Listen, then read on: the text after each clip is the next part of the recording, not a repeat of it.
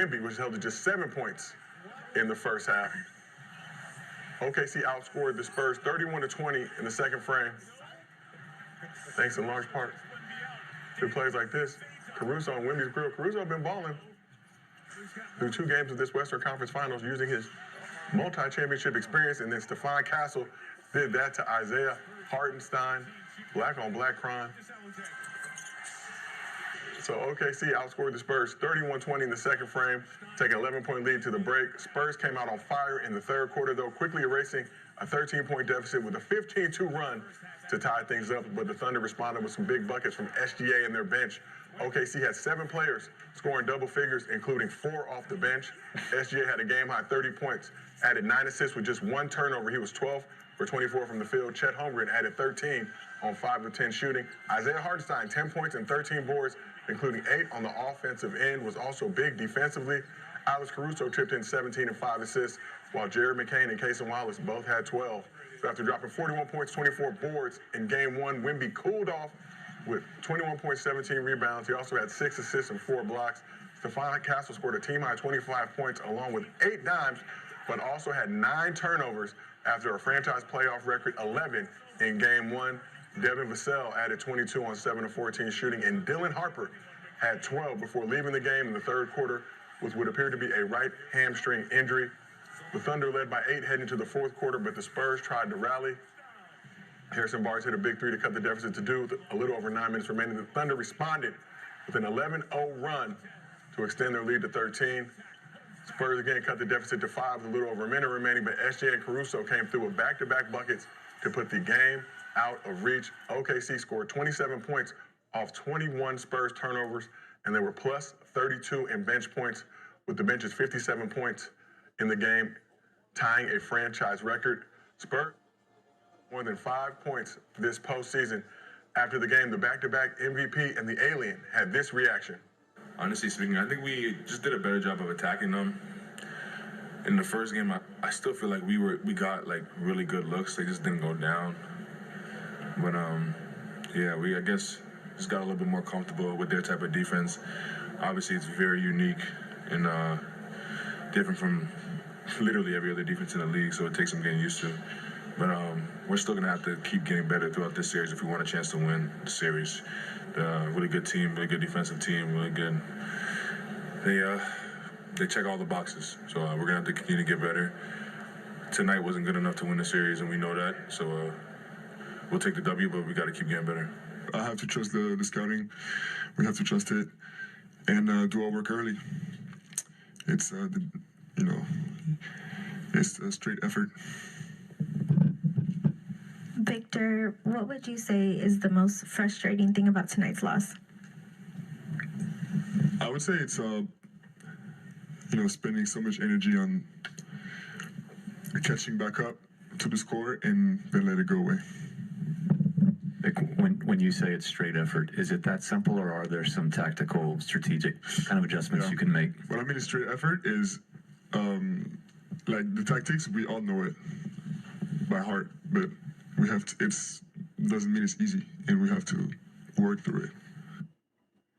So we heard both sides there reacting to the Thunder's Game 2 win. The series tied now 1-1, heading to San Antonio for Game 3 on Friday. Mr. B, what are your biggest takeaways from the Thunder's Game 2 win over the Spurs? Well, this is OKC's 9th straight win after a loss. So this is showing that they do come back better. But Hartenstein, I think it was him that took on the challenge against Wemby. He guarded him about 40-something times straight up, frustrated him. Some of it was a little dirty, but, that's something that, I'm sure they're going to send into the league. But, it's the playoffs. And, I think Wemby, they got Wemby out of his rhythm. First game he only shot 2 threes, this one 7. I knew that was going to happen because he hit that big shot in the first game. So I just know him being young right now, he's going to still fall in love with it. So if I'm OKC, I want Wemby shooting threes. I would actually let Wemby shoot because he gets a little comfortable with it. OKC bench just outscored, the Spurs bench by a lot. Their turnovers, Castle, he just, last two games, 20 turnovers. in 2 games. So that's a lot of turnovers. He's very talented, very raw, but they're going to have to figure out a way to have somebody else handle the ball or something, because with Dylan Harper being out in Fox, who knows what happens now. But then with OKC, man, their bench, with J-Dub, I don't know. It's kind of hard to say, but I think they play a little better without him. I think the ball moves a little better.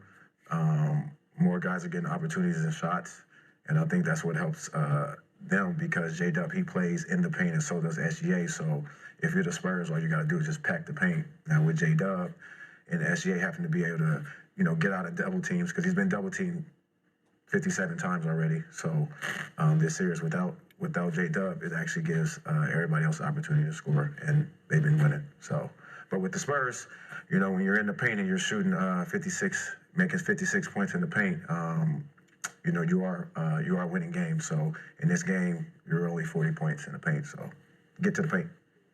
Hartenstein came up big on that front, like you mentioned, shutting down Wemby, keeping him out of the paint. May have been a little dirty, may have not been, but this is playoff basketball. But Shai, let's shift over to you. You were non-committal in calling a Spurs sweep very wisely. Said this is going to be a good series. But what were your biggest takeaways from the Thunder's Game 2 win? You used a lot of numbers in that little take you just had. So It's kind of impressive. It's interesting. Stat man. Just gotta look at the games. Well, let's look at one things that were glaring, other than all that shit about OKC. Let's talk about 27 points off turnovers. What was it? 14 steals. I think 11 coming from the bench in that game. 9 turnovers coming from one player. Man. What else?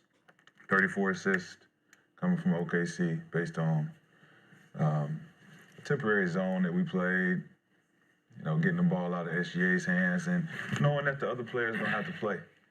And McCain, like I said before, the reason I didn't predict no sweep, because I know they're going to come out and hit shots. They're at home, too. So, to get the shots that they didn't hit the first game, I knew they were going to come out and hit this game. Caruso, 17, 12 from McCain, 12 from, what was it? Wallace. Yeah. Wiggins and Wallace. I think the biggest thing for me was the defense. I think we could go and say the turnovers are a big deal. I think that's something that Castle's going to do because he's young and he plays aggressive. He tries to make the right play. It ain't like he's out there doing the shit on purpose. He's not a point. But I think at the same time, all of the holding, all of the fouling, all of the fake aggressive plays take away from the balance of the game. The balance of the game of basketball, you go down on one end, Wemby don't complain. He's just trying to, get offensive rebounds. He's trying to do things. And the disadvantage of being 7'5" ain't his fault. Hartinstein got to do what he got to do to try to take him out of the game, but playing the dirty game and doing the little shit that they doing out there, it's irritating. Especially as a fan, you're watching it, you're like, God damn, they're just fouling them. Every single play, holding them, fouling them, holding them, fouling them. And then you go down on the other end and you can't sneeze on. This guy is falling every time he shoots the ball for no reason. Falling on the floor. So it's like, at some point for us, we have to change our game plan based on, 1, not turning the ball over, 2, getting good shots, but also trying to find a way to get Wemby the ball. Because if he's only taking 7 threes based on the fact that if I go down there and I try to play the game that I want to play and they're not giving me fouls, that's a turnover. That's literally a turnover. Bad shot turnover. So he feels like he got a better chance of hitting a 3 than going down there losing the ball with aggressive defense that they're not calling. But at the end of the day, it's no excuses. We lost. And we're going to take our L's. We're going to go back to the crib. We're going to figure it out. Hopefully we get Fox back. I think we did have a chance to get Harper back, but they told him not to come back. So making every dollar count is important to you. So it's important to...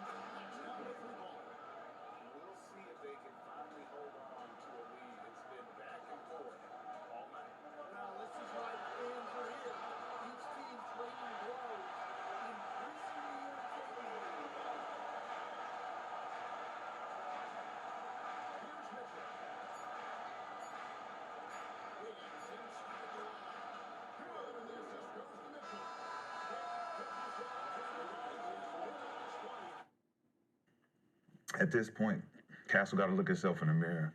I think Wemby has to also look himself in the mirror and hold himself and everybody else accountable. Mitch Johnson got to do a better job of checking the team. When they're turning the ball over at that rate, Castle had 5 turnovers in the first fucking 9 minutes, maybe. And it was just a lot of erratic shit, just like reaching in, dribbling too much. Both him and Harper, young guys that just, they're just excited about the moment. But to lose the game, well, we were down 5 with a minute left. I feel good about that. Because SGA did what he was supposed to do, put the game out of reach. Great shot, good defense. But if, he missed that shot, we got a chance. Ultimately, OKC did exactly what I knew they could do. But I want everybody to really pay attention to what SGA said at the end of the game. We're going to talk about Hartenstein. Not only about Hartenstein, but what he said at what you just showed. He knew that game was up in the air. He knew that they barely got that game, and they got to play better if they want to solidify not having the refs on their side to solidify that. And I think I respect him a little bit more for knowing that. Even if we're going to show the other side of it, I respect that side too, him knowing Hartenstein didn't do a good fucking job tonight. SJ said in those post-game comments, not enough to win the series. The complaints about the Thunder's physicality and the foul betting on the other side has been made by a lot of people throughout the season, postseason, and Lakers series. I think that was a big complaint from Lakers fans, but it is what it is. That's how they play. Remind me of the Legion of Boom, Seattle Seahawks back in the day. You're not going to call it, hey, we're going to be a penalty every play, but you're not going to call it. So it is what it is, and that's just how it goes. But let's shift over to you, Kenya. What are your biggest takeaways from the Thunder getting this Game 2 win over the Spurs? It was a must-win for them, and they came out with the energy like it was a must-win. They bench played very well. 4 guys off the bench with double figures. That's huge. 7 guys in double figures overall. That's a winning recipe.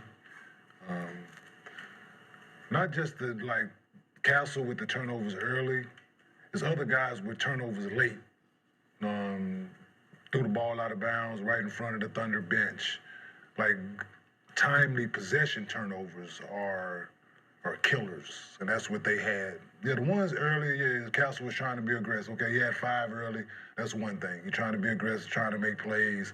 The Thunder do an excellent job at getting deflections and steals, so that's expected. But Wemby throwing the ball in the backcourt late, it's those turnovers where you're trying to make a comeback that kills you. They're young, of course, but you can't keep using the excuse that you're young in the Western Conference Finals. We'll let you be young after the fact, but right now it's time to grow up, and those turnovers are killing y'all, especially coming from Castle. You can't have 20 turnovers in 2 games, man. Teams don't have 20 turnovers in 2 games, right? So that needs to be addressed, and it's a red flag with it, right? We cannot turn the ball over like this and expect to win, especially on the road. But it was a good game. And to SGA point, the guy that you just stated, they didn't feel that they played their best game, right? And they still got it, but they know they have to play better. Because this is a really good team. Hopefully they get Fox back. Don't know Dylan Harper's availability moving forward. Hopefully he can go. It's unfortunate Jaylen Williams re-aggravated his hamstring again. We don't know what that timeline is. But it seemed rushed and came out with the adrenaline and everything in Game 1, played well. But it's a lot, man. This time of year, it's very strenuous on your body, right? You are playing harder than you think you. He realized how he played last year. We have to play even harder this year to repeat against a better basketball team. So it's unfortunate that he got hurt again, but the Thunder did what they had to do in order to get a game. And the notion of after you have your 2 home games, should we want to go there and get one? That's why not go get both? Why not have the mentality we're going down there to get both, right? we're going down there to get both. I'm pretty sure San Antonio thought that they wasn't going to Oklahoma City to say we want to split. So for that to be said and a thing, you're going to get both, but you got to start with the first one. It's going to be a tall task. We know that. San Antonio play well at home. Yeah, San Antonio play well at home. We know they're going to use that crowd, the energy, and all that. So it's going to be jumping in there. But Oklahoma City is battle tested. We know that. Defending champions, been in hostile environments before, have won big role games before. So yeah, it's going to test them, and I think they're up for the challenge, realizing that they are up against a worthy opponent in the Spurs. And with the Hartenstein thing, like, hey, you got to do what you got to do, man. Like, I get it. Hey, no, I'm saying like, you got to do what you got to do. He's really good, right? You just can't. I'm saying you just can't keep playing him straight up, right? So he took on the challenge. He took the challenge on, and he stepped up to the challenge. And however he need to get it done, he is in the mindset they ain't gonna call him all. And the only thing I think was the egregious shit, whether it was intentional or not, was the Stephon Castle when he got his hair pulled. But other than that, anything he doing to Wemby at this point, because the way the game one Wemby had, they all heard it and they watched film, and you got to make it ugly. So you got to. I can't match up with you with skill, so I got to make it ugly. I got to muck it up. So that's what he did, right? So his mind says, and to the way he played, they didn't call him all. So he's going to come out and play that way again. Until they start blowing the whistle every time you do it, he's going to keep doing it. So to his credit, he stepped up to the challenge, and like I got it. Chet, you can go play basketball. I got it. So shout out to him. I'm not rolling because Tony Brothers helped that cause. Also known as Tony Others. I feel like if you got 6 fouls and you out there doing what you doing, like you to what you saying, to your credit, what you saying, we gotta do what we gotta do, right? To win. And we know that, right? So let's just say they in the ballroom talking about the game plan, and Caruso's like, listen, ain't no way me and Lou can guard him with the offensive rebound capability. I consider Hartenstein like a Reggie Evans. He knows how to take you out of the game simply by just boxing you out, face guarding you, making sure you don't get that offensive rebound. Staying attached to you at all times. But there's a way that it's done where you don't get fouls, and there's a way where the refs at least let you play. Yeah. And I felt like they wasn't. Oh no, the shit he was doing was egregious. The shit he was doing was different. Absolutely. But I get the understanding of saying we need a 7-foot Caruso to guard him now. Yes, and that's what he did. But what didn't happen is what you challenged Chet for. Yeah. Chet. Yeah, he's not. Put your big boy pants on, go guard that man. He started on him. He started, but that's the matchup, right? That's the matchup, right? So if I'm San Antonio, I'm putting Luke Cornett in there. And, nah. With Wemby. Dude. Because Luke is the only one that can do the shit that Hartenstein is doing to him. We need a counterbalance. Well, you got 2 more guys over there. Let me ask you a question. Luke is not a rim protector, right? No. He can block shots, though. Who's a better shot blocker, him or Bismack Biyombo? Bismack, right? Bismack. Why is he energy? I'm just saying energy though, right? He ain't got the fortitude. Okay. To stay, you know what I'm saying? He's the guy that go out there, foul, well, rebound. Throw Mason Plumlee, throw Big Plumlee out there. He'll hold and grab that motherfucker. He would. Hey, he'll use him and Hartenstein can mix that shit up together. But it's if you think about the flow, Hartenstein got more of a flow of it too. Yes. I'm just thinking of to match what he's doing. Absolutely. Yeah, all that shit. You done got 3 fouls running up and down. All that shit. For sure. Hartenstein had 9 offensive rebounds, I believe. I think 10 and 13. I think he had 8 or 9 offensive rebounds, and that comes from Wemby roaming, right? Taking his body off him, going to help, and they put him in situations where, what he had with them 2 or 3 late offensive rebounds. But Wemby don't box out. He don't box out He because just go get it. Yeah, I'm taller than you, but that motherfucker bouncing. Hartinstein going. He's tracking that bitch down and He holding that on Yeah, and so- he doing all that. Kevin Love. got to keep a body on the body. To your point, like throwing somebody else in there that can keep a body That can on the do it, body, yeah, for sure. and that way it forces the Chet and Wemby matchup. Didn't they keep Chet out the game late in the fourth? It forces that matchup. You put another 4 minutes, 5 minutes to go, they didn't put Chet back in the game. They Because literally Chet- let him close. Because Cornette, if he go to the glass, Chet gonna have a hell of a time trying to keep him off the glass. But Facts. I mean, you're gonna have that, but also, I mean, shit, going into Game 3, if Dylan Harper and D. Fox ain't available, this is. I think mean, because De'Aaron Fox on the Spurs side has been like, you know what I'm saying? Like, I mean, I have What's OKC the winning. boy name? McLaughlin? Jordan Malone. McLaughlin? Yeah. You need to put him in the game and get the I ball like out of him. You need to put him in the game and get the ball out of Castle hands. And he hit Oh, two yeah, big yeah, shots. yeah, He hit yeah, I know two you're big talking about, threes. yes, with the the- small yes, with the ball. yes. I like him enough To put him in to there. put him in the game. Who he guarding coming back down, though? McCain. What you mean? Or Wallace? Wallace, he can guard One of them over there? He can guard one of them. Yeah, that's what he was doing. He was Yeah, I going. wouldn't put him on AJ Mitchell because he's taller than And him. I'm not putting I'm putting him right in pick and roll then. But as No, we doubling. We jumping. We already jumping it. We're jumping. We already good. Because Shai gonna shoot right over him, so we just jumping. okay, I mean, But I like the ball in his hand to get the ball because he's a real point guard. yes. Understand pressure, understand, I'm saying, how to break the press, how to not turn that bitch over in the backcourt and get the ball to where it need to be. Shooting when you open. Yep. Yeah, he take us.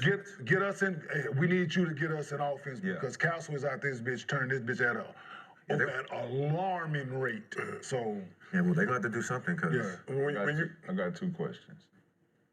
One, SJ got 5 fouls. Why we ain't hunting him? Mm-hmm. Because it's the guy that if he's out of the game, And I don't think they're gonna call it though.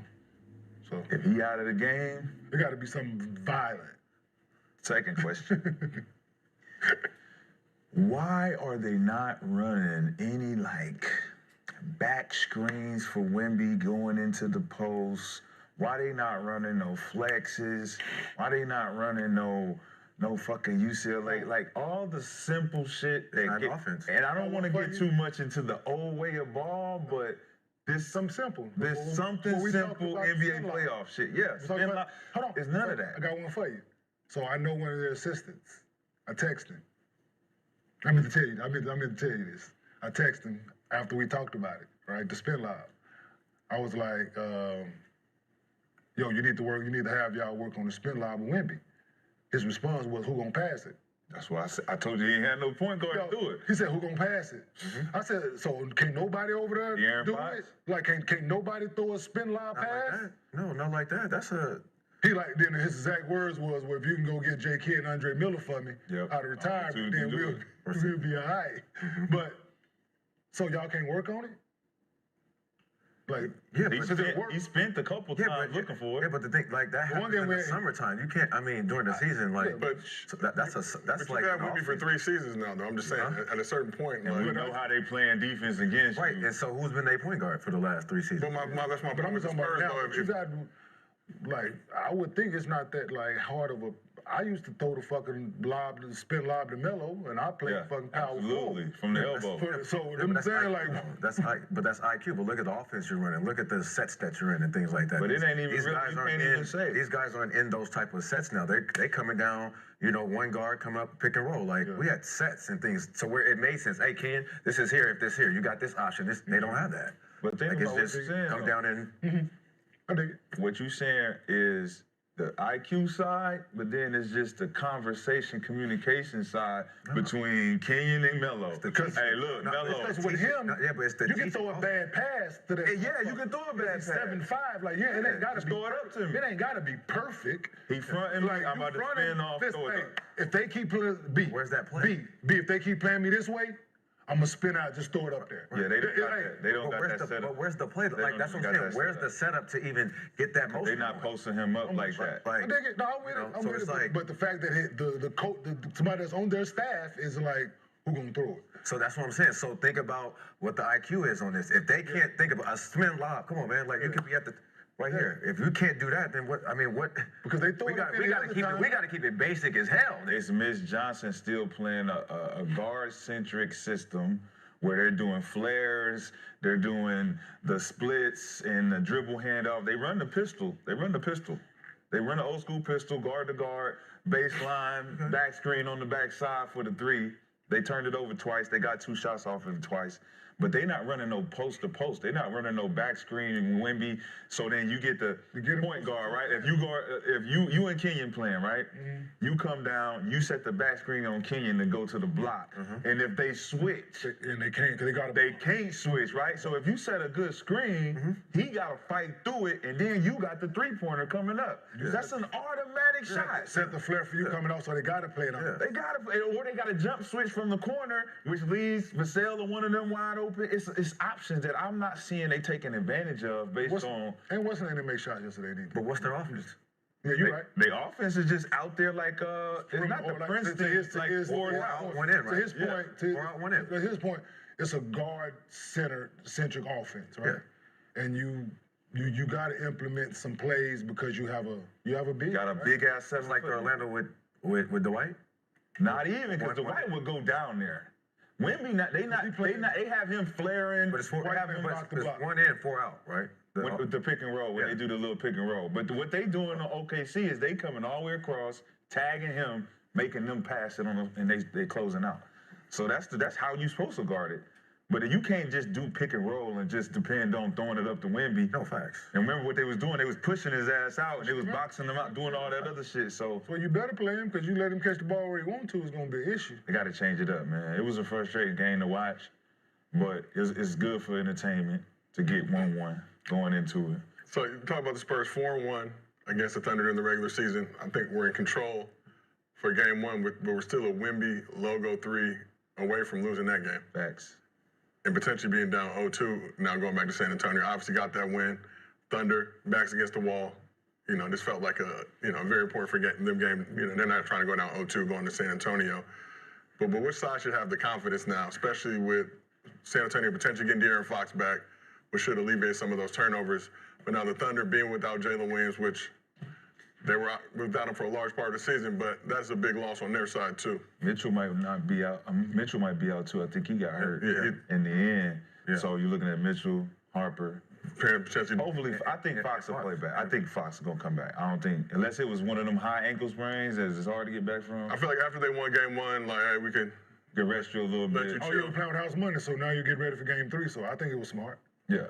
Like, if you didn't play game 1, I'm saying, as much as I talked about you not playing the game and it irks me, you playing the next one, we playing with house money. We would love for you to come back, but if we can get you another 3 days of rest,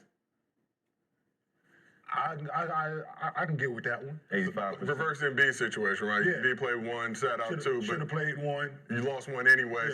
Yeah, got smacked in game 1, but Spurs, but they won it. So. I think Harper plays the next game too. I think, like what you just said, we could potentially be down 2-0 right now based on how it all turned out. But also, we were out one guy.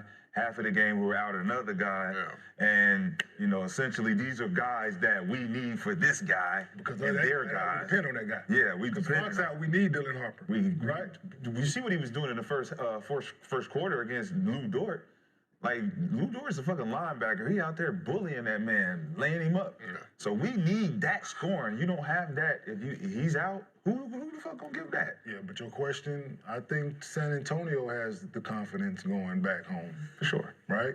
Winning game 1, not getting smacked in game 2. Good game in game 2. We without 2 of our guys. Potentially get both our guys back, and especially one guy that could alleviate some of our turnover problems. Yeah, I think San Antonio is going, because Shai understand that they got to play. His statements after the game said they understand, like, this team they want to beat us. Yeah.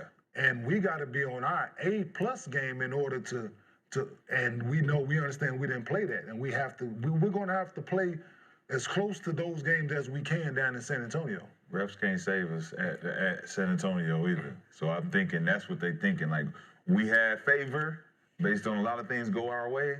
But this time, I'm thinking Mitch them got to be sending footage in, got to be like, come on, man. Like, we got a hole here, we got a hole here. a lot of shit's happening that y'all need to clean up. Even though none of those things are excuses, but just to see it as a fan and watch it and be like, yo, like, ain't no way they're gonna be doing this in San Antonio. Ain't no way.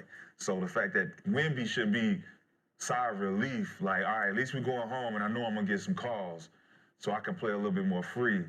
But I think he was reluctant to even make drives. He had the ball on the wing one time against Hartinstein. He was about to go, and he just passed that bitch. He was like, man, you know what? He not about to hack the fuck out of me, you can't man. think. I can't have that mentality. Nah, no, he can't. You can't. I'm thinking you still got to drive him regardless. You still got to drive. You got to put the. He young. He 22, so he's just like, man, you know what? Go ahead, one of y'all take it. And with the holding and the grabbing and the non-calls and all that, like I shouldn't have to challenge a play and lose my fucking challenge because y'all not doing y'all job. For that foul. That's like certain things like that, man. It's like I like all right now, man. Like, I gotta challenge a play. It's obvious. If we're watching this shit and we all looking at the game and we can see it from the tee, like this motherfucker been holding the whole that whole possession he was holding him. And I have to use a challenge. Now I'm without a challenge for the rest of the game because I had to challenge one earlier that y'all got wrong. That was obvious. For his foul. And then I got another one for, so with that, are the other referees watching the games and being like, gotta clean it up? I gotta clean that up. So that's my thing. So I mean, or I got OKC. Game 3? Yeah, I got OKC with the confidence. With the confidence. With the confidence and just going in, I think they have more depth.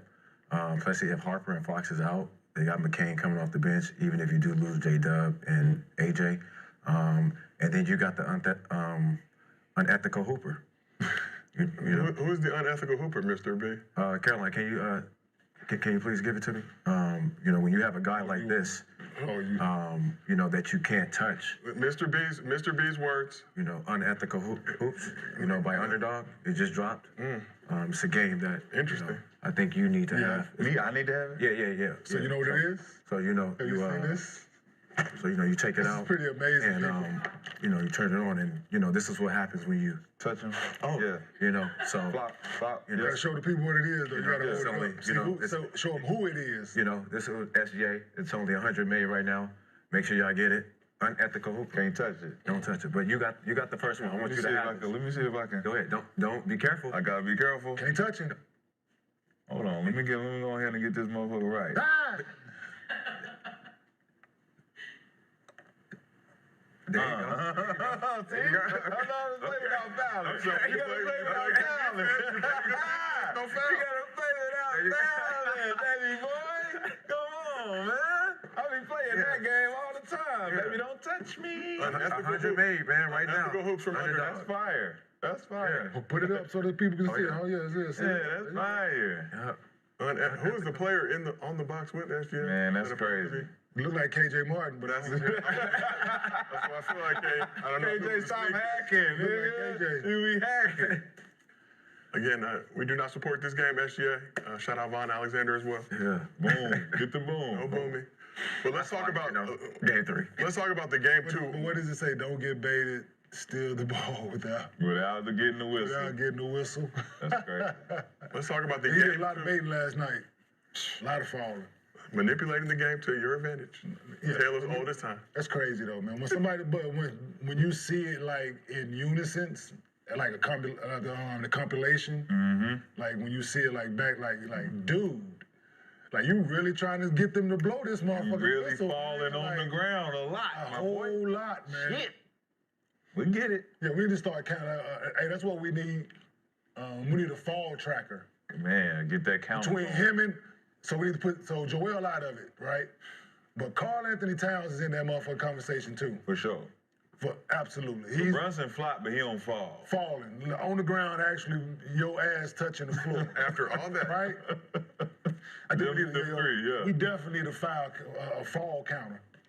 All right, well, let's talk about the game 2 Wemby stopper. Just game 2. No telling if this will be a long-term situation. So Isaiah Hartenstein played just 12 minutes game 1.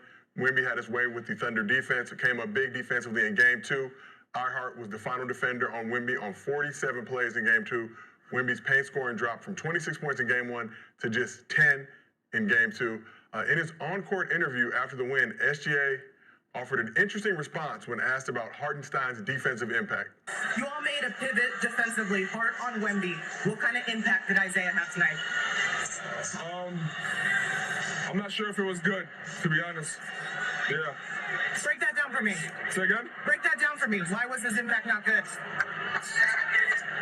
It was all right. It was good. It was good. So we heard that on court. Shai later clarified his on-court comments about iHeart during his post-game interview. He's changed our dynamic since like the first game he's played. He's our physicality, he's our backbone, like he's our bruiser, set screens, rebounds for us, he's physical. He also obviously is very skilled, like can pass, play in the pocket, makes the next play. Like he helps us a lot out there. And we saw his effectiveness tonight for sure on a very high stage, very high stakes in this game. Shai, your answer on Hart in the post-game interview on the court was different than the one in here. Can you just kind of explain what was going on there? I didn't really hear her. And then once I realized what she said, I gave her the right answer. Yeah, at first I heard it wrong what she said. Is your mattress giving you aches and pains? At Mattress Firm, our sleep experts can match you with a more supportive mattress like Sealy Posturepedic with targeted support to help relieve those nagging aches. And right now, save up to $700. Mattress Firm, we make sleep easy. At Allstate, what's important to you is important.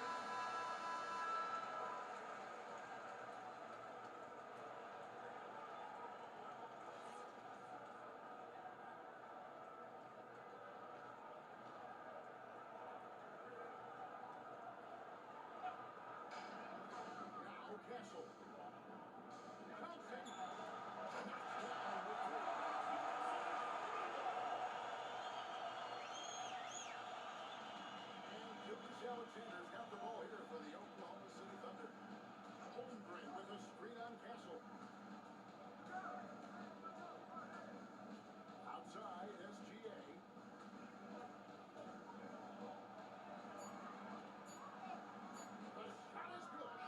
good. Should just do it.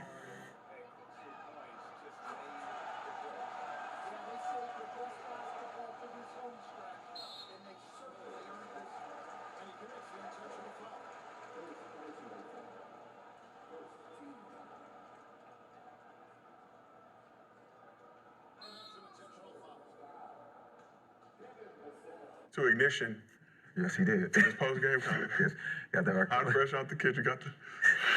Yeah. Well, King, when you look at Isaiah Hartenstein, what he was able to do defensively against Wemby in Game 2, how impressed were you by iHeart's defensive performance? Nah, man, somebody had to step up to the challenge. You couldn't give up 41 and 24. And again, we thought it was going to have to lean on Chet because Isaiah didn't play number 12 minutes in the first game. But it was, he spent 47 possessions on him. So it didn't hurt to have him on him. He's not looking to score. He scores when opportunities present themselves. But he did what he had to do, man. He understands that it's a tough matchup. Wemby is a star in this league. He gets a lot of calls. He's going to get a lot of touches. So how can I affect him? And whatever I have to do in order to put my mark on this game, that's what Isaiah did, right? He went out there and competed at a high level, offensive rebound, made some huge passes like he always does, but he competed. So yeah, like I said, it was some of it. I'm like, damn, big fella, but I get it. That's what he had to do in order to help his team in order to try to achieve a W. And there's going to be more needed of that throughout the series. It's going to be a long series, and he played as if they can't call him all. So his effort was A+. He did what he had to do in order to compete. So that's what you got to do, man. When the guy's that good, the playing fields are not even, and he understands that.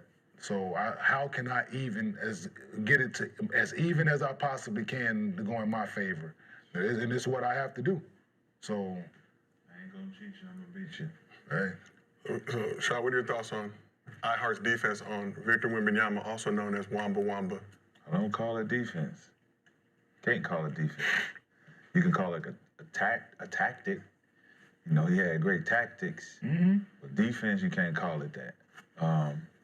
Especially when it comes down to the rebounding and offensive capabilities Wemby had throughout the game. Second, you know, put it up, put it back up, things like that. I think he did a great job rotating back to Wemby in situations of the pick and roll, making sure he got back to him on rotations.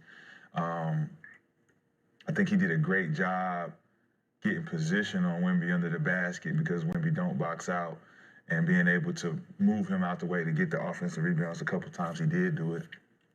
But it was a desperate adjustment that they needed to just try anything to avoid going down 2-0.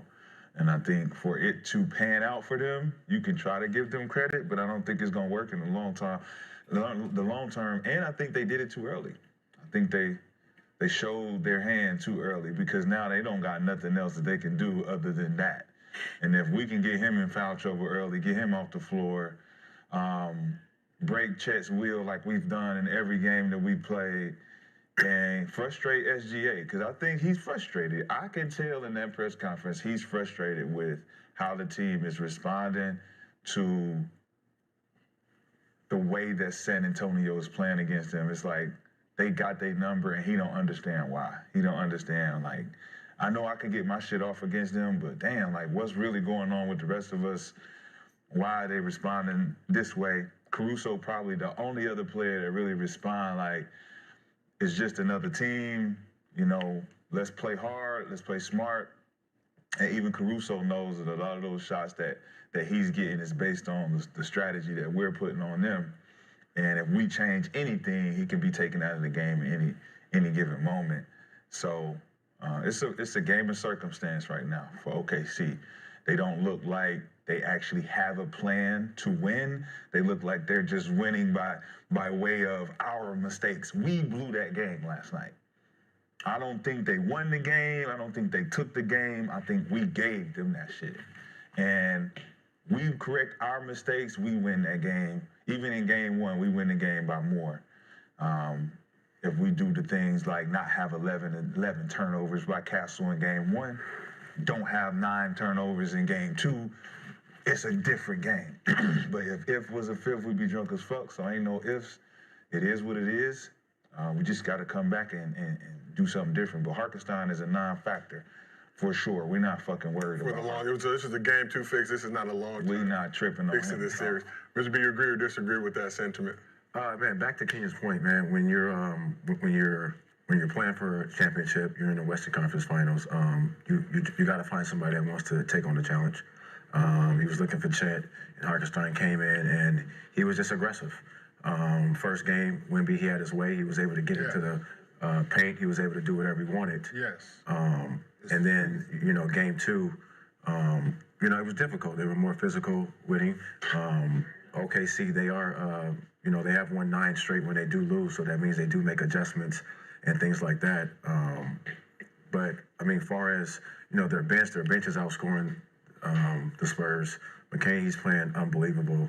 And I think if he just stays, like King said, if he just tries to just equal it or just tries to, just make it competitive as much as you can and be physical, I think they'll be fine. Regular season is regular season. But this is this is for it all. So intensities are going up. This team has never been there before, so OKC does still have the upper hand over them. So just depends on, how they come out in game 3. Yeah, it's borderline dirty. You don't want to go dirty. You want to compete. You don't want to go dirty.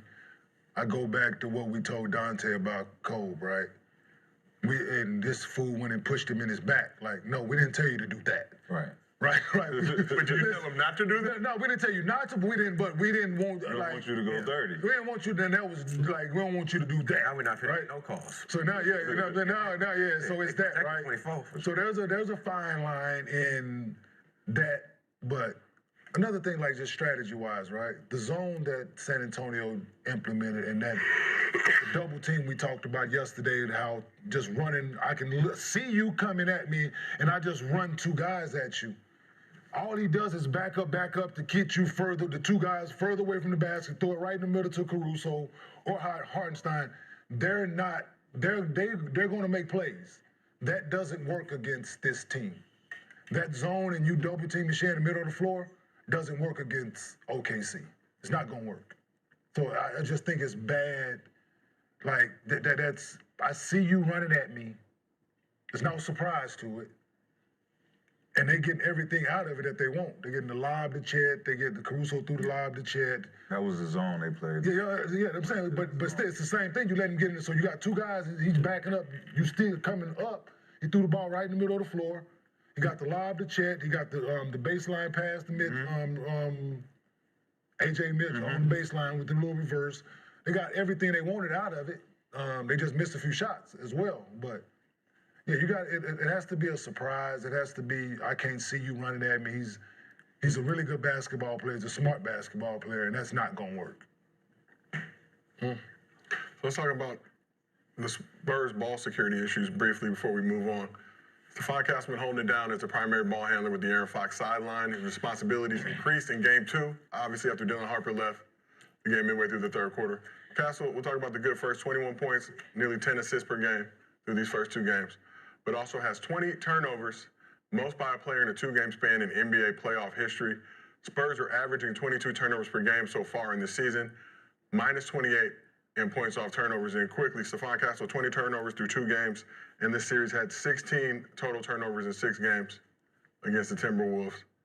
So if you're the Spurs, are you looking at that in a positive light? Like, hey, if we can just neutralize this, shut this down, we should be able to get wins in the series? Or are you starting to get a little concerned? No, it's a big concern because he's not a 1 or a 2. He should play a 3. And he has his decision making is very low, as we see. So it's very concerning. And going into the game 3, if he's going to be your main point guard, then I can see OKC beating their ass. So that's just what it is. Great defender, plays very hard, but sometimes you're killing us. Well, I mean, like you say, you're killing us. Ain't hard, but you're killing us. Considering that, we're going to bring film sessions back, brought to you by Underdog, and we're going to actually break this shit down and show you play-by-play why Stephon Castle's turnovers aren't as big a deal as it looked, simply because he has to understand that a guy like Cason Wallace is counting his dribbles when he brings the ball up. He's watching him.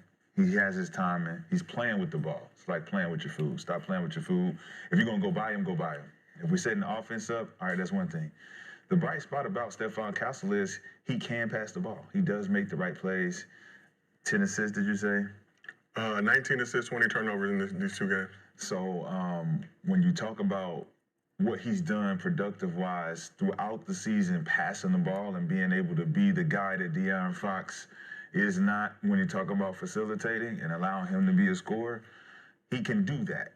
But when you give him the spotlight on bringing it up and handling the ball and making the plays, it's a lot of those things when you got a defensive team like this that's going to foul you. They're going, like, he's trying to do the James Harden swipe through and all that shit. If you don't get the call, it's a turnover, bro. And he's looking for the call and they're not giving it to him. So those are the little turnovers that he had that come down and convert to 3 points, come down and convert to and ones. And you're talking about at least 4 or 5 of his turnovers being converted to at least 12 points. So that's where the 27 points off turnovers come from, is just not being able to get back on defense and actually get a stop after the turnover. I think if we get a stop after the turnover, it feels a little bit better rather than we give up an offensive rebound that leads to a 3-pointer, and now we're in a deficit every single time, and that's what's deflating as a Spurs fan, is you're looking and you're like, damn, he's turning the ball over, we get back, then they score. That's where it gets really tricky. But I think for me, watching him, it's not as a big deal as it looked. It looked a lot worse than it is. I think he can clean up a lot of those things just by attacking the basket and stop being so timid with trying to make the right play And I think that's what's happening. Everybody's in the passing lane. They're fouling. They're deflecting. They're doing all the little dirty shit that you know they're going to do that you're not going to get calls on. So I think if he can clean up, just being aggressive, going in there, doing what he was doing late, it can be better.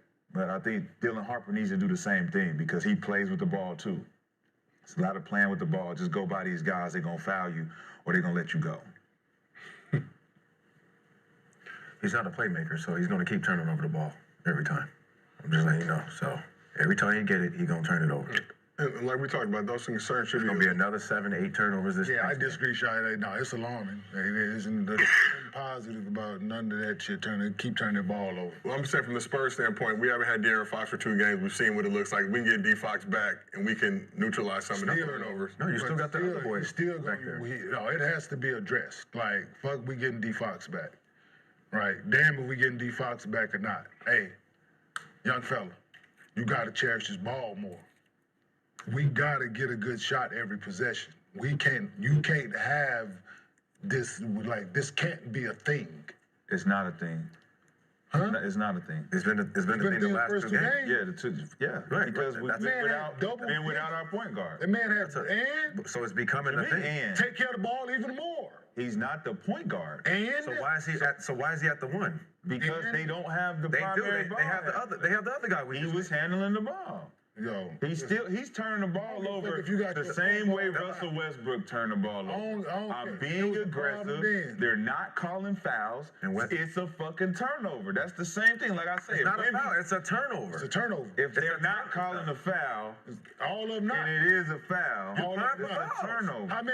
How many of those 20 turnovers that he had in 2 games that 10. you can honestly say that he 10. got fouled? 10. No, I'm 10. Well, you said No, man. 10. I can say 10. I'm watching the game. I am too. So, okay, so we must be watching 2 different games. No, not a chance. Shit, So, We're watching 2 different games. The playmaking is goddamn. no. We're watching 2 different games. Yeah, so We're watching 2 different games. I get. Yeah, we are. We're watching 2 We are. different games. We are. You We are. know what? We are. We're watching We are. 2 different games. We are. Like I said, we See, can the break down the turnovers, film. If we go break down the film and you guys are wrong, I don't expect you to admit that you're wrong. Listen, That is- I don't. Y'all have never admitted that you're wrong before. Ooh, that's a lie. No, it's not. That's a lie. No, it's not. He just said he had 4 turnovers that turned into 12 points. If he cut them down, that's a big fucking. That's a big deal.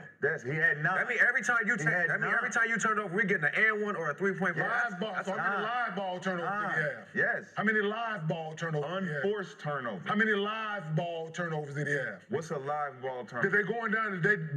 Dead? You know what a dead ball turnover Oh, is? what's a live ball turnover? Dead ball, the ball go out of bounds. Live ball, when they muffin go down, the ball don't go out of bounds, and they go down to score. That's a live ball. Live ball. How many? Dead ball, when they go out of bounds. Live ball is when they go down and play. How many? 4 of them. He Out had of 20. 4 live. Out of 20. 4. Out of 20. After the last game. This last game he had 4. The last game he had 4. Right. Yeah.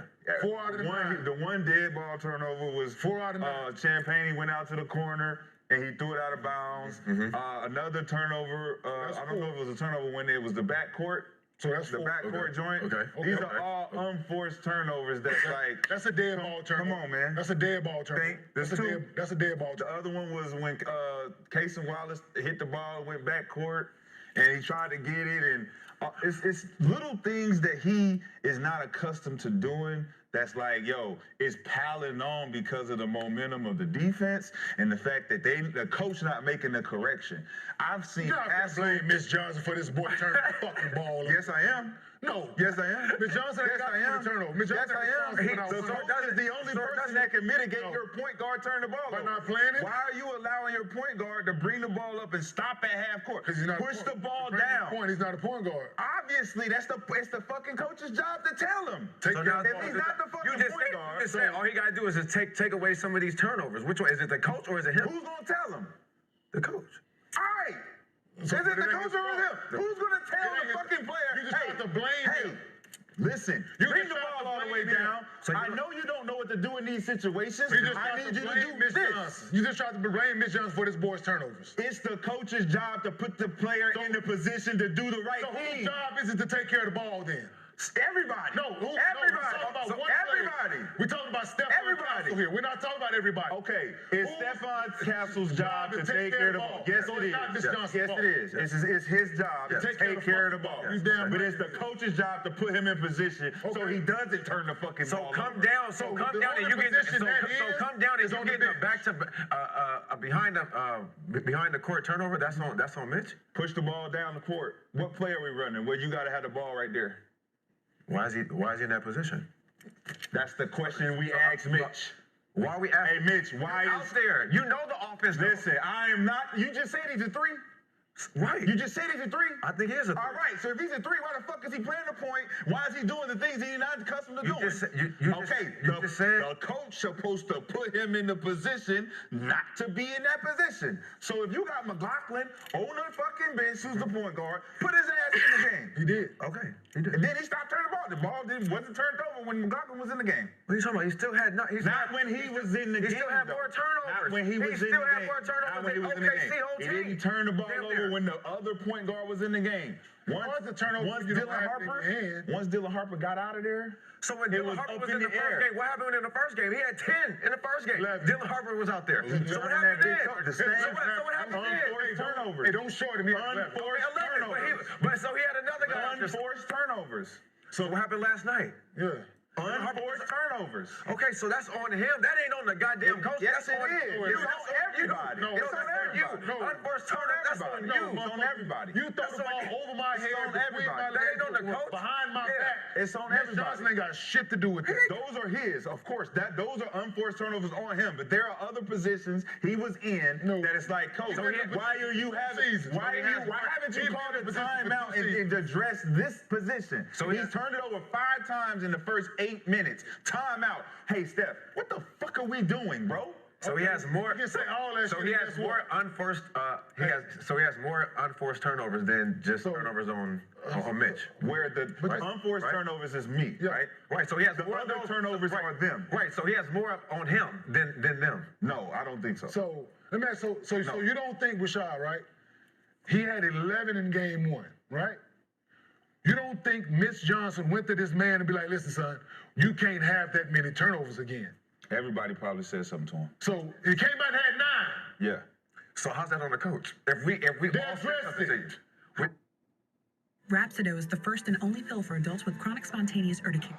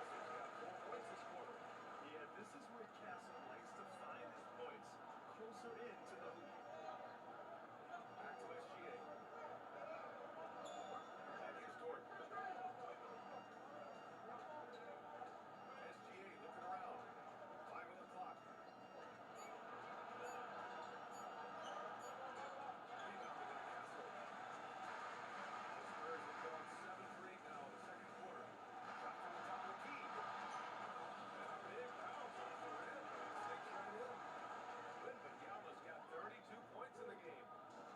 Oklahoma City's got 7 of 8 3-pointers to go in this game. To the inside. And Hartinstein slams it in. And nobody putting out much of an effort to stop him. Surprising in a close game. A lack of energy on defense.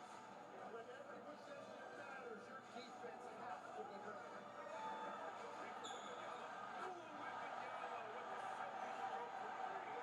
For him not to turn that bitch over. Don't turn it over. No. Shoot it. No, for him not to play. Shoot it. Oh. And that's not going. That is not the way that you should. That's one way not to turn it over. That's a dumb way. That's a dumb way. That's a crazy way. With a guy like him, but he has to play him, so because he dunked on niggas, right? Because he had 25 points. He led the team in scoring. That's why you have to play him. So you not playing him because you can't. But them turnovers take away from them. Turnovers take away from that. It's your job as a coach to stop the turnovers. The turnovers take away from that. Move him off the ball. ball. Them turnovers take away. Is that not the only way? This is 100%. Move him off the ball. And then what? You won't get turnovers. Put the point guard in. He's still gonna turn over. Put the point guard in. He had 11 turnovers with Harper on the court with him. It's gonna be less turnovers. Go ahead, Hank. Gonna be less turnovers. He's still. Get the ball to Wemby. I'd rather Wemby have them turnovers than Stephon Castle. He had 4 or 5 of them motherfuckers. Oh my God! No, himself. you don't. You don't want that. I would much rather it. I know he gonna shoot it. He had 4 himself. I know he gonna shoot it. Listen, he had 4 himself, so you can't throw it to him. He throwing that bitch in the backcourt as well. So up to the coach to make the adjustment. We're going to talk a little bit more Wemby in a moment, but let's talk about a situation that went down in Game 2. So when nature calls, ladies and gentlemen. Carter Bryant found that out the hard way. Here was a video that was hitting the internets during the game. Carter Bryant in the public bathroom. Weirdos. Then with the man taking the deuce. You can't. Smoking back here taking a shit. But make sure to wash his hands thoroughly, though. You turned it over first. Fuck. 2 unforced turnovers. Thoughts on Carter Bryant relieving himself during the game? Turnover. Child, that was a foul. That was a fucking foul. Okay, Shay. Nobody touch you, Shay. That was a fucking foul. Did nobody touch Brandon you, over Shay? here fouling and shit. At least the boy washed his hands. He did wash his hands thoroughly. That is the main thing I took from that Some video. people don't be washing their hands. Went to the shit. That boy took a shit. Washed his hands properly. Oh shit. That's Locker room was too far. The goddamn shirt was still tucked in. We cannot- that boy was good and ready, boy. We cannot confirm or deny if it was a 1 or a 2. We have to imagine. When you got a boo, you got a boo. It's gonna be. You know he come from a good family. You know, when you come out and watch that, pop you back in the day. Gonna go back and hoop, yeah. I don't know, man. Going into the public bathroom, I don't know where you was raised at. You just gonna go in there? Yeah, what Like weirdo going in the airport.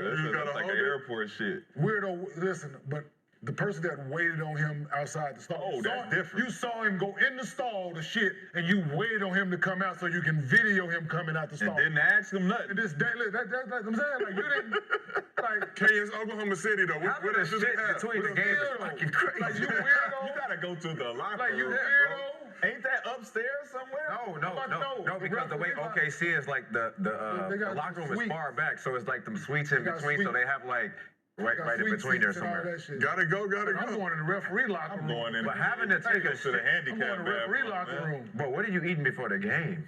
Burritos. That's to take a shit? No, he nervous as hell. He's a I go running burrito. around, you know, hey, so you ain't never had the shit during the game? No. Never? No. Boy, you shitting me. Nah, bro. Right before. What? I mean, Okay, cool. Before, that's what I said. But I before. never had one of those either. No, before the game, yeah. All that pasta stuff out You might there. have to pee, Yeah, but one of them Yeah, noon pee. game Toronto, man, I told, hey, man, you better call timeout. Nah, Hey, never. Hell no. You better call timeout. Hell, I'm I stayed finna away run- from hey, I stayed I'm away finna from run the to Chinese locker room. food before the games. The pasta and the. Motherfucker tell you better take a shit now, man. Yeah. I want to see you motherfuckers running to the bathroom. The important conversation. Having to take a 15 shit years? during the Yeah. game, you out there running with your ass cheeks tight. What? Dap me up.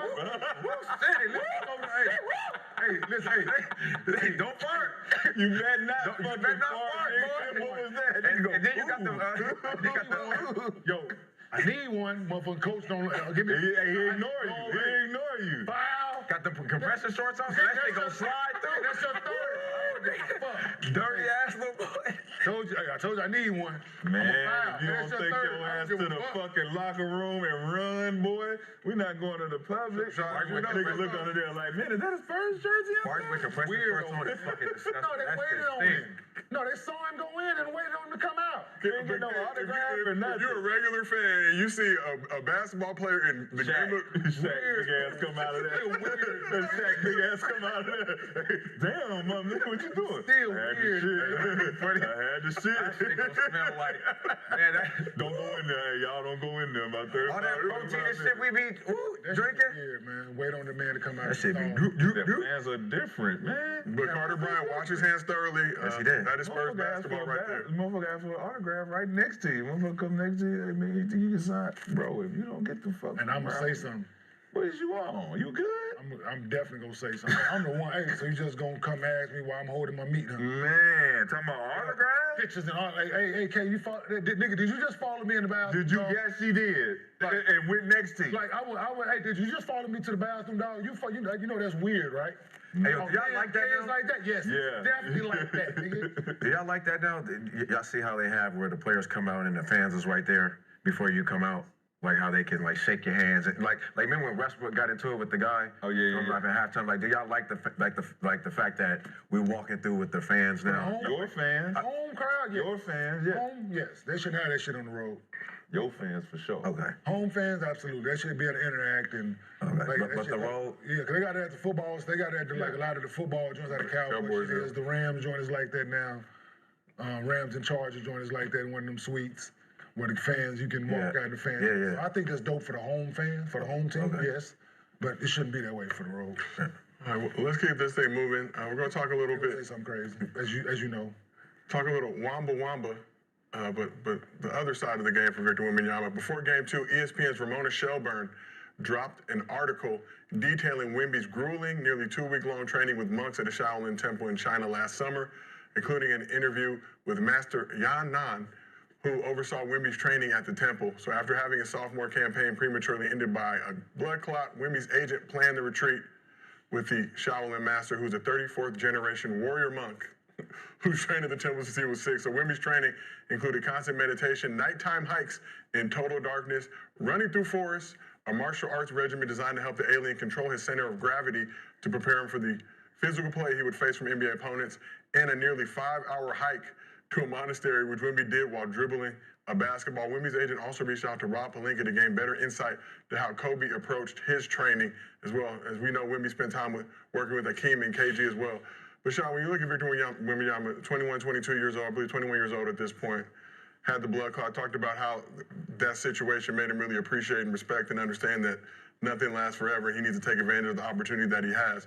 What are your thoughts on Wemby's unconventional approach to improving his game on and off the court? I think it's very conventional. I don't think it's unconventional at all. As a fellow monk myself, trained by Pai Mei, if you didn't know who Pai Mei is, you need to figure it out.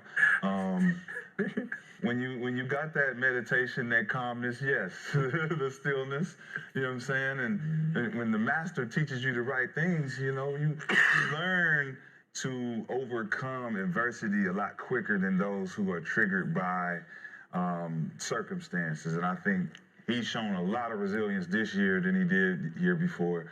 He's gotten over a lot of the things that would have triggered a lot of different players based on whether it's being fouled, whether it's overcoming the blood clot and the minutes restrictions and trying to figure out if you're going to play enough games to qualify for awards and all of these things that's been happening over the course of the year. I think the training between the monks, KG, Hakeem, having Tim Duncan and David Robinson in your backyard, I mean, he has all the advantages. And like he said before, he feels safe, The place you call home is important.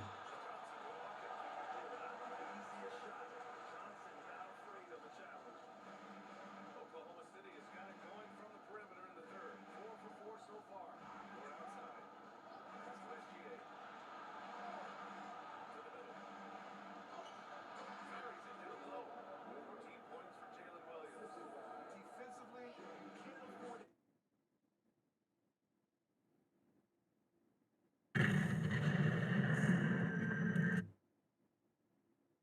He feels like he's in a very safe place where if he did fall, that he can lean on certain legends to help him find his footing. And I think that's very important. And especially when you're a monk and you have to overcome people trying to step on your toes and push you in the back, and you got to throw a couple elbows, you know what I'm saying, when shit get rough, just to let people know you ain't on that type of time. I think Wemby's just one of those guys. He's a one-of-a-kind. He's not half a player. He's half man, half amazing, full alien, starseed child. He's one of them. And I commend him for going outside of the stratosphere of what people would say is unconventional. I think it's very common for someone like him to go find a master monk. I'm just surprised he didn't come to me first because, you know, we got a lot of shit in common. But, you know, Parme and the other guys are different. We come from different hoods. So, you know, hopefully we'll run into each other one day. They got a lot in common. And no word if Wemby visited Ling Ling during his time in China. Oh, he definitely went to get some Mushu and some Ling Ling for sure. For sure. For sure. But Ms. B, when you hear all the stuff that Wemby was doing to prepare himself for this season, and unanimous defensive player of the year, first time in NBA history, third in MVP voting, will likely had those accolades as well without this type of training, but just how dedicated and devoted he is to the game and proving himself in his mind, body, and soul. What's your reaction? I mean, I love it. I mean, especially how young he is. You know, he's on a different journey and a different path outside of basketball. It's definitely going to help him in the long run, just in life. He's definitely going to be someone who's going to take over this league for years.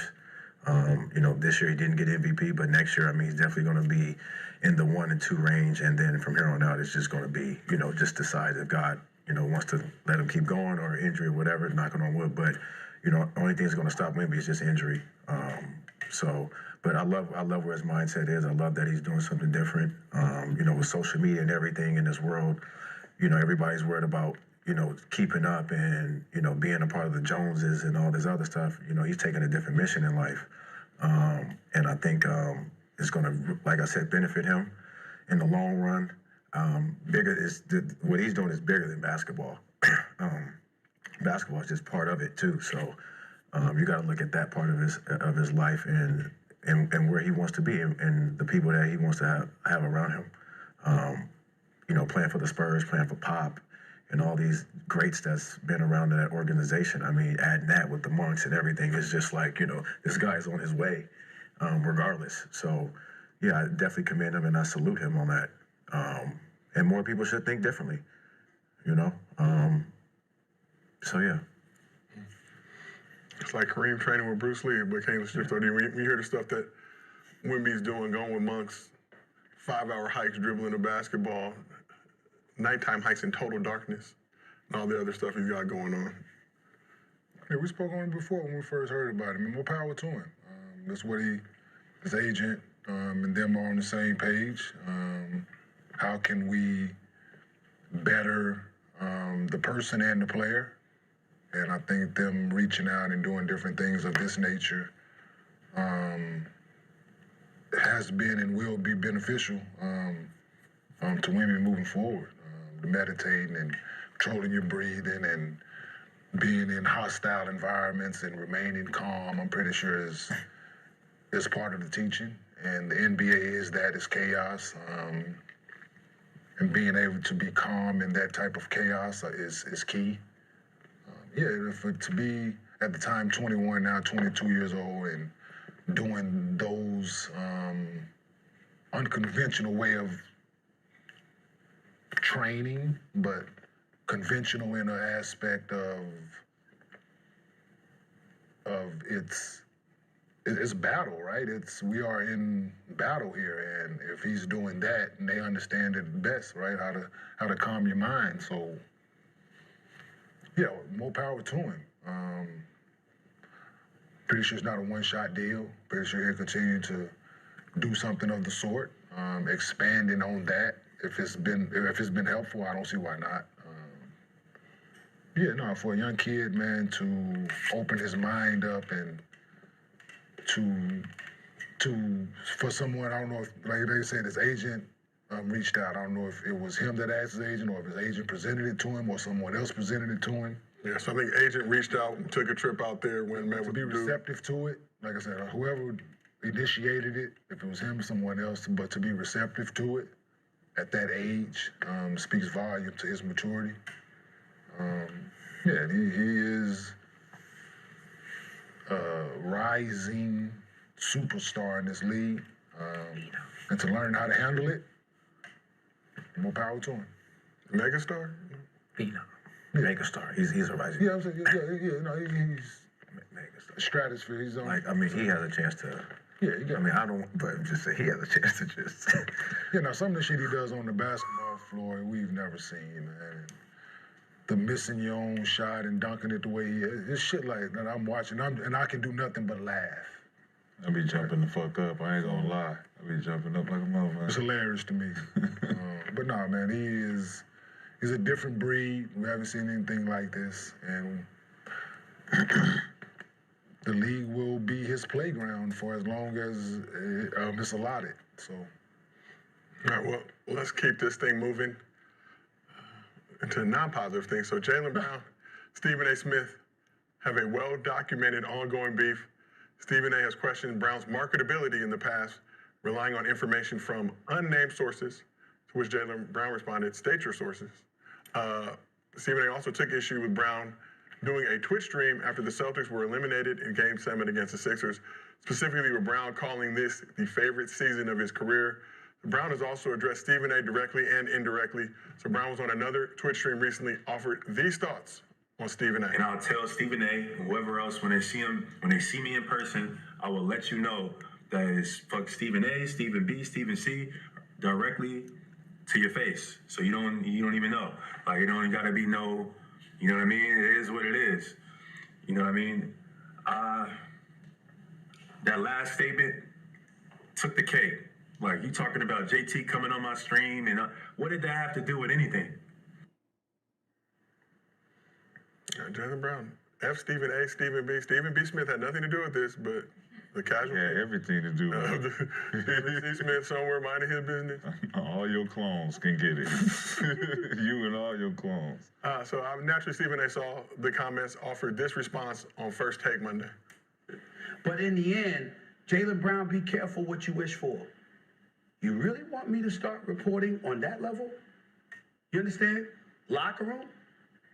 How the organization might think about you? How the city may feel about you? How Jason Tatum may or may not have feel about you? Sneaker deals, endorsement deals, the list goes on and on. The season is over, bro. You on Twitch, trying to do what I do, and talking about me needing to step away. It makes no sense. I'm not being disrespectful. I'm simply making the point that it is not wise, after 24 hours of having your season over in the first round, for you to be coming out talking about that's your favorite season. It ain't the smartest thing in the world to do. I wasn't trying to be disrespectful. I was trying to sit up there and look out by letting you know this is not a good look. It's not wise. That's all. And I would have respected Jaylen Brown more, Big Perk, Jay, had he come at y'all, had he come at everybody who said exactly what I was saying. But evidently, you understand, when you're talking about clickbait and all of that stuff, somebody told you one of the best ways to get it is to bring up my name. And that's what you did. So who's really looking for clickbait? Is it me or is it you? I'd love to go first. Sure. This is a classic example of throwing rocks and hiding your hands. I think people in the media have done for years is to think that players can't come back at them based on what they start. And I think Stephen A. Smith has been doing this for years, which is voicing his opinion. Just like anybody else in the media, let me voice my opinion, let me say this about this player, because what is he gonna say back? All right, so it started in the Olympics when he did the thing about the marketability. Jaylen Brown didn't have a platform to just go out there and be like, yo, that's wrong, that's none of your business, and I don't know where your sources are since you can't name them, but leave my name out your mouth, right? That didn't happen, but they did have a sit down where it was an apology and all this clearing up type shit, right? So Stephen A. has an opinion on what happened at the end of the Celtics season and Jaylen Brown going out there and feeling the way he felt and voicing his opinion on his circumstance on his own stream. You made your opinion, but now we're in a landscape where Jaylen Brown can now voice his opinion. We supposed to all respect your opinion based on what you say about other players. And it's supposed to be, that's it. I said what I said. Now Jaylen Brown says something back. Now he's attacking you. How? You threw the rock first. I never understood how somebody can tell someone else what's disrespectful to them. How can you tell me what's disrespectful to me? I didn't disrespect. Yes, you did. I just told you you did. You disrespected me. You can say I didn't mean to disrespect you. You can say that wasn't my intention to disrespect you, but you can't tell me that I wasn't disrespected. You disrespected me, bro. So the fact that Stephen A gets back on the show to corroborate all the fucking rocks that he threw, I just see too many people doing this type of shit. Like, there are people throwing rocks at me, but then when I throw the rock back, it's like, I didn't expect you to throw a fucking mountain. Now that the mountain's on top of your fucking head, you're like, hey man, don't make me do some real journalism and really go after your character and really, why does it have to go that deep? Just shut the fuck up. He said what he said. You said what you said. Leave it at that. We have platforms now that we can say what we want to say now. You don't control the narrative no more, bro. You can't control the narrative no more. The athlete can say what they want to say now. That's been the freedom that we've all been talking about with the athletes having the podcast after the games. Melo said it. Hey, I'm glad that we can do this because now we can take the reporter's pen away from them and we can control our own voice. And this is what Jaylen Brown did. Fuck Stephen A, B, and C. What you talking about JT didn't want to come on the stream? Now you starting another narrative. Oh, now Big Perk come in. He say, man, I got people don't like you here. People don't like, come on, man. As players, bro, it's one thing to stick together, but it's one thing to pin everybody against one guy that we know has just took this team from non-existent to number 2 in the East, and we're gonna motherfucking pile on him like he did something wrong by saying, I had my best season ever. What's wrong with telling the truth? It's my favorite year. Oh, my favorite year, my bad. Well, I still think it's his best season ever. But that's yeah. So if it's my favorite year based on... It would have been better if he said, this is my best season. Like, so then we're thinking numbers. Now you say this is my favorite year. That can, because we won a championship. And you won a finals MVP with the counter. So it's like, it's just more, if you would have been like, yeah, man, this is my, this is my best year. Yeah, as a player, yeah, I feel like this is my best year. But no, man, this is my favorite year. And we just won a ring. But based on the comment, right? It's me. I can say what the fuck I want. You can't. No, you can't. Hold on. Yes. I'm glad you said that. Yes. And now you leave room for other people's interpretation. And now I can make a counter to that interpretation. You can. I have a platform to make the counter. Now, let's just say I made that in an interview. Okay. But now the interpretation is out there already. Right. Yeah. And that's cool. Okay, so because everyone gonna have their opinion anyway. Cool, but it's not cool. It is. It's not cool because you had something to say after somebody had. But he said it first. I know you said what you said, right? Yes. Yeah. On my stream. This was my favorite. This is my favorite season. He said on his platform. After a loss. This is my favorite season, right? And did he explain why? I don't think he did. Natural bliss vanilla. Yeah. Well, magic. Yes, unexplainably blissful. Right. Like butter.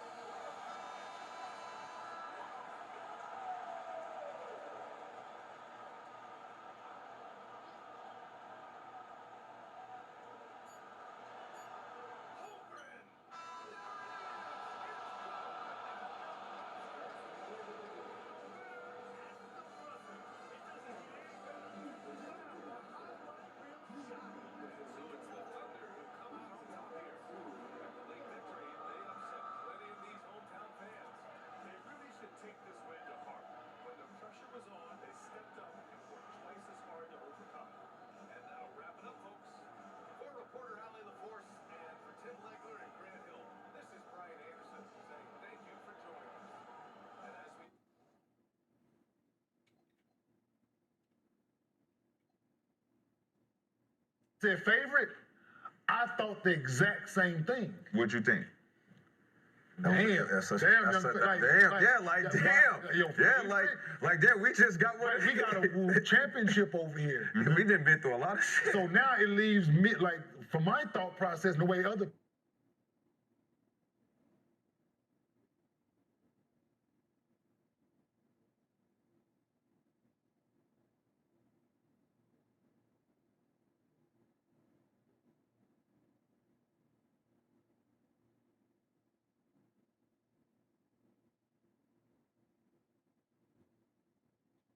Free throws so far. So good that so many people are watching the first couple of games and they see that the hype with Wembanyama is real. It's such a complete game that he has, and he's shown it in the first 2 clubs. He has that inner belief that if something goes wrong, I will try to right it as quick as possible, and he has the knack for doing it. First 7, Spurs.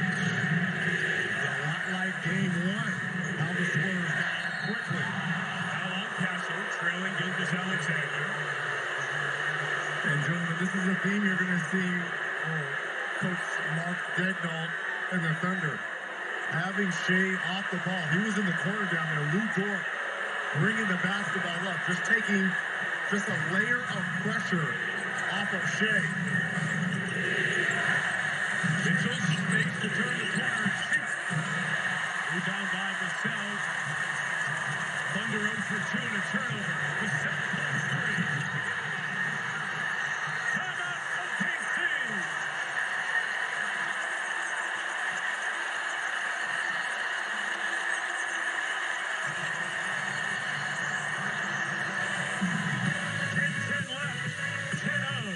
San Antonio ready to roll. Hit 3 of the first 4 to begin game 3.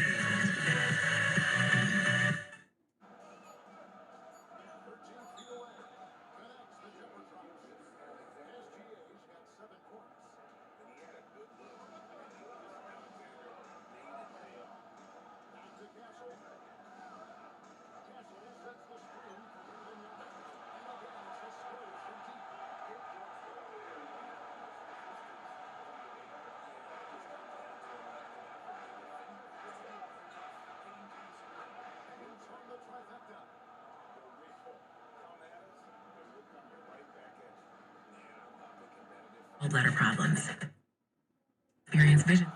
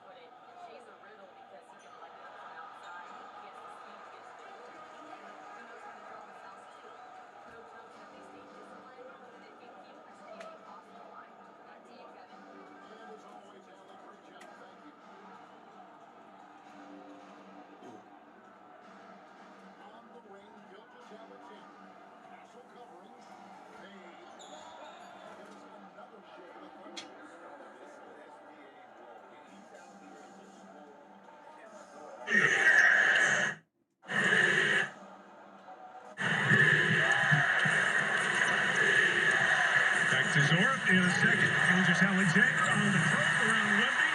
Couldn't finish. Mitchell secures 4 OKC. They've opened 0 for 3. Dort lost it. Castle ahead of. Wembanyama leads the break. That's when the Spurs were at their best, scoring in the first 7 seconds off of their defense. Gilgeous-Alexander, see the line. Castle with the block. Unbelievable start for the Spurs. Castle back the other way. Wembanyama and Dort down. Fasella triple.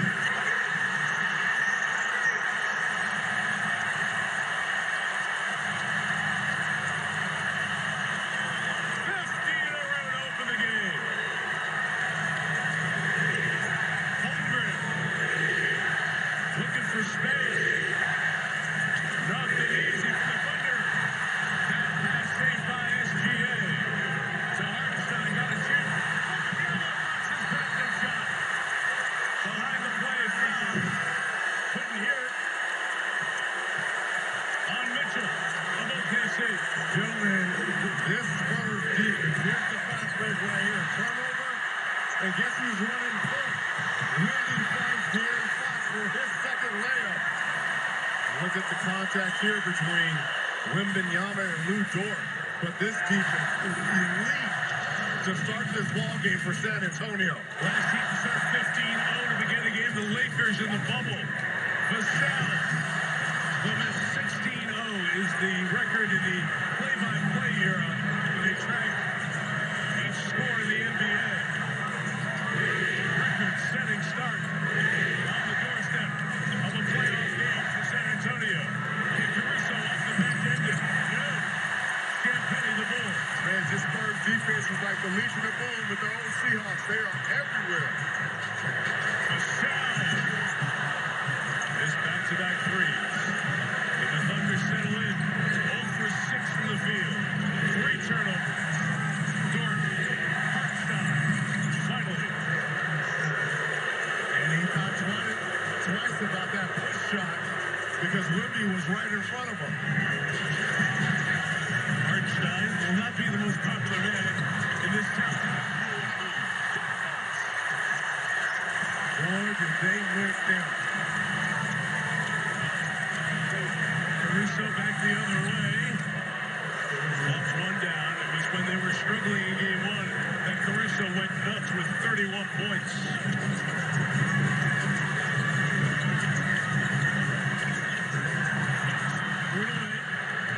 Caruso, another steal.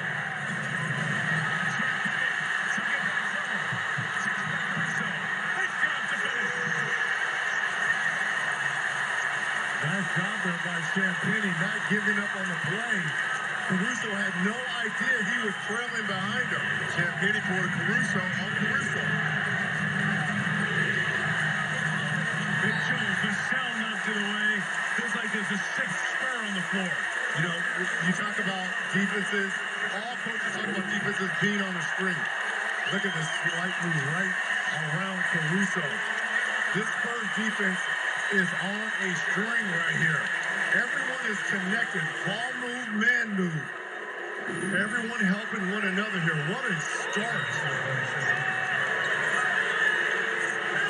Lead jumped up to 15 at 19, of course, the largest lead either way in this series. And there you see the run we're talking about. That play-by-play era goes back to the late 90s. Off the bench, came short on the 3. Kept alive for OKC. It's the case of Wallace who ejected.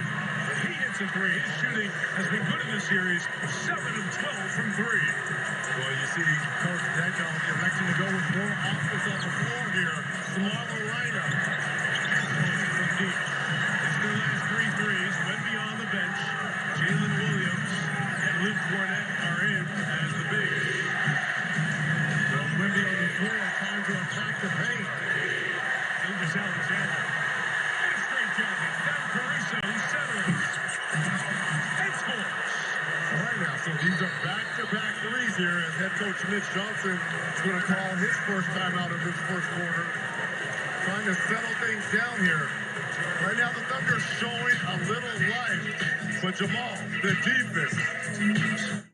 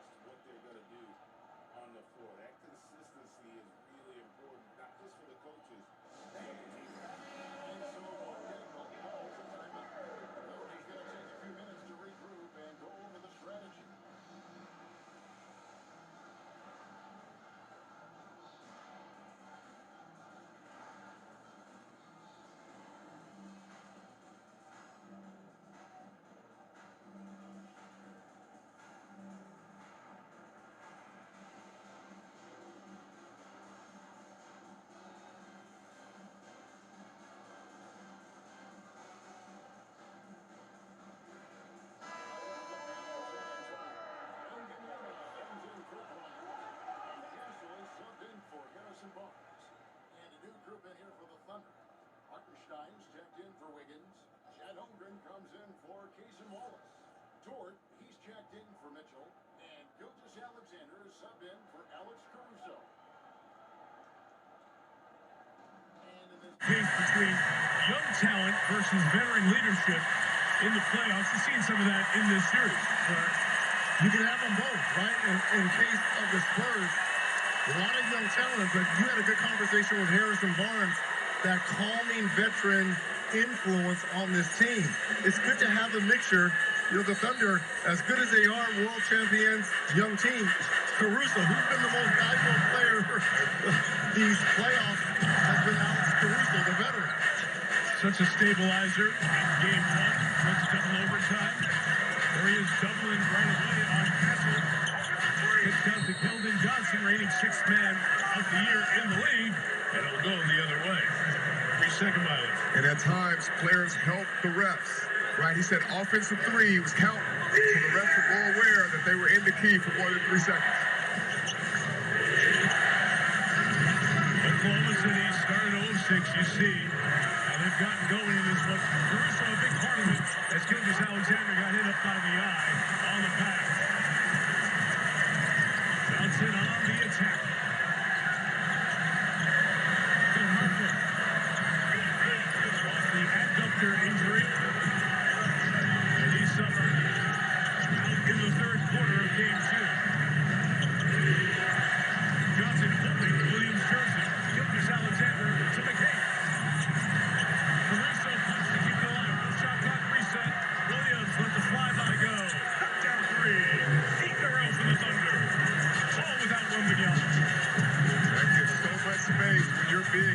foul and knock down a three-pointer. Even if he misses, the threat of him making it new space. It's been a quiet start to this series for Luke Cornett. Has 4 points in 2 games. Williams again. No hesitation there by Jay Will. And this is exactly what the doctor ordered offensively here for the Thunder. 4 of 8 shooting the three in this series. Harper trying to get inside after that big 15-0 start. The Thunder roar back. McKay finds the line. Wallace joins the play. Foul by Johnson. And all this being done as Wembanyama gets his first rest. And that's kind of the problem when he goes to the bench, the plus minus. Here's Jay Will. Look at that wide open three. The one previous was even better than that because he had a player run at him, pump fake, didn't even move his feet. Great concentration there by Jaylen Williams. Taking a look at tonight's DraftKings player tracker. Shai Gilgeous-Alexander and Stephon Castle will monitor their assists tonight. DraftKings, #1 sportsbook for live betting. Get in on the action, download the app. Use promo code DUNK when you sign up. SGA, it looks like they're going to try to make him a facilitator. To the drafting numbers, SGA, 3 assists, passing 2. Did you see the adjustment, Reg? They put Alex Caruso and SGA in pick and roll. So if you want to double it, he'll throw it back, and now Caruso needed to play against a closeout or have an open three-point shot. Castle initiates from the top. Johnson watching. They need Keldon Johnson's contributions offensively. He has really struggled in these playoffs. Reigning 6th man of the year. Getting down a step. Comes up over Vassell. He has smoothly, despite the mid-year trade from Philadelphia, found his way into a Thunder team that has a very solid and set way of playing. Castle pass Caruso. Hit by Holmgren. Just voted first team all defense as that team was announced in the pregame. Also first team all defense. Wembanyama about to check in with Fox. There's the numbers, Reg. In terms of Wemby on and off the floor. That's unbelievable. That one guy can have that much impact on your team. Here comes another slasher, shooter, scorer. Mitchell back on the floor here for Caruso. See, they play Caruso in these short minutes because of the energy that he exudes at both ends.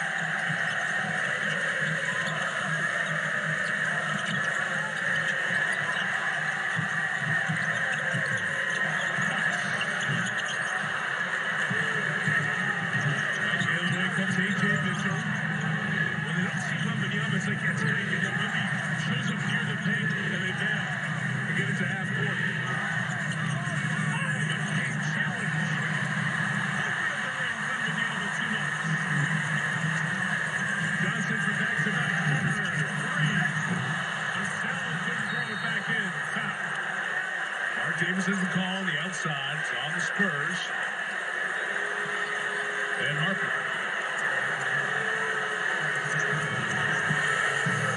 This was Victor Wembanyama before he was out here, and I only have 2 hours before, telling the support team, grab, hold, clinch, do exactly what Hartinstein is going to try to do to me tonight. Oh, a little shove there. Yeah, in there. Fox was being physical with Holmgren, fouled him, and then pushed him at the back end of it. The tone setting continuing to build in this series. Here they are. And that's exactly what he's supposed to do. Don't take out Wemby. Be careful. Ashley. I talked to Julian Champagny this morning and just asked, what are you guys talking to Wembanyama about? Just getting through that physicality. And they said, look, we're telling him hit him back. Guys are pulling, grabbing your shirt, your jersey. You got to do the same thing that they're doing to you. A lot of physicality right now. Ashley Carter Bryant called for the foul screen. Too early on him. And that's already 5 right there on the San Antonio Spurs. OKC can take advantage the rest of the quarter using the free throw line. It's his first. They're in the penalty. The free throw is coming from Chet Holmgren. So we talked about Wemby in the minutes on and off the court. Let's see how the Thunder are going to navigate the non-SGA minutes here while he's on the bench. This is where Eminem comes alive, right? Mitchell and McCain. The offense will be ran through those guys and Chet as well. And they have to play faster to try to get easy baskets. Split the pair. The MVP at the table, ready to come in. Thunder starters have done very little, only 3 points thus far on the bench. Doing it again like in game one. Johnson. This is last 2 quarter threes. Back the other way, gets Mason Wallace. It's Wemby on the switch, Holmgren inside. Side three to Kane. Nope, Mitchell, I should say nope. Champagne to rebound. There's Champagne out of step, little space. Holmgren. He's going at each other since they were 17. Fox loose. I know Fox is on the court and he's such a short ball handler, but right now the Spurs are doing a much better job finishing plays with him out there. Holmgren. Wembanyama close. Shut the door on him. Mitchell turns the corner. Defended by Bryant, the rookie, but he still scores.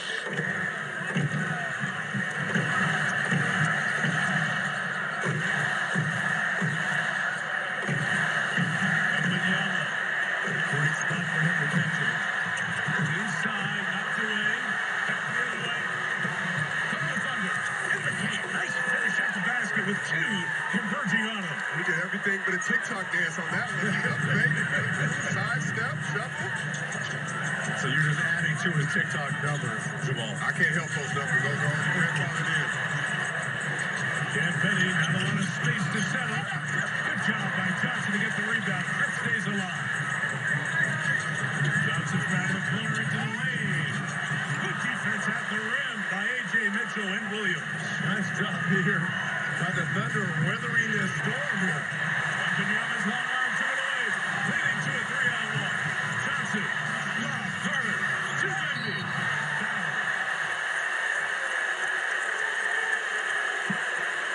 Spurs giving the Thunder a taste of their own medicine, turning them over those live ball turnovers, Jamal. And it's off to the races.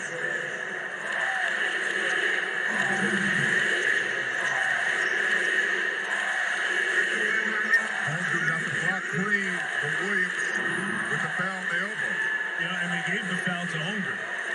The fact that you saw in that replay, it should have been the other way around. At least the contact at the arm, perhaps the body contact was called on Holmgren.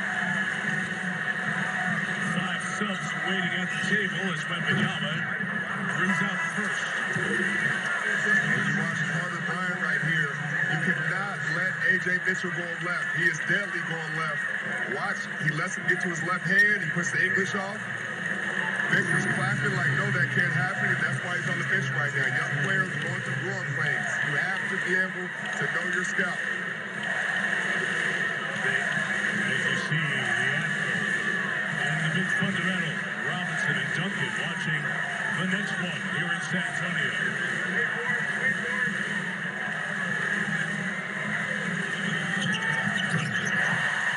Foul was changed back to Williams, not Holmgren. Communication with the scorer's table. He's first posting one way, flip back before the free throws. Chet still has none. Gilgeous-Alexander back in. Corner pitch, Williams again. Nope, didn't have that three. 3-1 comes up right here, Red. Marks the Wemby deep. That was almost the best spot where he tied the game in game 1. Like, I got a scout on you. You're a 15-foot in guy. That's deep for you. That's not deep for him. It's right in his wheelhouse. SGA pull up. Duncan wanted the foul. Vassell doesn't get it. First initially rule staying down here is going to be switched to Spurs ball. Shot clock off. Wemby wanted the basketball. Look how far back he is from that 3-point line. That's a lot of space being given there by Hartenstein. Wemby knocking down his second three.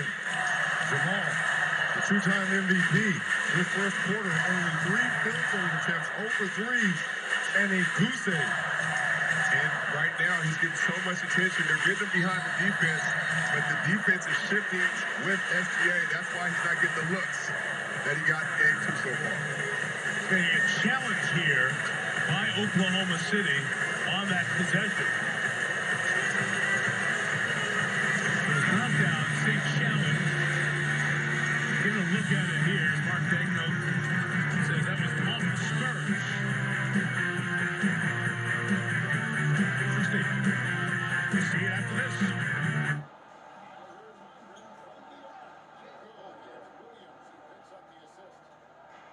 Williams has got 4 assists now tonight. He played on a team as stacked as OKC. You can almost forget about Chet Holmgren, who is the number 2 overall pick back in 2022. And let's give him his flowers, right? The culture of a locker skyrocketing shooting range and plays with an edge.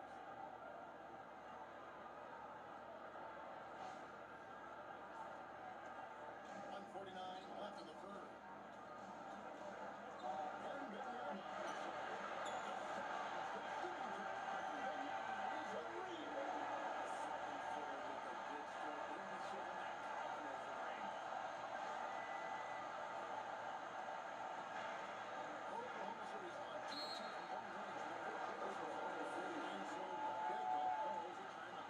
Looking for a breather and maybe adjusting a thing or two.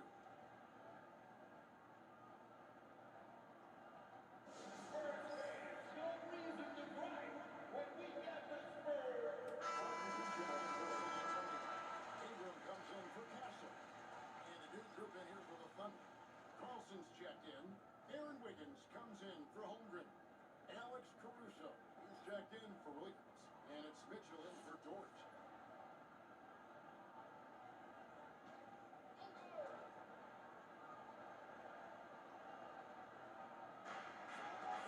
To the paint, Ingram with the steal. Mitchell with the steal. A three, sinks the triple. And the Thunder lead by 5. All right, well, look at how the hustle game has been going for the Thunder. They've been defending with excellent anticipation. It's how they manage to get their hands on the ball. And you know what, big guy, they dominated on fast break for that opportunity to hold the entire game. Gilgeous-Alexander against Wembanyama.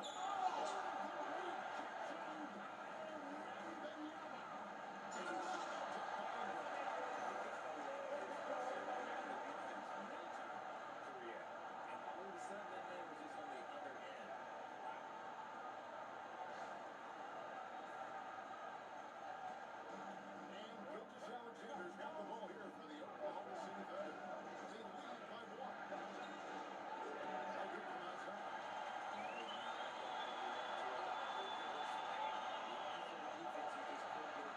That puts them in the lead. Wembanyama's got 34. As soon as that ball touches his hands, it is gone. Love to see that confidence from Wemby. Wembanyama against SGA.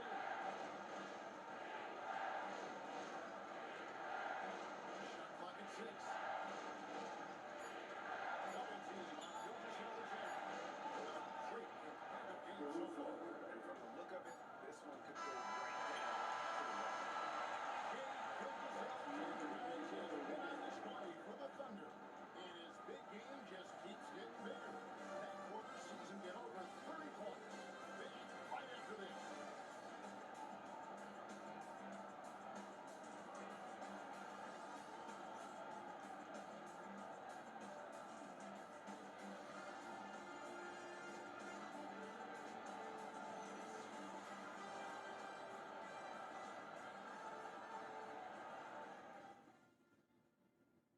How about a look at today's State Farm assist of the game? And I'm glad this was the pick because I love this pass. Such a great dish. That's what I call court vision. There wasn't a better pass in the game. Almost like he had 6 seconds.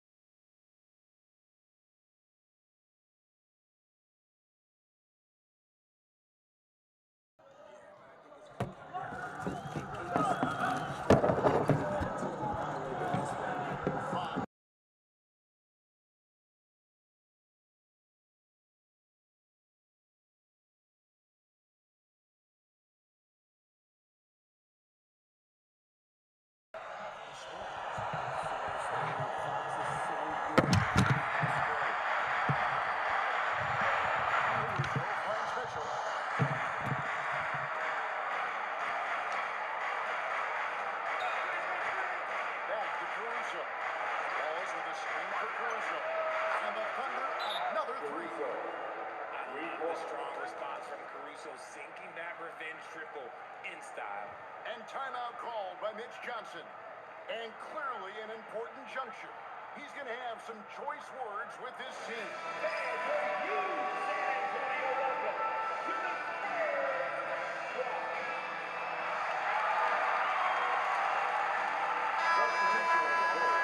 Holmgren, he's checked in for Aaron Wiggins. And SGA subbed in for Wallace. Let's go to the sideline and see what Allen LaForce has dug up for us. Allen, take it away. Over the last break, I listened in on Mitch Johnson's huddle.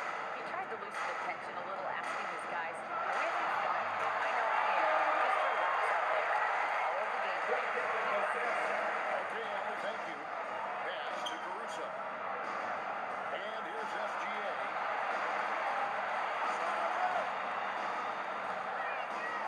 Now, here's Holmgren. Checked by Fox. And great job from Holmgren. I like it. He shows confidence attacking inside. Spurs trail by 3. Fox with it.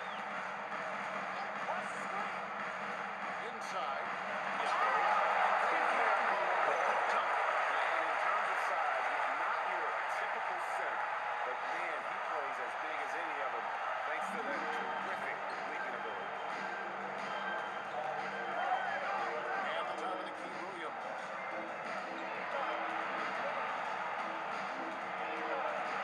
A floater.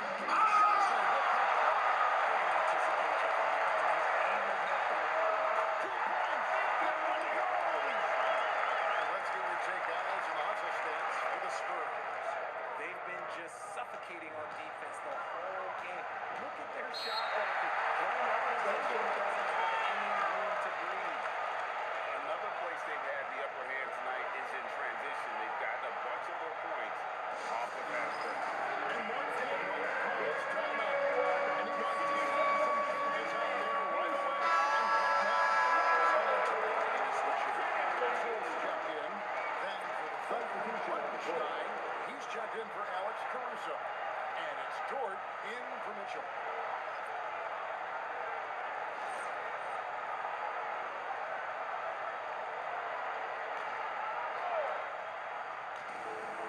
It's a one-point game. Dort outside. All right, here's Williams. Shot clock at 5. Shoots. And he hits the jumper. ICE. He has absolute ice in his veins. This guy, he lives for these moments. Johnson. What a finish. And when you need a bucket, you go to one of your reliable shot makers. And look, Keldon Johnson, he's one of those guys. And so it's Williams who brings it up for the Thunder.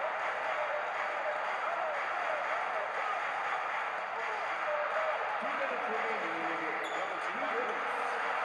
George buries the deep ball. Keeping his cool and finding his team a bucket. Wembanyama. Step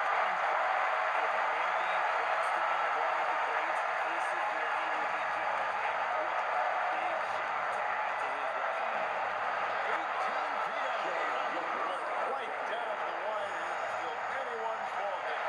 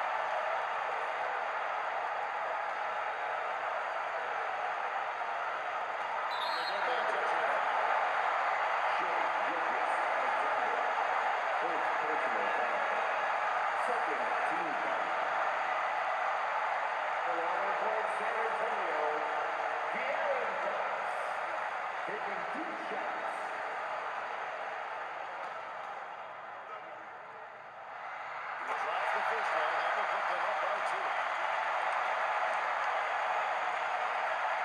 Second one is good. And both at the line. It's a 3-point game. And those were some big time shots.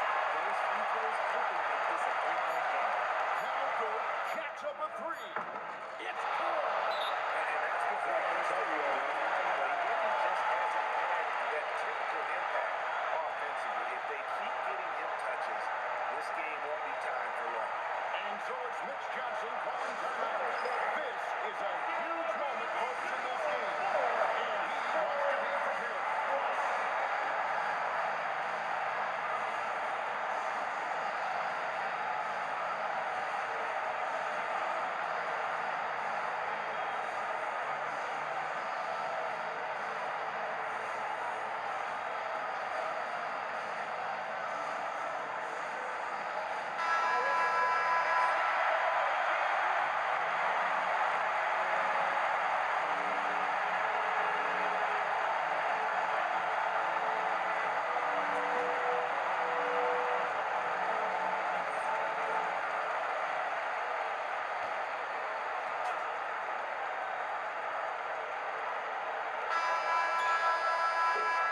And that's going to do it for regulation. So we are headed to overtime. We've got more hoops coming your way in just a moment.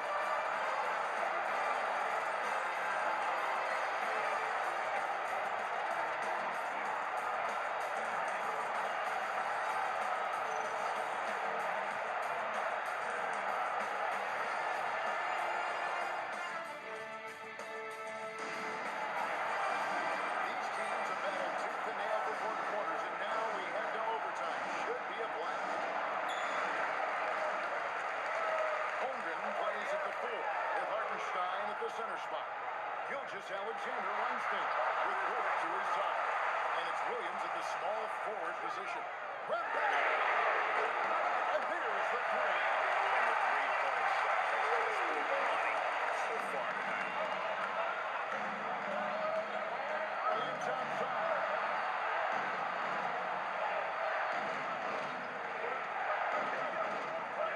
Now Hartenstein. Just 5 on the clock. What a response! Hitting a 3 of the line. Boy, does he stop the crowd by answering right back with that triple. Came back. And that one is good.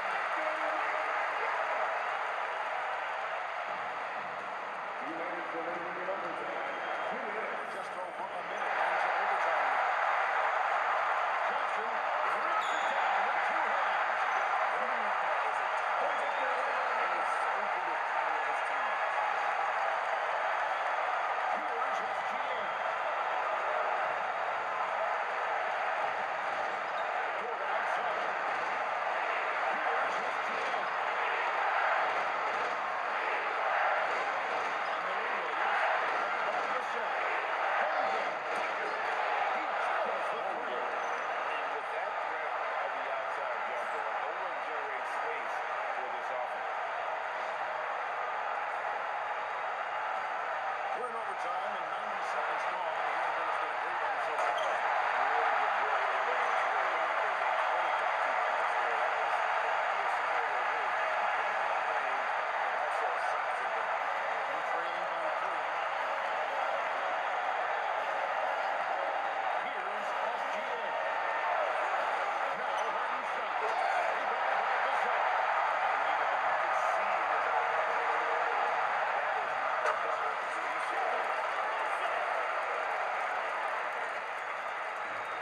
Oklahoma City's gone 2 for 2 on their 3-point shots since we started overtime. Something they might want to stick with.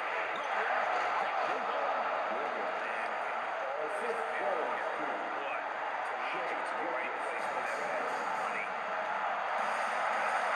Now Johnson, Holmgren with the steal. Hartenstein with it. Outside, Gilgeous-Alexander. Knocks down the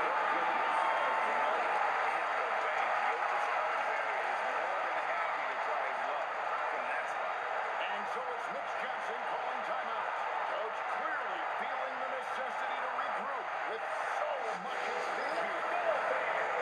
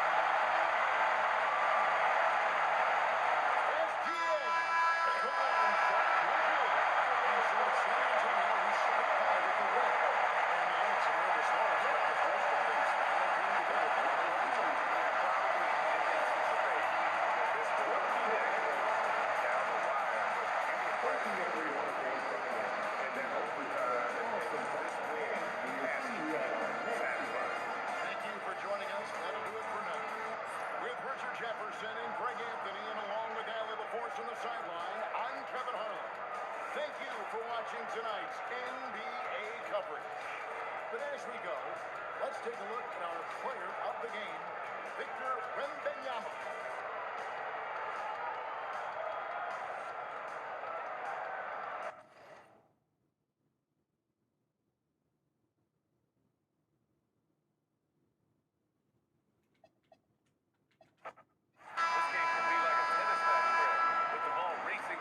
Side of the court to the other. The NBA, you can get whiplash watching these teams run up and down the floor. They like to get it and go without any hesitation. Here are the starters for Oklahoma City. Two big bodies inside with Holmgren and Hartinstein in the middle. Gilgeous-Alexander runs the point with Dort at the 2. And it's Williams in at the small forward position. Here's Williams. And Williams punches it home. Woo-hoo, that's the athleticism we talked about with Jaylen Williams. This guy can get off his feet and hurry. For 3. Connects from downtown. Don't want to let him get into a rhythm from out there. Now here's SGA. Pass to Dort. Here's Holmgren. Nice ball movement by Oklahoma City. Now here's SGA. 6 to shoot. Pushes the glass to finish the layup. Gilgeous-Alexander's got 5 now. This guy is so elusive with the ball in his hands. SGA just understands how to push it. When you can get to the rim as easy as Wemby can, you might as well add a little extra something to it. Here's SGA. He's got 5. Let's go now to the sideline and catch up with Allie LaForce. Well, I had a chance to talk with head coach Mitchell. We talked about Jaylen Williams and what he wanted to see from his team defensively against him. He told me we just have to be aware of where he is at all times. The second you lose sight of him, that's when he'll torch you. We all got to be on the same page. It seems like Williams will be a central focus for them tonight. Yeah. Okay, thank you, Allie. Yeah, too much Wemby. I mean, just too strong down low.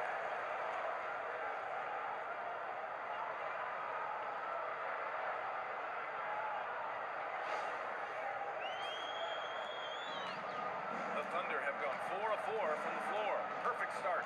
And how about the Thunder? Doris last season bringing home the first major professional sports title in the state of Oklahoma. And what a fan base they have celebrating this historic achievement. And you think about the way this roster was built through smart draft choices, through player development, and through a young, good basketball coach. This team remains young, they're united, they're together, and it could be a first of many. Here's Williams. Following that last three-pointer by San Antonio. Hartenstein a screen. From deep, Gilgeous-Alexander. Oh, he gets it to go. So far, he can't miss. He's 4 for 4. Well, that's an opportunistic three-point shot from Shai Gilgeous-Alexander. He liked the look of it. And here's the timeout from Mitch Johnson now. And we might see some changes. Coach potentially looking to adjust. Please give a big round of applause for your Spurs Youth Dance Team.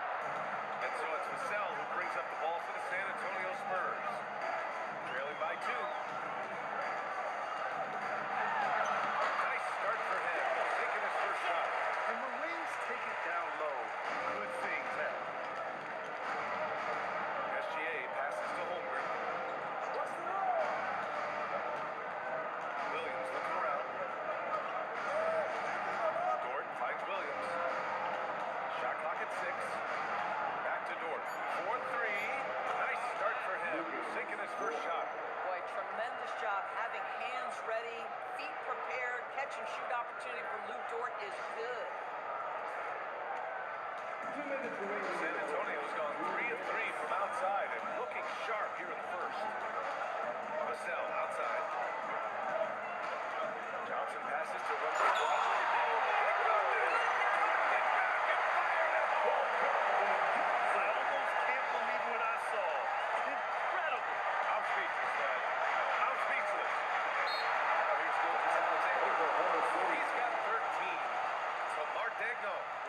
Timeout. He's going to talk it over with his guys.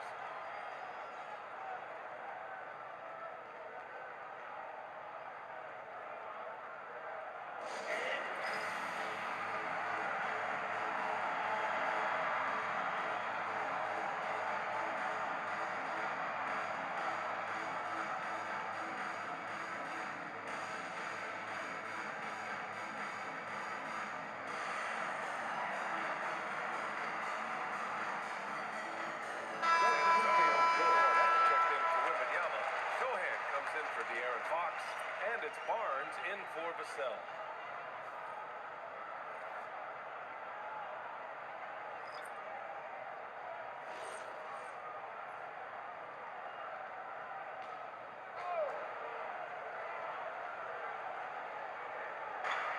There's a minute 40 left in the first quarter. Mitchell against Castle. Mitchell, the pass to Caruso. Clock at 6. And that one off the back of the rim and in. Spurs trail by 3. Pass to Cornet. And here's Castle. Cornet sets a screen. Oh, there's the alley. And stolen by Williams. Wiggins with it. Castle covering. 56 seconds left in the first quarter of the game. Johnson on the wing. Watched by Wallace. Johnson with a bucket. Johnson's got his second bucket of the night.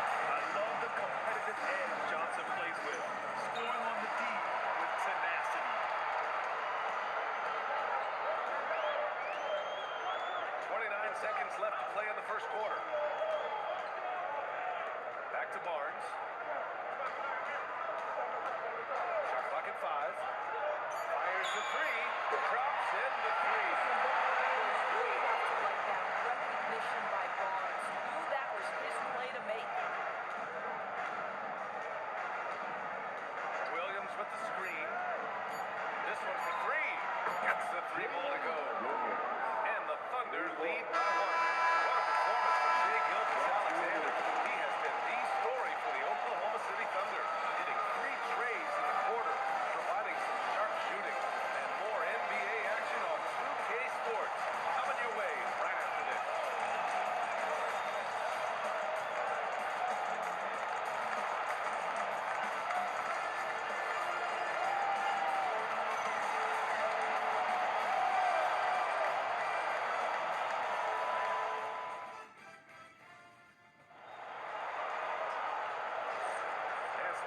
In the books as we get back to a game that's been pretty close so far here. And what do you guys think so far about the offensive approach for the Thunder? Well, we're in the era of the three-point basket. So if you want to win games in this league, you have to connect from deep.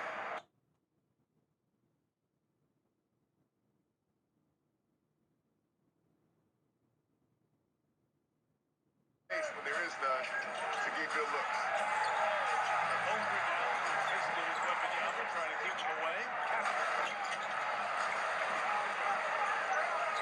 Gilgeous-Alexander rolling in. Wemby chasing. Jason Wallace on about 3.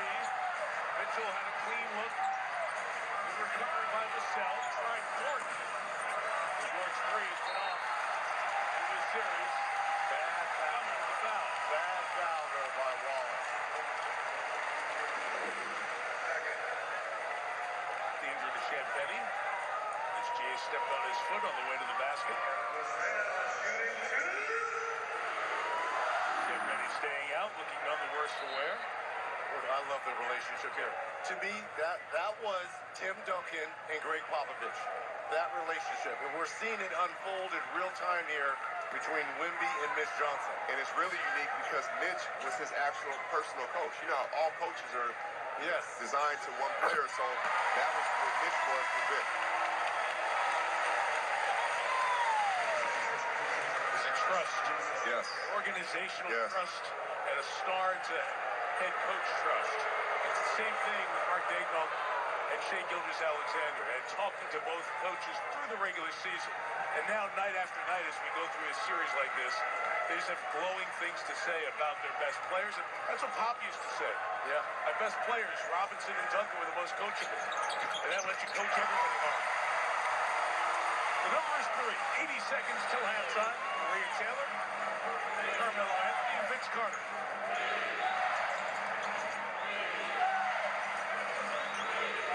Fox guarding SGA. That area right there, the Spurs want him because they can see him. That's why he said cut. Russo, fake, draws the contact. A third foul on Wembanyama. Drawn by the fake. Yeah, too much standing around. That's a nice job there by SGA telling Mitchell to cut because you've got to get that backside movement. There's the pump fake. This is going to be 2 instead of 3. But more importantly, that's 3 fouls on Wemby right there.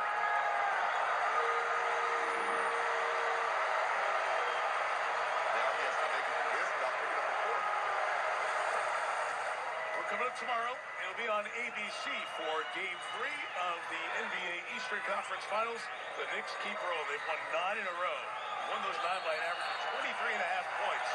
Knicks will take on the Cavs. Team shifts to downtown Cleveland. And then we'll be here on NBC for Game 4 on Sunday night, 8:12 Eastern Time. Pregame will begin at 7. Sora. Going back to Ashley's report, the Spurs are talking about physicality. So are the Thunder in their huddles. A few timeouts ago, Jaylen Williams walks up to the guys and said, "Be more physical. That's it." Must be a buzzword in this series, huh? Yeah, it is. And then some. Caruso off. So a 4-point game here in the final minute. There's J-Dub out of the lineup. Recurring hamstring injury getting it again.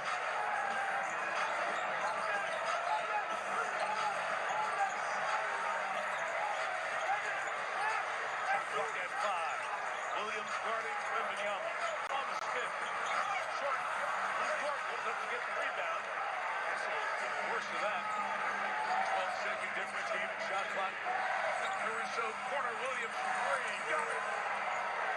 4 3-point hits for Williams in this first half.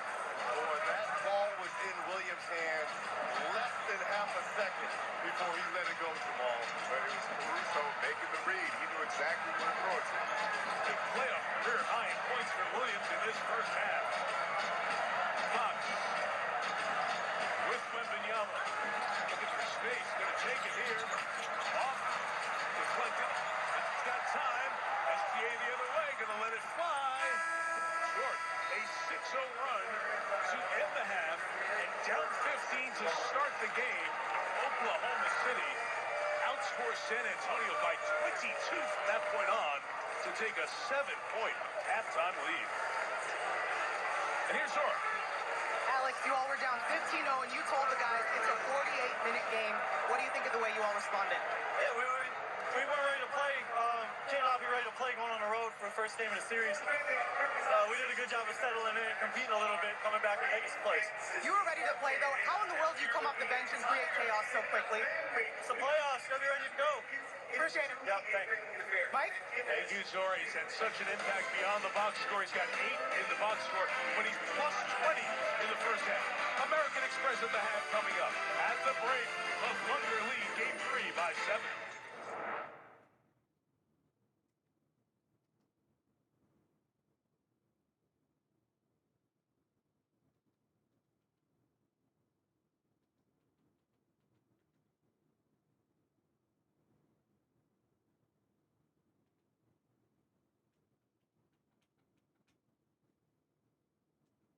Yama comes in for Johnson, and Stephon Castle subbed in for Waters. So Oklahoma City going with almost an entire new group here. Isaiah Hartenstein's checked in for Williams. Holmgren comes in for Wallace. Lou Dort, he's checked in for Mitchell. And Gilgeous-Alexander is subbed in for Caruso. Gilgeous-Alexander.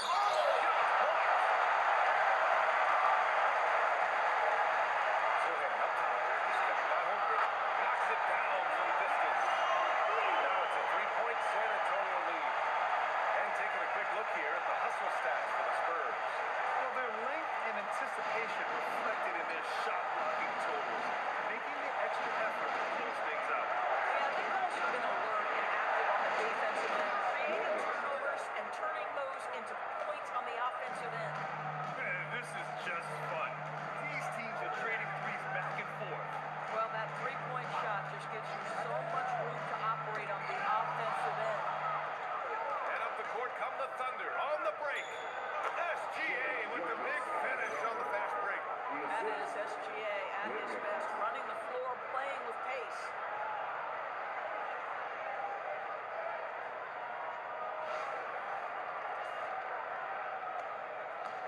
San Antonio's gone a perfect 7 for 7 from deep in this one. Fox against Dort. Pass to Wembanyama. Over Williams. And there's Wembanyama. That's good on the assist from Fox. Boy, he's been unconscious this quarter. I love the confidence he's playing with. And it's the Thunder with the ball. Dort outside. From deep, Holmgren. Oh, the long ball from Holmgren. Yeah, it's just too easy for Holmgren. Man, is he fun to watch operate off the catch. Fox outside. Pass to Wembanyama. Fires for three. And he sinks it again. 7 of 7 from the field. Pick works well there, but the defense left a lot to be desired. It takes incredible effort to stay connected to the hip of the offensive player. You've got to want to work. Now here's SGA. 15 points in the game. And this is how he shines. He's a big part of their floor spacing. And right now, Greg, he is doing a great job delivering for this team, productive and efficient. Here's Sohan. No points so far. Outside Wembanyama. Over Williams. And San Antonio getting another bucket right there. Yeah, and this is the kind of impact Wemby makes offensively because he can score in just so many ways.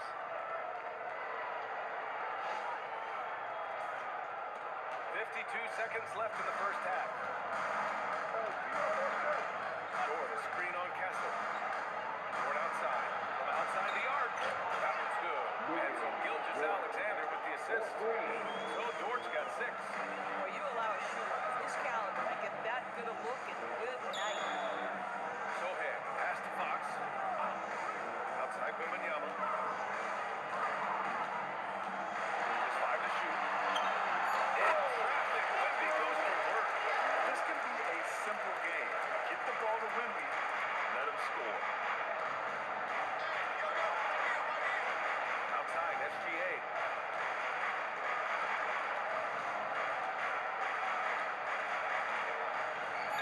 Oh, nice finish from the low block. That was good.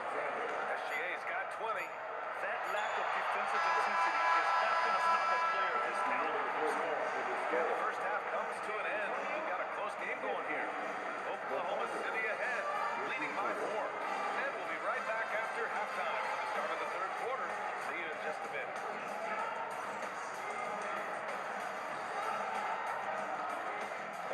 Please direct your attention to the center court and get ready for the fan-centered shot. Drum roll, please.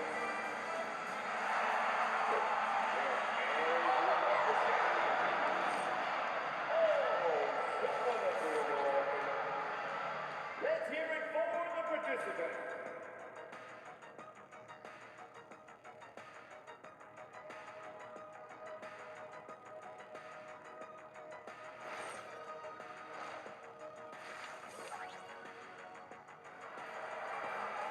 And we're halfway through this one. Plenty of basketball left in a game that's been a fairly even one. You know, Victor Wembanyama has been exceptional here, guys. You just love his patience offensively in the first half. waited until he got the looks he wanted. You know, as a coach, you can preach good shot selection, but it's up to the players to execute, and this guy has done just that. Spurs trail by 4. And Oklahoma City, looking at who they've got. Two big bodies inside with Holmgren and Hartenstein in the middle. Gilgeous-Alexander makes the point with 4 to 2. And it's Williams in at the free throw. Lane Johnson's focus at the perimeter. He's pretty careful about when he shoots the three. Williams finds Holmgren. Toward outside. Hartenstein against Fox. Gets Dort on the wing. Just 4 to shoot. And here's SGA outside. Outside for Dort. Outside Gilgeous-Alexander. Some room here for Dort. Rebounded by Johnson. And for them, that's a great look. Exactly, they go right back to it if it's available. No doubt. Very good play call, good execution. Sometimes it just doesn't fall.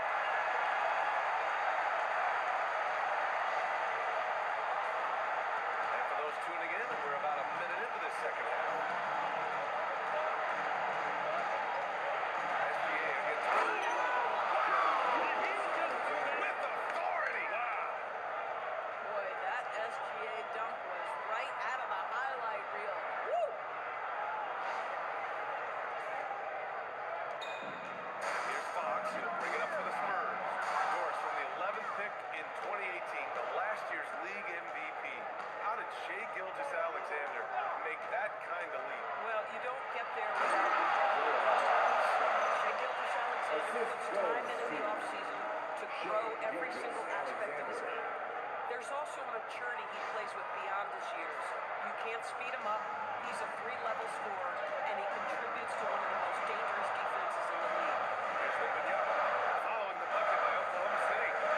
San Antonio moving the ball around. And up the court come the Thunder on the break. Well, that's more made possible because of a good read by Jaylen Williams. This guy gets better and better as a defender.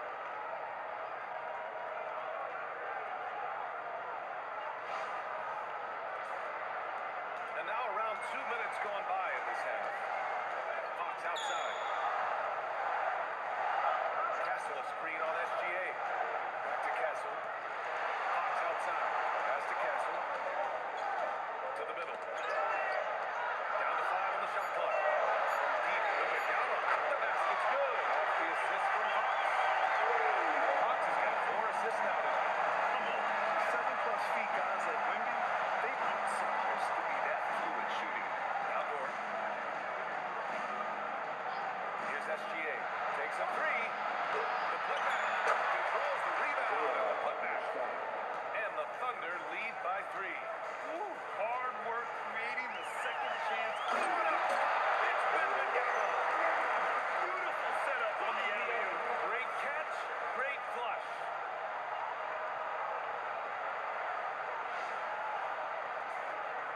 Clock keeps going. 3 minutes into the second half now. Outside, SGA. Williams from long range. And he sinks it again. 7 of 7 from the field now. Well, you got to be able to shoot fast in the league. So it's nice to see Williams doesn't need a lot of setup time. Oh, he's on fire. 8 for 8 and just looking relentless. And this kind of play is only going to grow their lead. Holding the other guys down on defense and converting on the turnover. Yeah, here's a timeout for Mitch Johnson. He's going to take a minute to regroup with his players.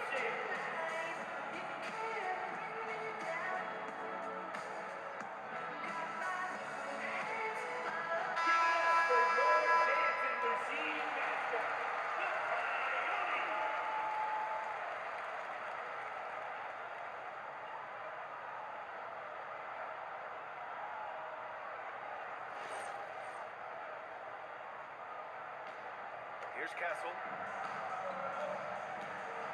Fox outside. Castle right side. And stolen by Holmgren. Here's SGA. And SGA throws it down.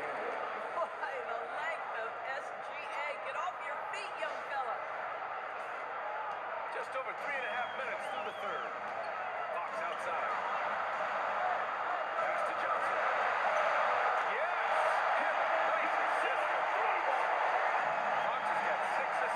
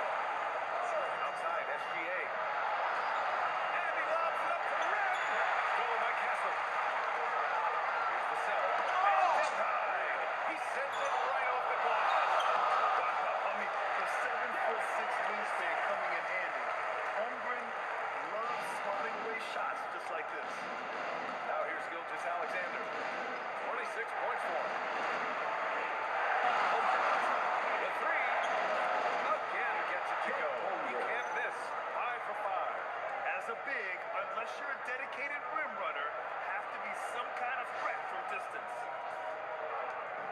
1:19 left in the third quarter. Wembanyama pass to Fox. Pass to Johnson. Shoots over Holmgren. And again, it's San Antonio converting.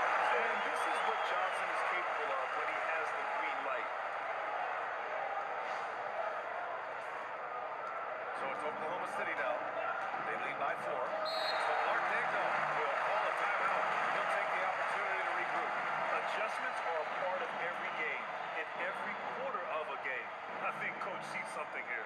Well, this is a chess match. Looking ahead a few moves and trying to execute toward that.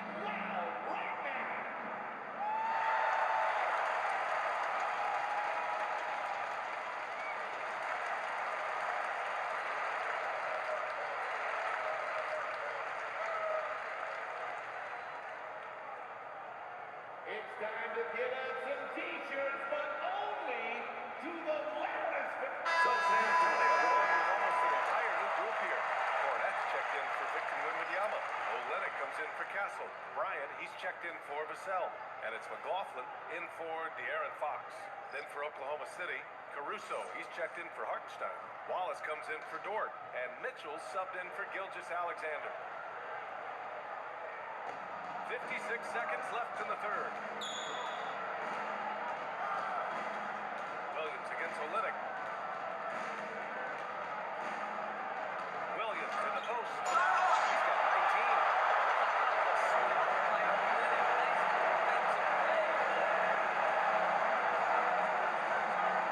Right outside. Pass to Johnson. Wallace with a double team. 6 to shoot. Here's McLaughlin. Check by Mitchell. Here's Cornette. Good work there as he goes. And now it's just a 2-point Thunder lead. Well, what a sweet pass out on time and on target.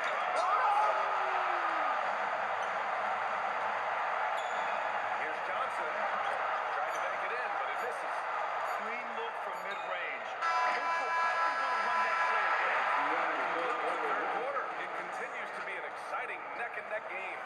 Oklahoma City ahead, up by 2. And time for a short break. Stay right there. The fourth quarter is coming up next.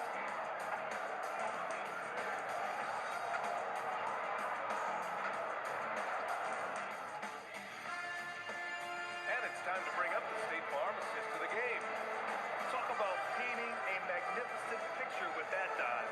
Just a great decision and a perfect delivery. We call that putting it right in the pocket, and he knew what to do with it once it was there. 3 tense quarters behind us. One more to go. Thanks for being with us as we get ready for the fourth. We've got Barnes. De'Aaron Fox is out there with Stephon Castle.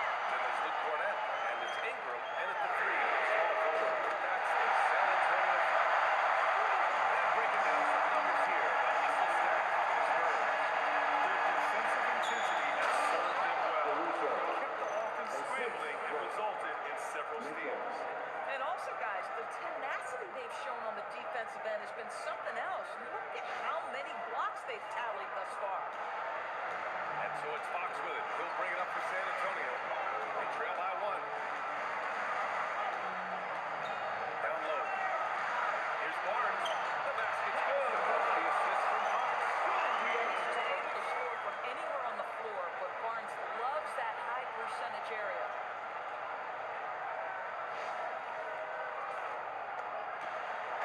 Here are the Thunder with the ball. Outside, Williams. Pass to Wallace. Wiggins with it. Outside, Williams. On target from range. Williams has got 22.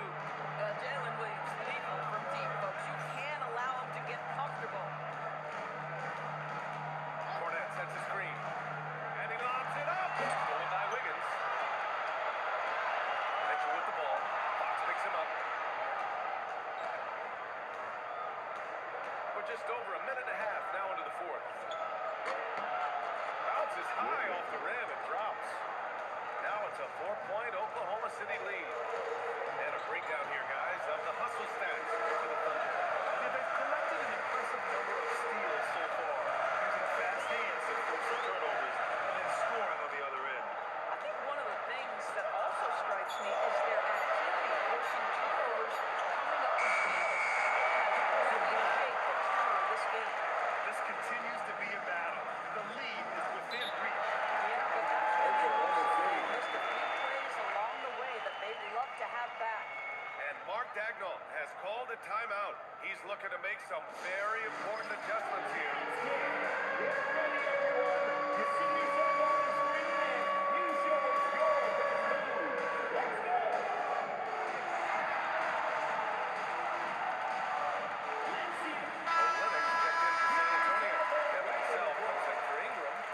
Gilgeous-Alexander, he's checked in for Oklahoma City. And let's send it over to Allie LaForce. Thanks, guys. Mark Dagnall had some words for his team over the last break. He told the team he has complete faith in them, saying, "We're right there. Now we just got to make that push and really take a hold of the game. We can do that." To me, it looked like his players are on the same page with him. Guys, back to you.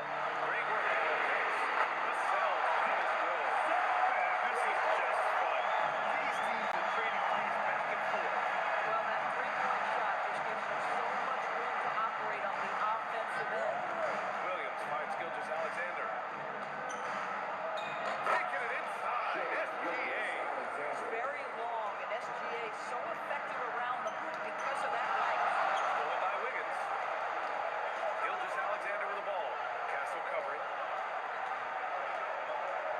Williams from long range. Rebounded by Castle. To the inside. There's Olynyk. And it's Olynyk with a jam. That is Kelly Olynyk using his size to his advantage right at the rim. Nice finish.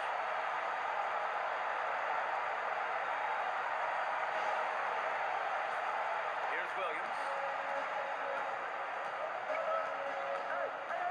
Over 3.5 minutes through the final quarter now. And the shot's good by Wiggins. This is when your interior D has to be on high alert. And so it's Mitch Johnson here calling timeout. No doubt he's going to utilize the opportunity to make sure they're all on the same page here.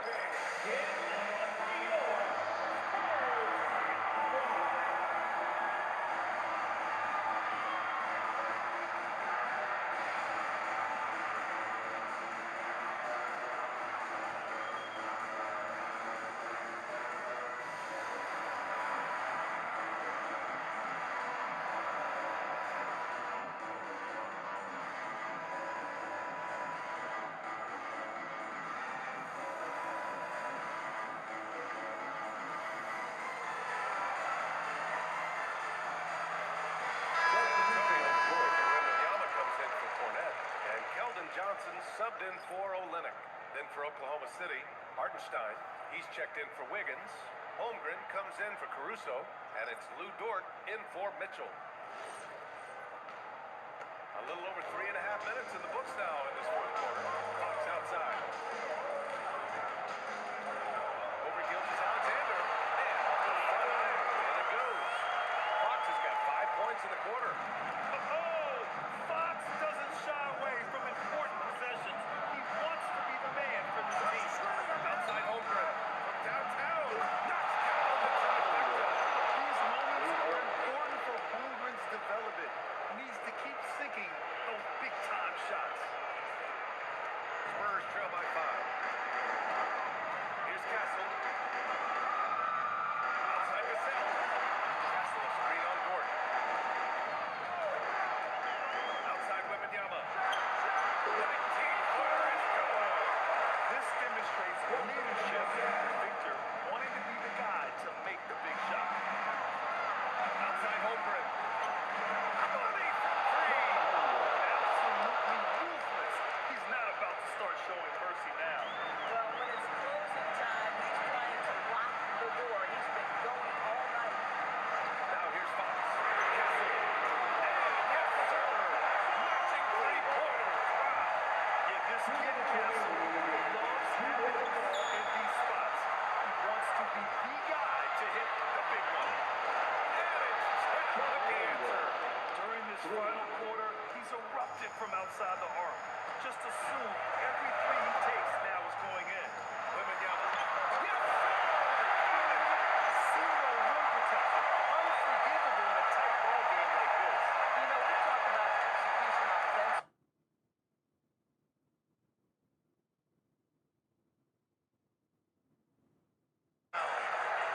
He is too important on this team. Too valuable. Look and see if there was a play on the ball here on this one. This foul will be reviewed to see if it meets the criteria for a flagrant foul, as well as we review any hostile actions occur after that. Yeah, that's the other part of this that will be significant. It just makes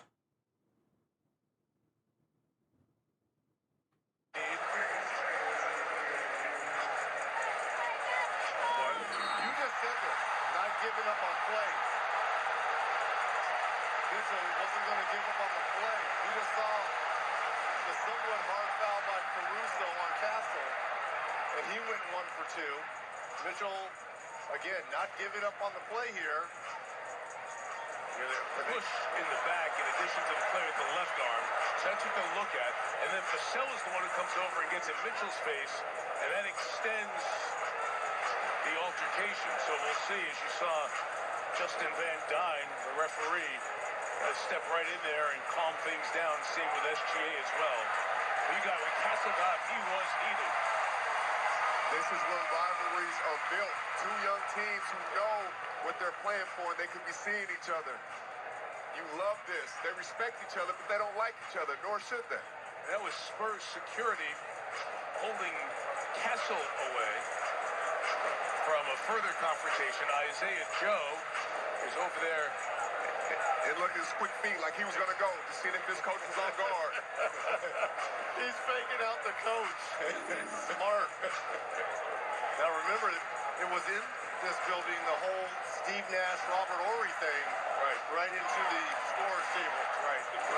Scorer's table. That kind of changed that whole series a little bit. No doubt. And again, you can show you the benches. You can think back to the Knicks in the playoff series of Miami overtime, leaving the bench area issues. But the contact to Mitchell to the back was unnecessary to a vulnerable airborne shooter. Therefore, it's been flagrant foul penalty 1. After that, there'd be a technical foul assessed, Vassell as well as Mitchell, as Vassell pushes him in his chest, and Mitchell returns him with a push. So if double technical fouls, there'll be no shots,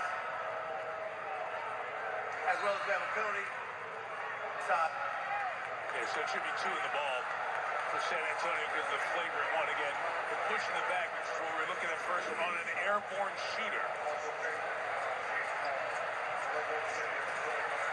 Plus his momentum too, right? He had a couple steps ahead of him. His momentum's going. It's a dangerous play. And here's the double technical foul. First the shove by Vassell on the point, and then the shove back by Mitchell. There's a live look at it in real speed, get the sense of the speed of it all. And then Vassell starts, but then Mitchell engages back. So I think the combination of Mark Davis, the crew chief, and James Capers in the replay center got that about as right as you could. Yeah.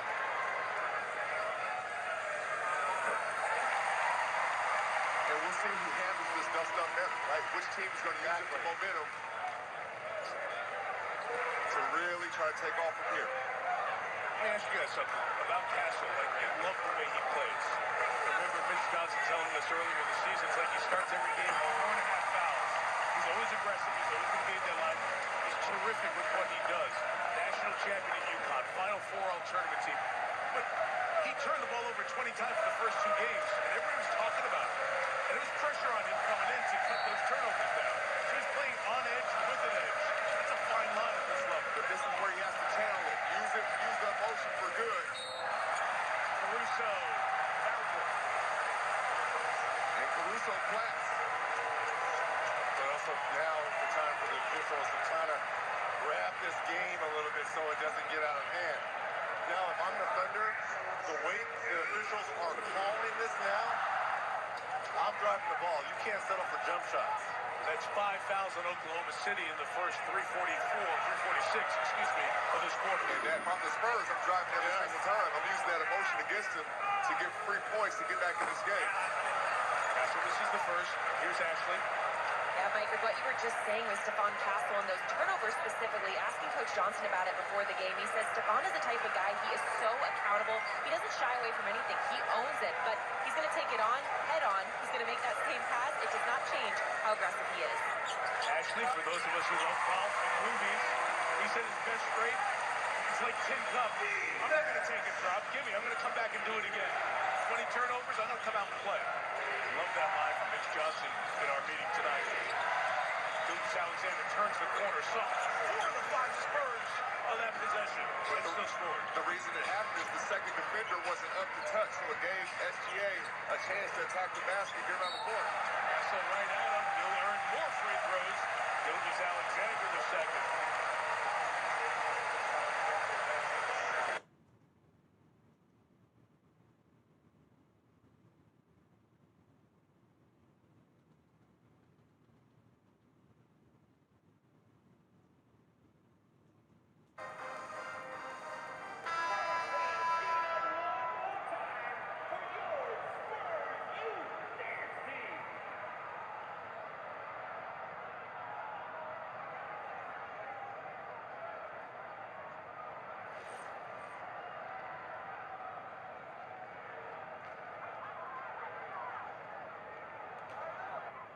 Wembanyama. This is how dangerous Wemby can be from deep. You've got to respect his range. And now an intentional foul. They need the ball back as soon as possible. Getting a little desperate at this stage. I mean, the clock's the big factor.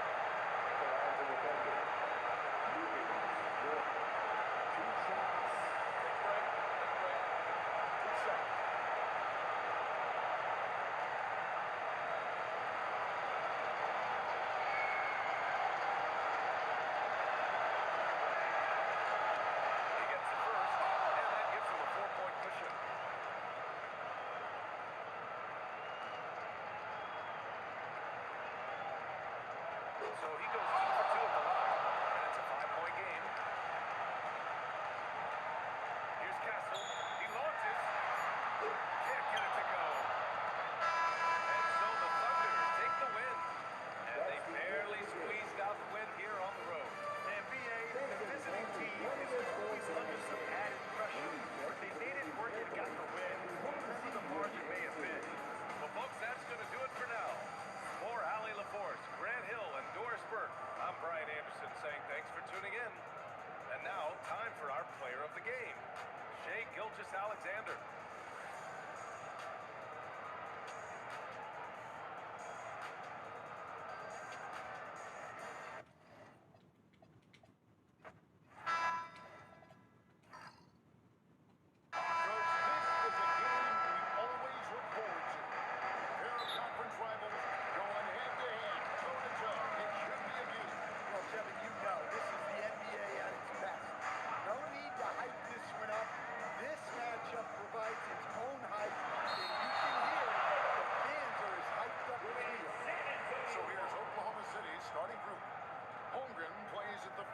With Hartinstein at the center spot. Gilgeous-Alexander runs things with Dort to his side. And it's Williams at the 3. And looking at that replay again, just a big-time block right there. And making a statement right away, letting them know they will be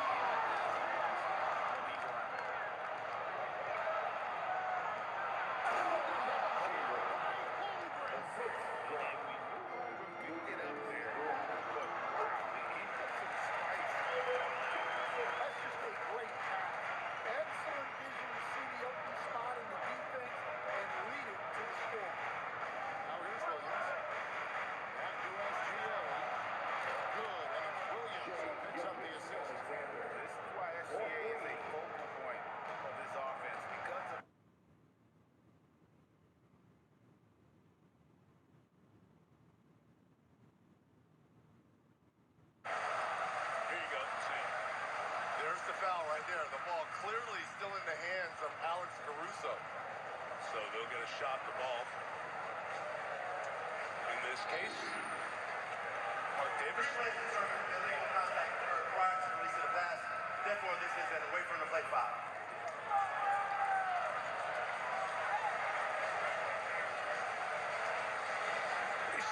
here as this third quarter starts to play out. Well, just when you thought the Thunder were going to kind of pull away when they went up 12, you got the Spurs now starting to claw back in. First free throw attempt of the night for Gilgeous-Alexander, who's 5 of 13 with 11 points. If you're the Spurs right now, get through this quarter without Victor Wembanyama picking up his score, it could pay dividends for you late. But does he have to pick it up on the offensive end? Absolutely, but he has to be closer to the basket. Right now, he did not go to the right block and post. That's where help is coming. He has to post up in the middle of the lane, right in front of the basket. I'm still shocked he only has 6 field goal attempts. Yeah. Right? The reason why he was so good in game 1, he was closer to the basket, like you said, Jamal, but he was aggressive looking for a shot. Just one here in the third quarter. That's deep. That's McCain. That's great for Jared McCain. They put the Spurs in a trick bag right there. They're having Wemby's man set the screen and roll with the shooter, which gives SGA space. It's 4 on Wemby. No! Now on Holmgren. Wow. But you just called the Mike Green Bank. It looked like it was an offensive foul. That's a good call. He's still moving. Good sell by Holmgren. He got me. Didn't hit when it matters.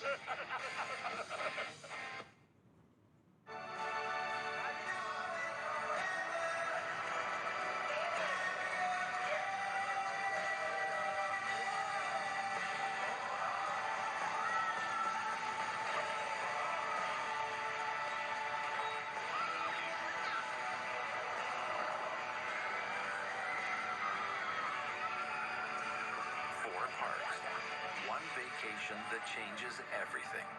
Universal Orlando Resort.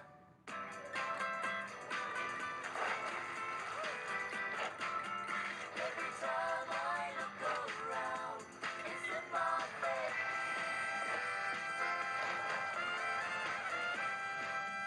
On down and down, on down, down, and down, down, down, down, down,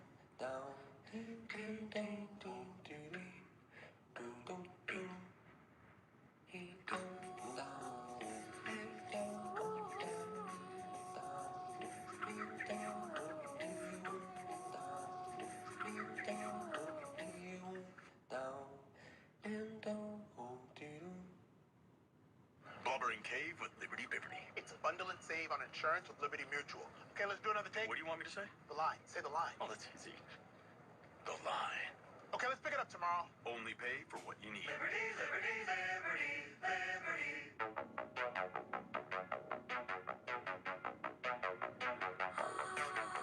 Yap like you've never yapped before. With all new refreshers and crafted sodas.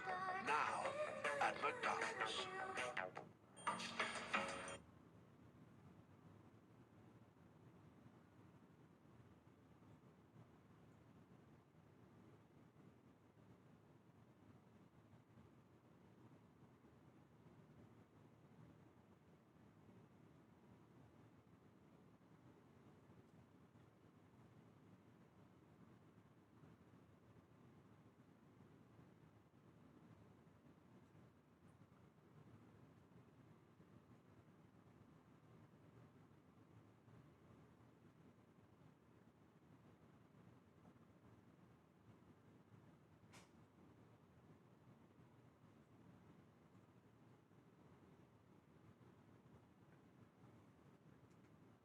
NBC Peacock. Speaking of Spurs, coverage is hosted on-site Tottenham Hotspur Stadium. The Spurs looking to avoid relegation. Plus, the champions Arsenal will lift the trophy for the first time in 22 years. Championship Sunday, all 10 matches. Kickoff at 11 a.m. Eastern Time. Back in San Antonio, Oklahoma City leads by 9. We're getting physical here in this one. Well, you knew between these two teams at some point, the animosity has been building up. Little shot elbow there by Johnson. Here's the flagrant one by Mitchell. And then the dust up afterwards. Double technicals for Mitchell and Vassell. Well, we talked about 4 or 5 during the regular season by the Spurs.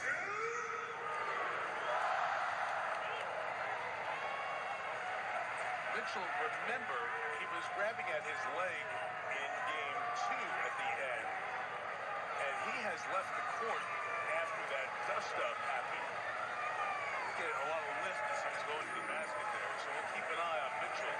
Not over there on the sideline for the Thunder as we do a quick check. So Thunder already without Jaylen Williams, and he came in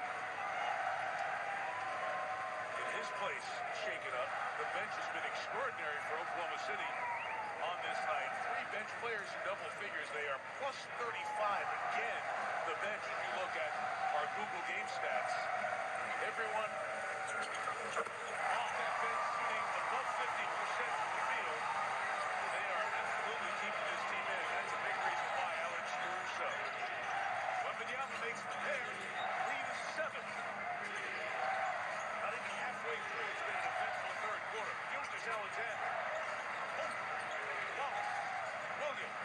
Everybody touched it. And McCain scoring. Wemby does. Terry McCain showing he's strong.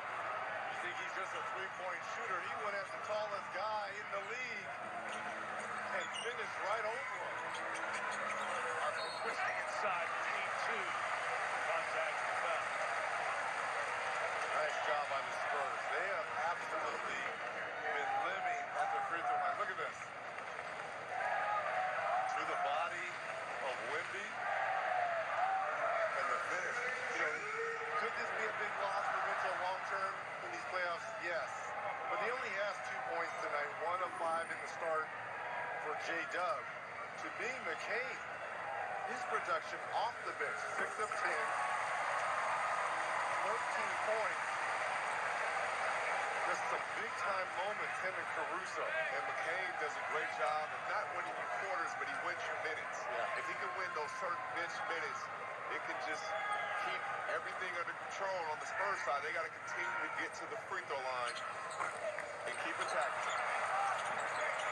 This is the second free throws this quarter. That was the 14th attempt for San Antonio. Oklahoma City's had only one.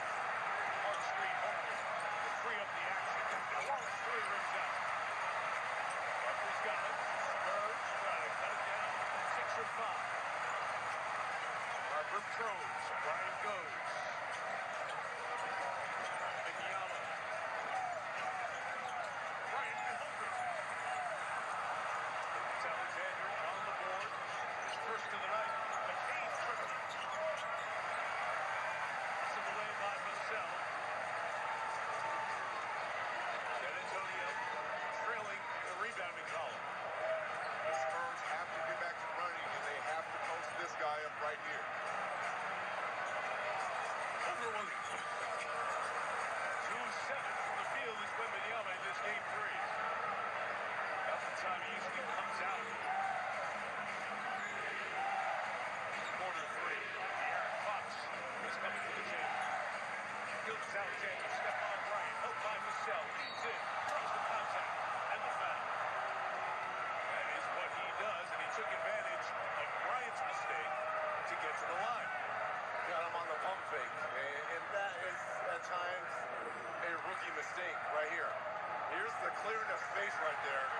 Pump fake, he goes for it, jumps right towards him, and there's the contact.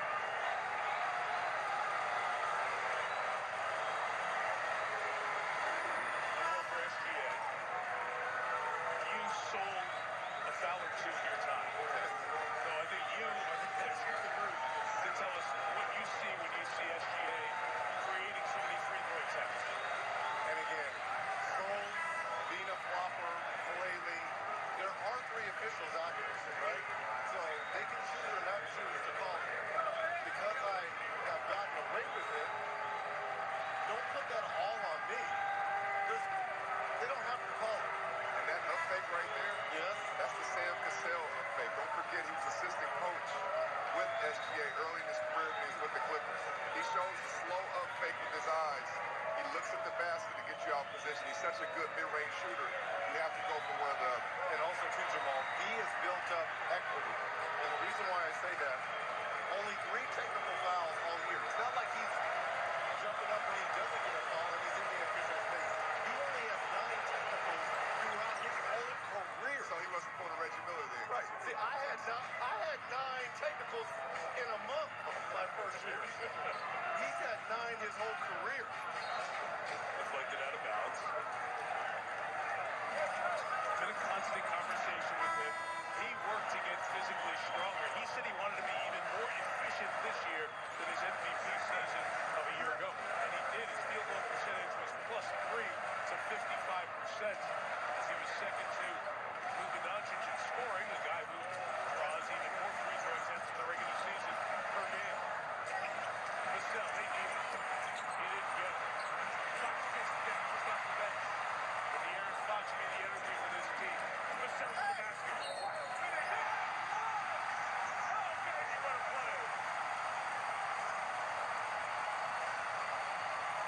Okay, Devin Vassell turned down that second 3 attempt. But look at the somewhere George Gervin is loving this.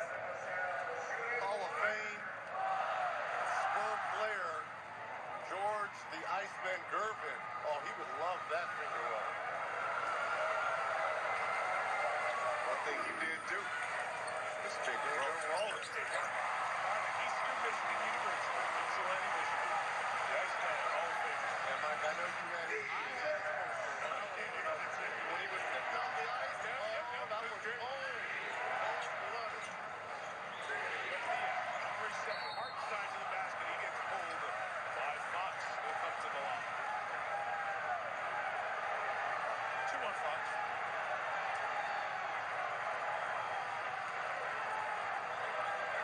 And OKC's bench wanted more. They wanted to pull. No play on the basketball. Between their aggressiveness and between them having something to say to the refs, I wonder what their practices look like. Who's complaining? Who's fighting through it?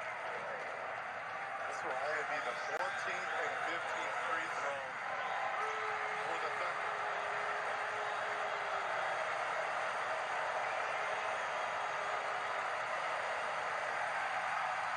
As the NBA family continues its season-long celebration of America's 250th anniversary, on this Memorial Day weekend, we recognize the ultimate service and sacrifice of our nation's military and their families.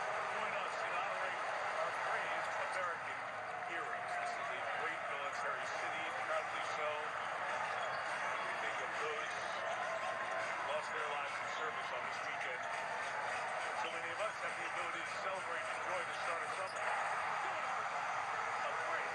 That was the first time the Spurs ran that 45 pick and roll all game. Get the 4 and the 5 up.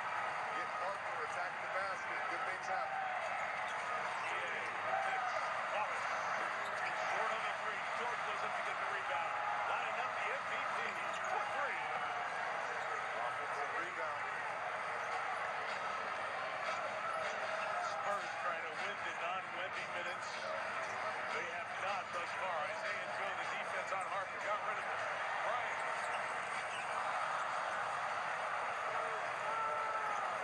Or might not be scoring. The offensive rebounding and the defensive rebound right there. And now Wallace, pre-shot foul on the floor on the Spurs. Free throws coming. 45, explain it. Watch the 45. You have a 4 and a 5 come up.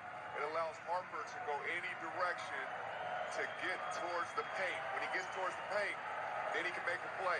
Ryan didn't like it, turns it down, comes back to Harper. Added good energy, knocked down the 3. Maybe this is trying to get him going. Remember that big game one that Harper had in that starting role for Fox. Maybe seeing the ball go through a tough play like that. We'll be back on the floor here. See the Wembanyama minutes in the first 2 games. The heavy minutes in that game 1. That was the shortest stretch that he sat in one of these third quarters in this series and the whole postseason. This pace right now favors OKC. The Spurs have to run a defensive run. They need to get 3 kills. When you can get a kill, that's 3 stops in a row. You want to know the score becomes easy. And that's been and will continue to be a theme in this series. The Spurs, they want to play slow. They want to play half court. They want pure possession. The Thunder, they want a frenetic pace, turnover, live ball turnover. Gilgeous-Alexander the bench. Wembanyama from the top. Johnson, heads down. Going in George. William George.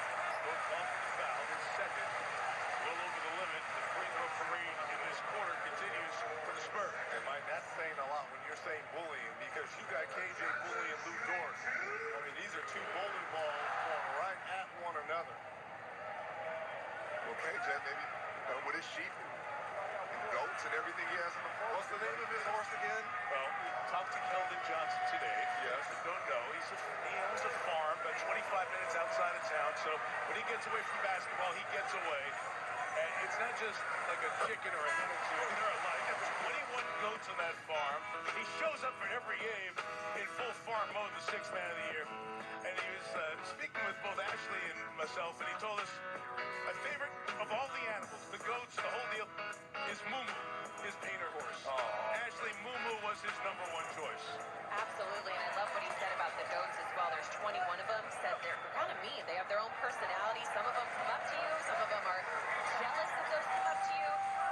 We talked a little bit about the goats in that regard, but man, he loved having that farm to kind of decompress after games.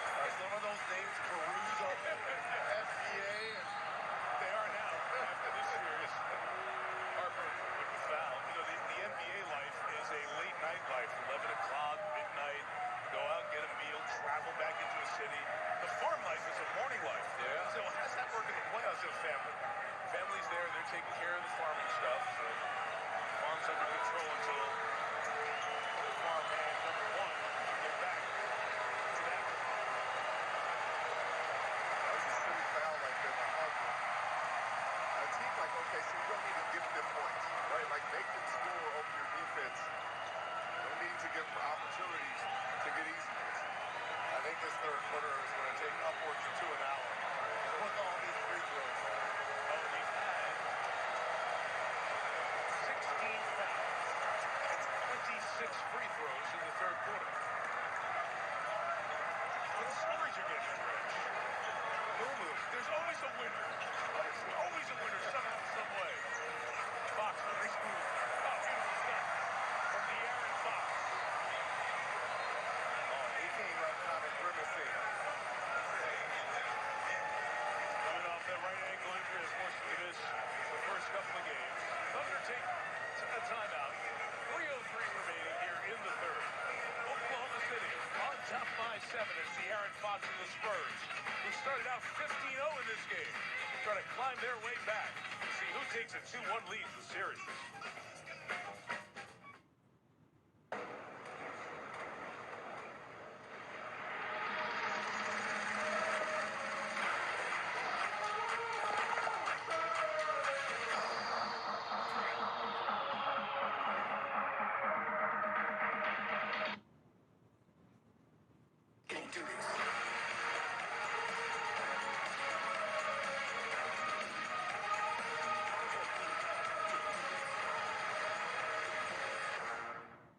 The Colonel has a bucket list. The $10 one. Monday nuggets. Tuesday fried chicken. Wednesday wings. Thursday tenders. Friday nuggets again. Now that's living life to the fullest. Get a $10 bucket of the day from KFC. I didn't think I was at risk for shingles. I was 60 years old. I had a lot on my plate. I was truly caught off guard. It felt like a mountain lion bit me. I never received any relief from pain. It made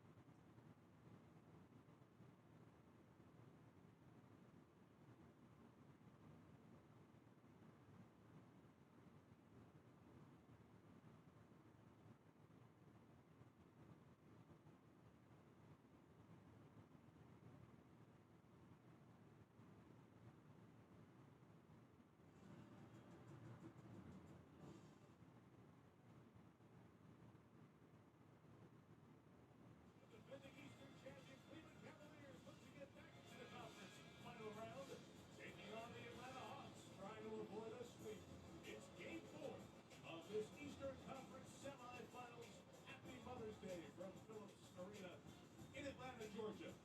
LeBron James, Kevin Love and company thinking about a sweep. Check out today's starting lineups brought to you by Taco Bell. No change for the Cavaliers. This was De'Aaron Fox when you caught Reggie when he came down that right ankle. Right there. Just a little bit of a tweak of that right ankle. A little bit of a grimace as he's running back. Nonetheless, back on the floor here. And this is what the warm-up was for game 2. You can see him right there. Hurts to jump, telling the assistant coach there, trainer. Fox sitting out the first 2 games in this series. Ankle injury happened in the prior round against the Timberwolves. San Antonio took them out in 6, but now Portland in 5. Caruso from the corner hits the 3. Alex Caruso doing it again. His 3rd 3 of the night. Fox joins the play. Can't respond with the 3, and Hartenstein able to get it and secure it.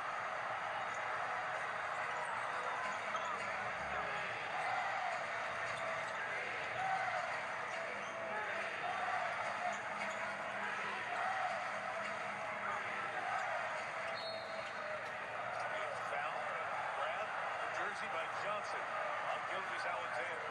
That'll be 4 on the 6th man of the year. Caruso coming over here looking at Jamal, looking at you. Yeah, look at that. It's a full-on grab. But see, people don't like that. They say that's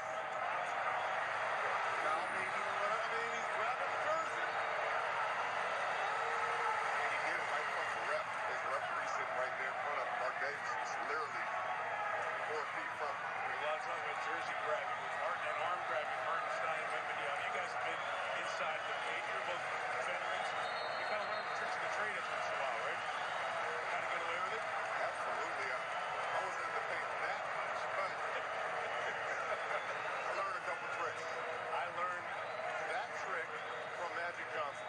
Back in the day when we would play pickup at Ollie Pavilion when I was at UCLA and the Lakers would come up, and every time he was driving, he'd get into the lane, he would find Cat, and then just for a second, he would grab the big man's arm just for half a second to throw off the timing to try to contest the shot. And I incorporated that into my game. Cat being Kareem. Cat beating Kareem, yes. UCLA games, legendary Wembanyama.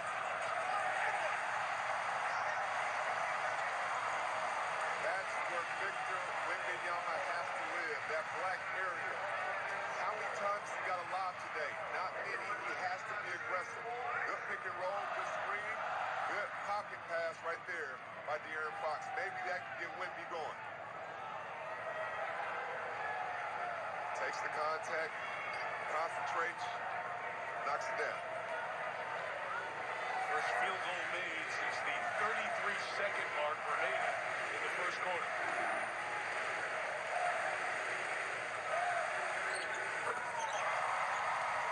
He's got 15. The lead is 9. Final 2 of the third. Be careful with your Jared McCain. De'Aaron Fox, so good with those hands. Ball break. Got it on cue. McCain's still going. For 2. 15 for McCain. Some turned away by William Champagny. Off on the 3, Gilgeous-Alexander, second quarter. He has 19 points and 10 assists. Williams. McCain short. Fox by Ford. Ford on the deck. Fox shaking up. That ankle injury as he went down to get it. He's in pain behind the play. It's 5 on 4. He's hobbling back, and Johnson missed the 3. And on the rebound, Williams has. We have to give a foul here as Fox can't put any weight on that right foot. It's stripped away and out of bounds off of the Spurs. Oh, no, you do not want to see this. It was a loose ball situation. I would assume of Minnesota diving at Fox. The ball injured his ankle. This time it was Dort who knocked it away. And that right ankle pain once again bothering Fox.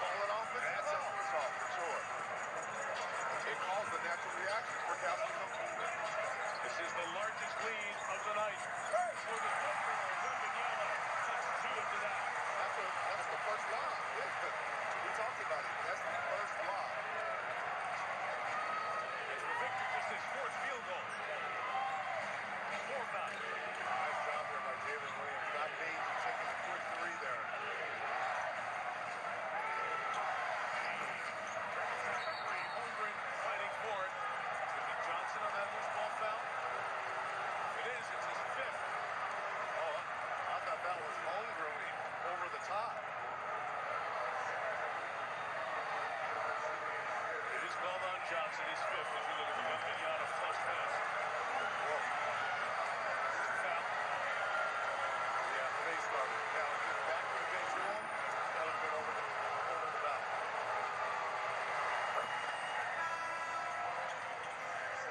Talk about the lopsided number of free throw attempts in favor of the Spurs as you look at Fox remaining in a lot of pain there. Lopsided because of the early 5 fouls on Oklahoma City in the quarter. The Thunder have caught up here. Spurs 18 free throws in this quarter. For the Thunder, this number 15. They made 13 of them.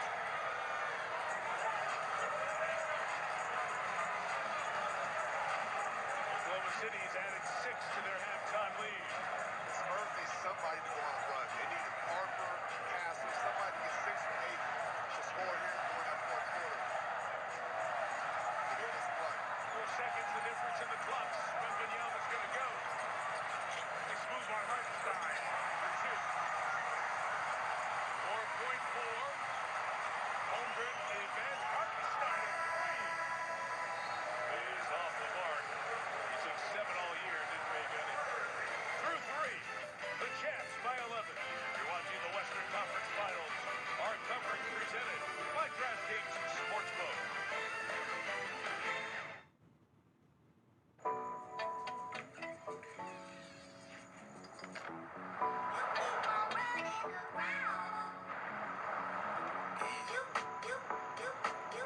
My name is Daniel. I've been a barista for 8 years, but I wanted to bring my take on real coffee to the community, and my Toyota BZ helped me get there. Imagine what you can do with an all-electric vehicle that gets you. Toyota. Let's go places.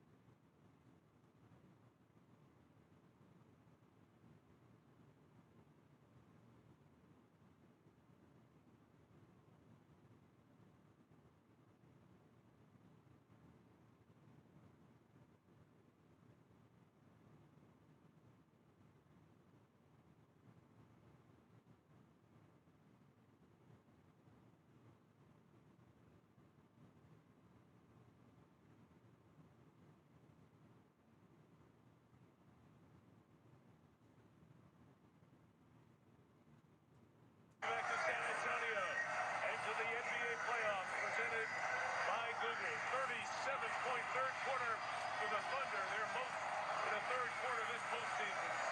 They lead San Antonio as the Spurs got the Aaron Fox back tonight. Their star guard returns to the bench.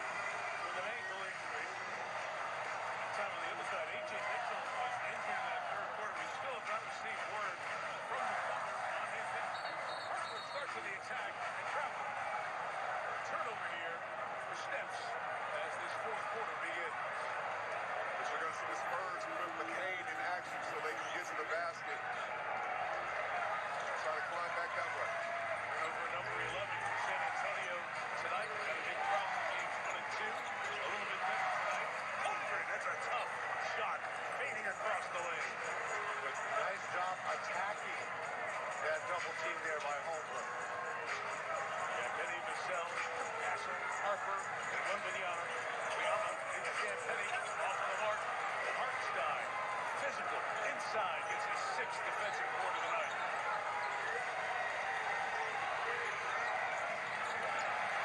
Too much traffic. Vassell and Wembanyama are there.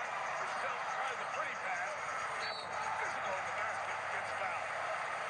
Vassell has taken some shots when he's gone to the basket.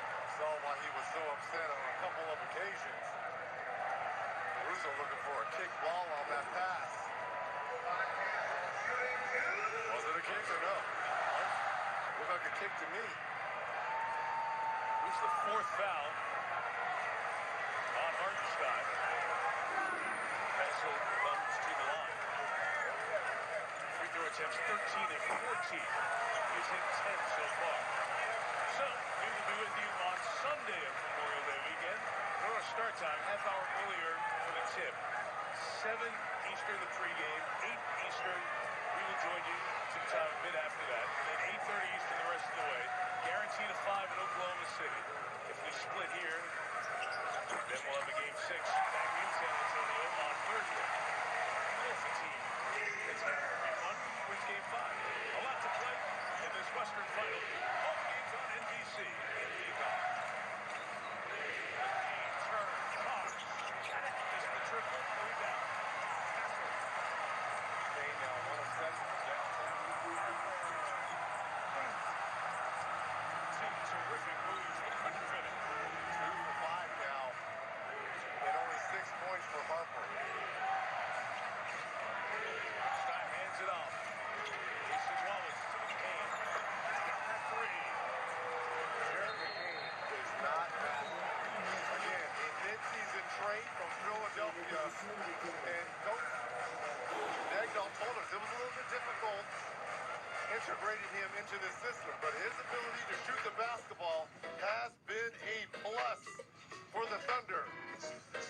18 points off the bench for McCain.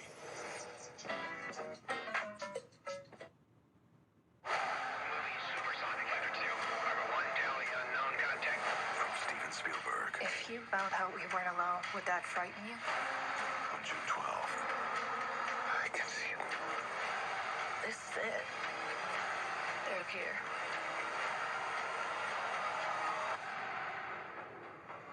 My God. This is Disclosure Day. Disclosure Day. Rated PG-13. In theaters June 12th.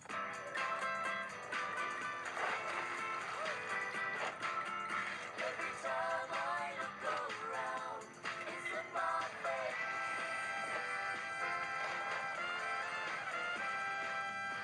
Are you one of the millions surprised by rising prices? Well, AT&T just raised your rates. You have rights. Bring your phone to T-Mobile and they'll give you $400 when you switch. Plus, get T-Mobile's 5-year price guarantee on their experience plans. I guarantee you won't look back. How? Everyone sees the dream, but not the spirit that drives it. There's a racing spirit inside every Honda Hybrid. Built with exceptional horsepower and smooth handling. From the most fuel-efficient full-line automaker in America. The fun-to-drive hybrid line from Honda. Hey, you little milk guzzler. Mom's boob is sore. Good thing Amazon Health AI can get her answers and help, even at 3 a.m. So all you have to do is sit there and look cute. Mommy loves you. Yep. No. Yep. No. Yep. Yep. Yep. Everybody got choices. This is basketball's biggest stage, where the lights are the brightest, pressure is at its peak, and the noise is deafening. The clock is ticking, which means one thing: it's time to shine. Welcome to the NBA Finals.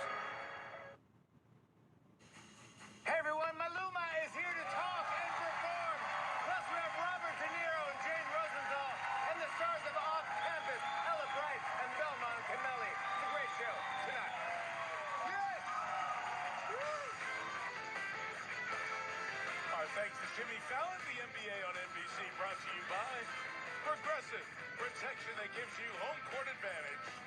And by Lilly, a medicine company. Here in San Antonio, Jimmy was sitting courtside in the Garden, that great Game 1 comeback by the Knicks. The Spurs need a big comeback. Since this game started 15-0 San Antonio, Oklahoma City 100 points, the Spurs 70. And De'Aaron Fox is back in. Here's Zoran covering OKC.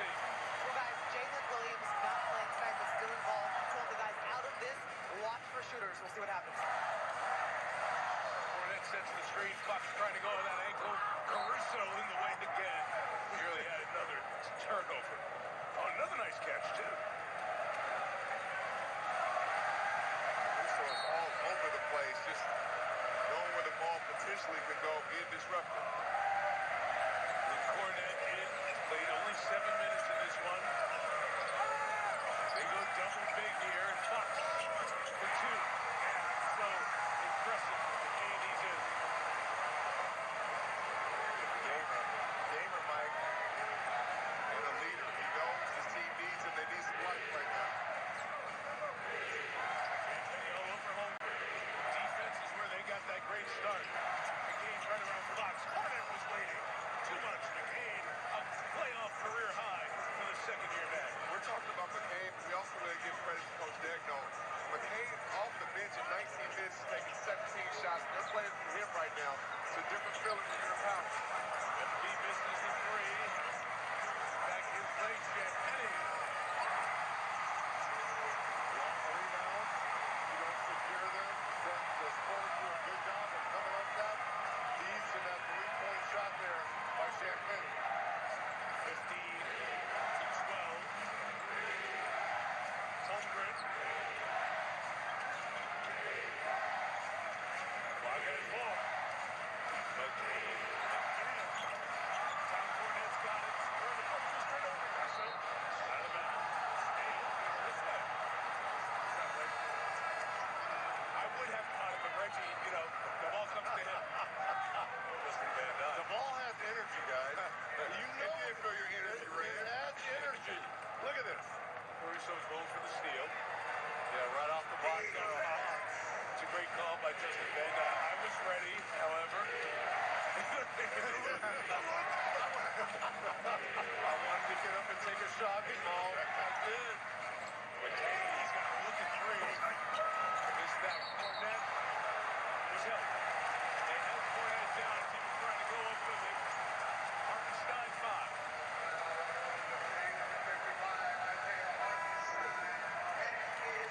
There you go. You got the arm bar there. Right there. But look at your OKC to take out Hartenstein, who gives you on defense, and put in Williams, who can knock down threes on offense. Heck of a trade-off by OKC Thunder. They are so deep with their players. Now it's Wemby versus Chet. Fourth quarter. Let's go to work, gentlemen. Fox slipping inside, trying to get it to Cornette. Lost it. Waller taking that all-defensive second team. Never that. The shot. Hey. He is not shot. I mean, already night of 20 field goal attempts. That might be a career high in a Thunder uniform. Wemby fought for that. Got it. And got it. It's 10. Here come the Spurs. And a lot of time left.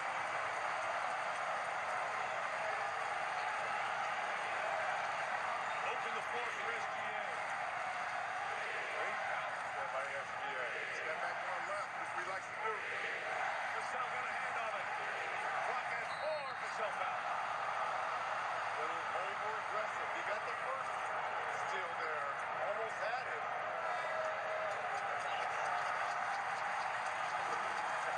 Because he don't like that. Vassell over-aggressive here. That's where the foul happened.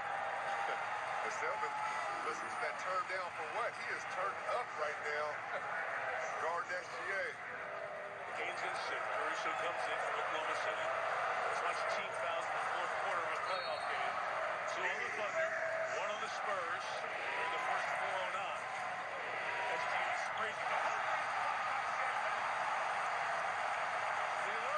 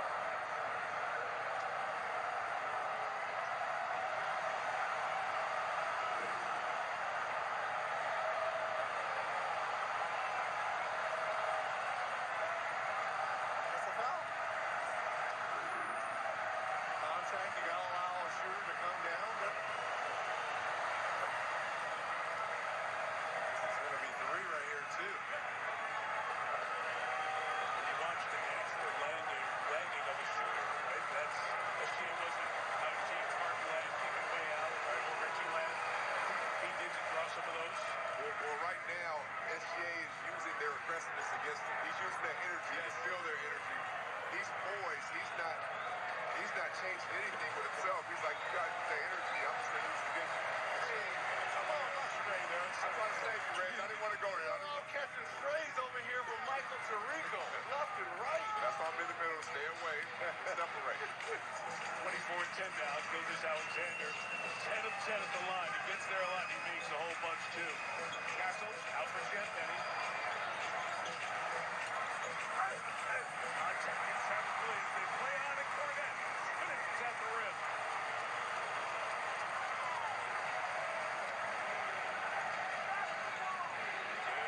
Alexander's hands with 4 on 3. Wallace can't make it pay. Spurs win that push. Can get it to single digits. Wembanyama size it up over. Stepping back for 3. Michelle got the arrows. Timeout. Thunder. Here comes San Antonio.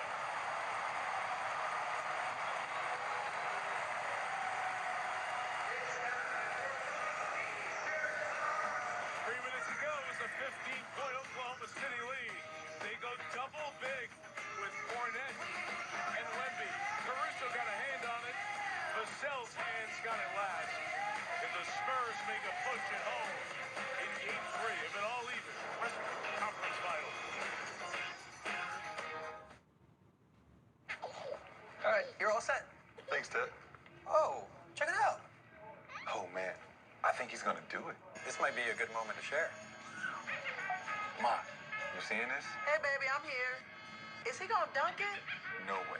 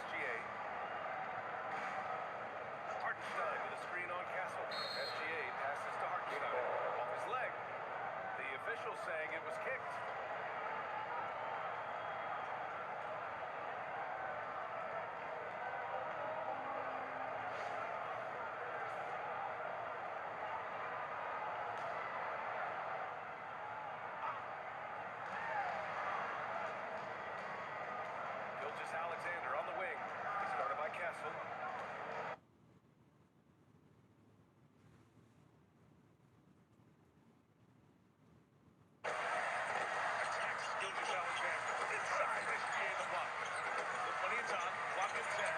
Harper off. Wemby looking for that offensive board, was held. Close to the end and said, I had a better look, Courtney Kirkland.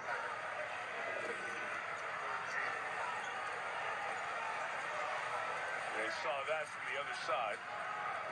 We're going to talk about playoff experience. Mr. Van Dyke, in his 24th playoff game, 12 years in the league, has done a really nice job here tonight. But a couple of those close calls. And the Williams to go in and correct it. I had that call, even though Courtney Kirkland's been in the league for 26 years. Tough ball. McCain the rebound. Just feel the deflated energy in this building.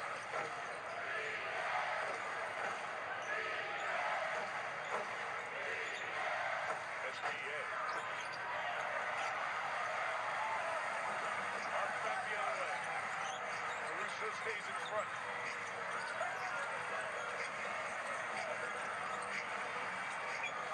Wemby posting on Williams.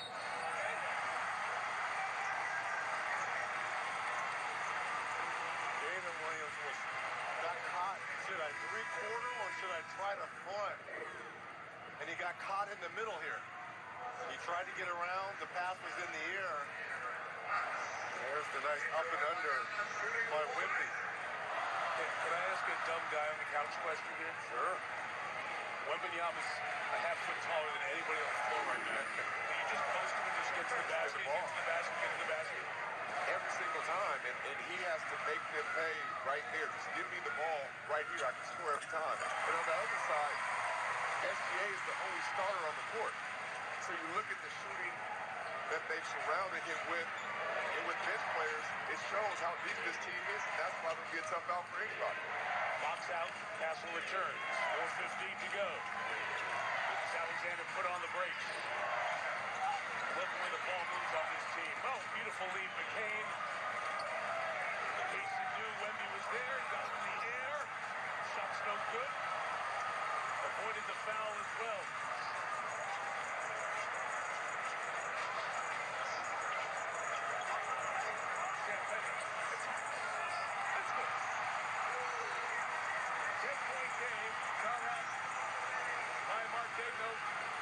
And the Thunder. You can only take 2 timeouts under the 3-minute mark, so each team has a chance to take one here in these next 50 seconds.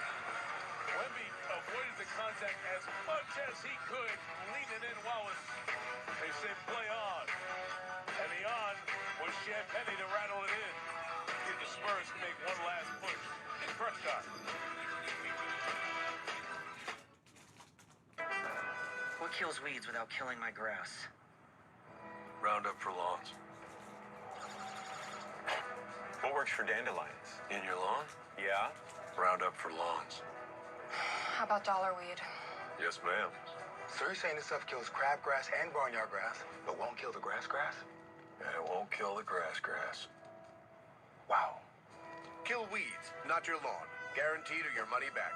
Roundup for lawns. This stuff works.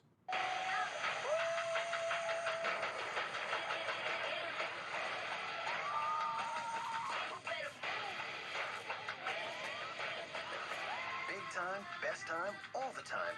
Come seek the Royal Caribbean.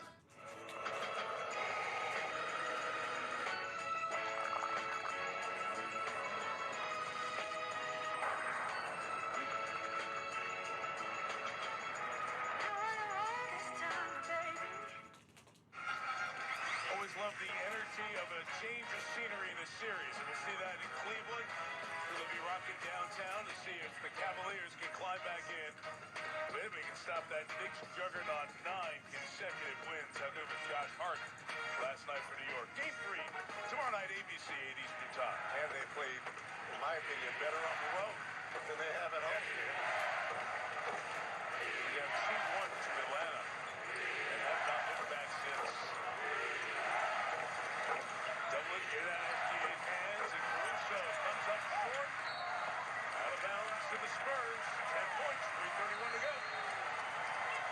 And Mitch Johnson uses his timeout that he can't carry under the 3-minute mark. So maybe these back-to-back timeouts give these players a chance to fuel up as much as possible with the sprint here at the end.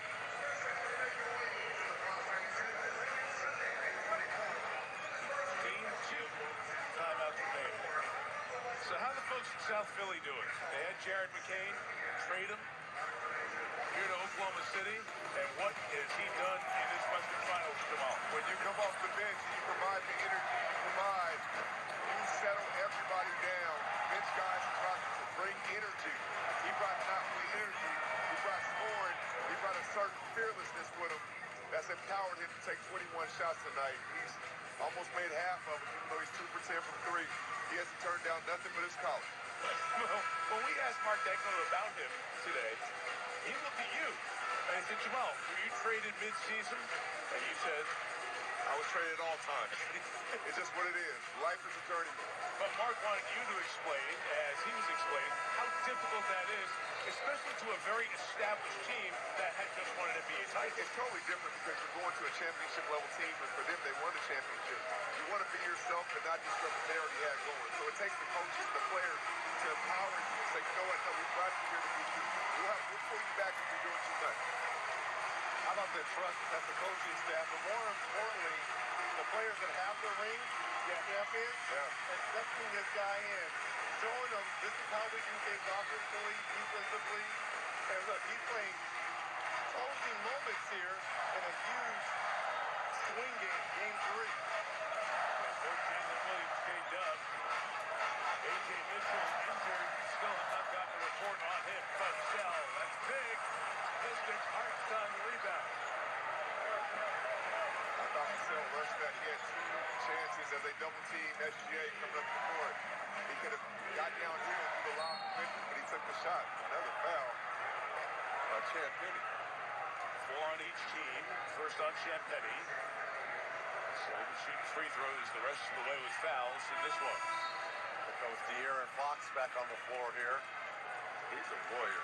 15.7 boards, 6 assists. He has 4 turnovers. He only turned it over 5 times in the 5 regular season games against the Thunder. Early attack by SGA, thwarted by Wemby. Comes again and gets hit and fouls. He was airborne.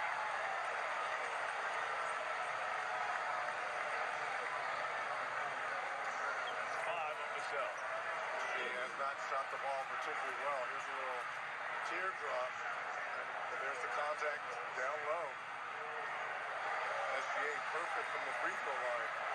10 of 10 this evening.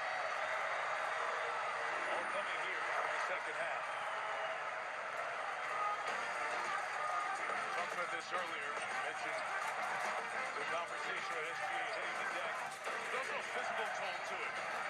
Whether you embellish, whether it happens because of the other player's mistake, you fake him out. He's fallen, and he always gets up. He's hit all of his free throws tonight, too. Look at that. All in the second half.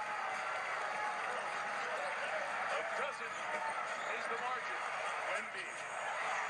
Grabbing at his leg as he got the hit. Jervis is on his way back. 10-point game.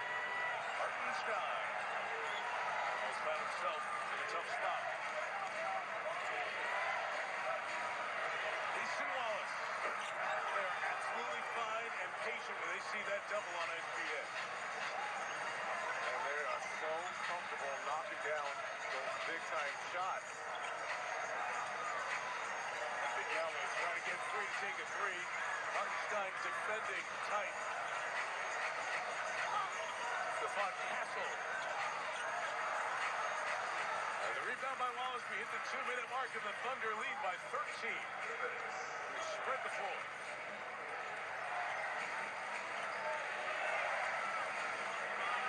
Penny hounding McCain and a foul. 1:51 to go. The first sign of Spurs fans heading to the parking lot. There's the swipe, there's the foul. Should have been called. Certainly called right there. Wemby slips. May have been a wet spot or an awkward landing. His second time on that left foot. And Mitch Johnson, 160, 103, 151 to go. Fans heading out because the bench has been emptied by the Spurs. They're going to try to hang on to everybody here. Game 4. Well, I would say Coach Dagnall and the Thunder should do the same. But they pretty much have bench players out there already other than SGA and Hartenstein. Wembanyama's night, 26 points, 4 rebounds, 3 assists. Jordan McLaughlin, Lindy Waters, Kelly Olynyk, Bismack Biyombo, and Mason Plumlee all check in for the Spurs. The Oklahoma City bench, 71 points tonight as a franchise record for the Thunder, and even if you include the days that the franchise was back in Seattle as well. SGA finishes. Attacked by Plumlee. And Cason Wallace got tied up with Olynyk. And the foul's going to go the other way on Kelly, and that sends Dago to the bench to get as many of his guys out as he can. Reminder, coming up after the game, NBA Showtime, presented by AT&T. Maria Taylor, Carmelo Anthony, Vince Carter with you here at Frost Bank Center. As our crew made the trip from OKC to San Antonio, and we'll be with you Sunday night for Game 4. Isaiah Joe, Nikola Topic, check in for the Thunder. Aaron Wiggins has only seen limited action, 45 minutes in this postseason. And Kenrich Williams in the corner as well.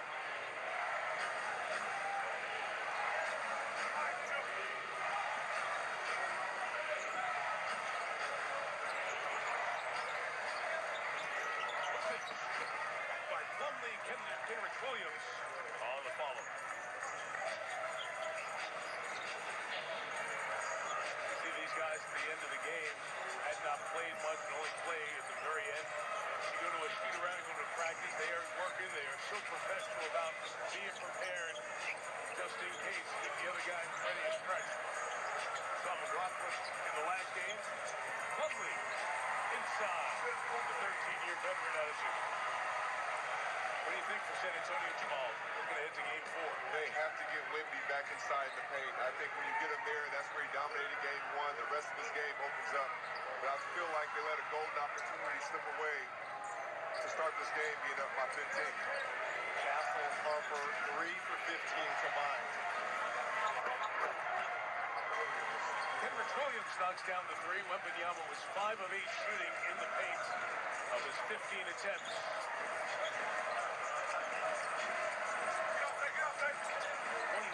22 had been the magic number in this series. The winning team having 122. It'll be 123 tonight. As that 3 knocked down by Olynyk, will wrap this one up. Down 15 to start. The Thunder win by 15 and take a 2-1 series lead into Game 4 on Sunday night.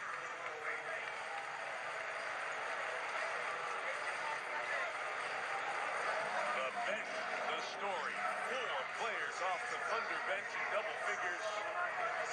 76 bench points, the final number. Jared McCain, 10 of 21, 21 field goals. A career high in a Thunder uniform. 10 of those from the three-point land, only 2 of 10. I mean, how rare is it that your starters in a playoff game score 47 points and you win by 15? Here's Zora. Jared, what allowed you all to find your flow as a group tonight? I think just being able to execute the details. We knew coming into this game, it's going to be physical. Coming in their home, it's going to be loud, but being able to weather the storm, we were able to do a great job of that. And given your story, you were traded here mid-season. What's it mean to you to be able to contribute and showcase your versatility on this stage? It's everything. I mean, that's why I do this. It's to prove those people who believe in me, right? To be honest, my family, support system, all these players here, they truly believe in me, and that gives me the most confidence to go out here and do my best. Talk about believing people right. What about the unbelievable? You're 6'3". Victor Wembanyama is 7'4". How do you manage to get a layup over him? Just using some leverage. I got strong legs, so being able to use some leverage and get it up over him. Good job. Thank you so much. Thank you. Mike? What a night for the bench. Well, in San Antonio, as everybody's heading home, a little storm brewing. Imagine Dragons, the Lightning, and the Thunder. And tonight it was Feel the Thunder after the 15-0 lightning strike by the Spurs. The Thunder win by 15. Game 4 Sunday night. Coverage begins 7 Eastern on NBC and Peacock. Our tip time 8:12 Eastern, 7:12 Central. NBA Showtime presented by AT&T is next. Our producer Frank DeGrace. Our director Pierre Musa with Reggie Miller, Jamal Crawford, Zora Stevenson, and Ashley Chamonix. Mike Tirico, good night from San Antonio. You've been watching the Western Conference Finals. Our coverage presented by DraftKings Sportsbook.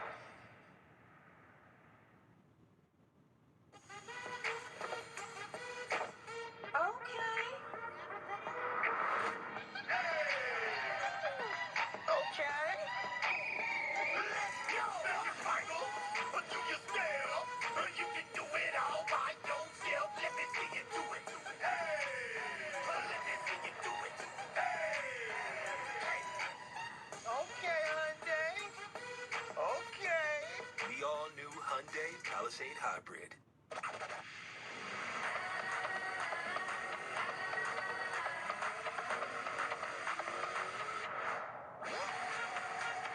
With hundreds of sales every week, eat well for less at Whole Foods Market.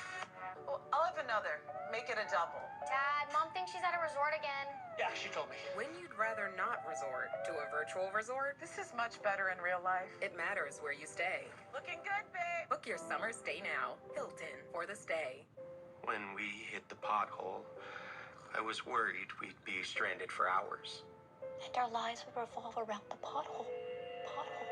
Can I use my credit card to order 50 philosophy books? The pothole. It's deep. Candy, no. Oh, get out. Shoot. But that never happened.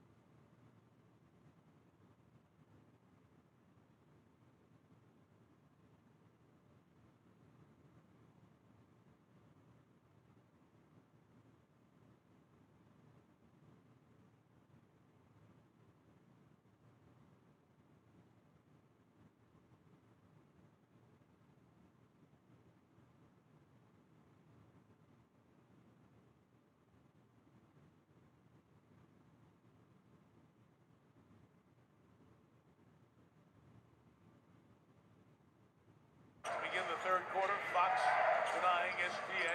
Hartinstein to the basket. Took advantage of Wembanyama's defensive attention on the MVP. Dort got a clean catch. Secondary turned away by the presence of Wembanyama. But Caruso in the corner again. Kessler turned away. Fox out of the corner. Clock at 5. Loses the handle. Loses his footing. Caruso. Okay. Your favorite player. Alexander makes that Holmgren the finish as he attacks the rim, and it's a 12-point lead for OKC, largest of the night. Champagny from deep. Big three for San Antonio. They needed that, man. Champagny's been real quiet in this series. And Reg, you said in the open, Wembanyama, 4 shots in game 2, first half, 5 shots thus far tonight. Gotta get him going. Holmgren at the rim, and it's 2 dunks by Holmgren in this quarter. Russo comes to Sel running, flips ahead to Castle, chases.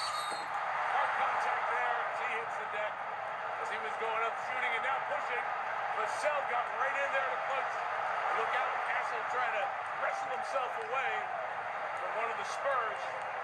And he's getting in somebody's face saying, come on, let's go. And the tension in this one ratchets up. Gilgeous-Alexander turns the corner, soft. 4 of the 5 Spurs on that possession. And still scoring. Kane. Nope, Wembanyama gets the rebound. Maybe a little push here now from the Spurs. Castle getting it done at the free throw line. Vassell to the basket. Holmgren goes in. Chet went up to get it. Now it's down 5, and the fans start to get back in it. That's deep. That's McCain. That's 3 for Jared McCain. Wallace, Williams, everybody touched it. And McCain scoring. Wemby does. Jared McCain showed he's strong. Vassell, they need it. He didn't get it. Fox just down, just off the bench.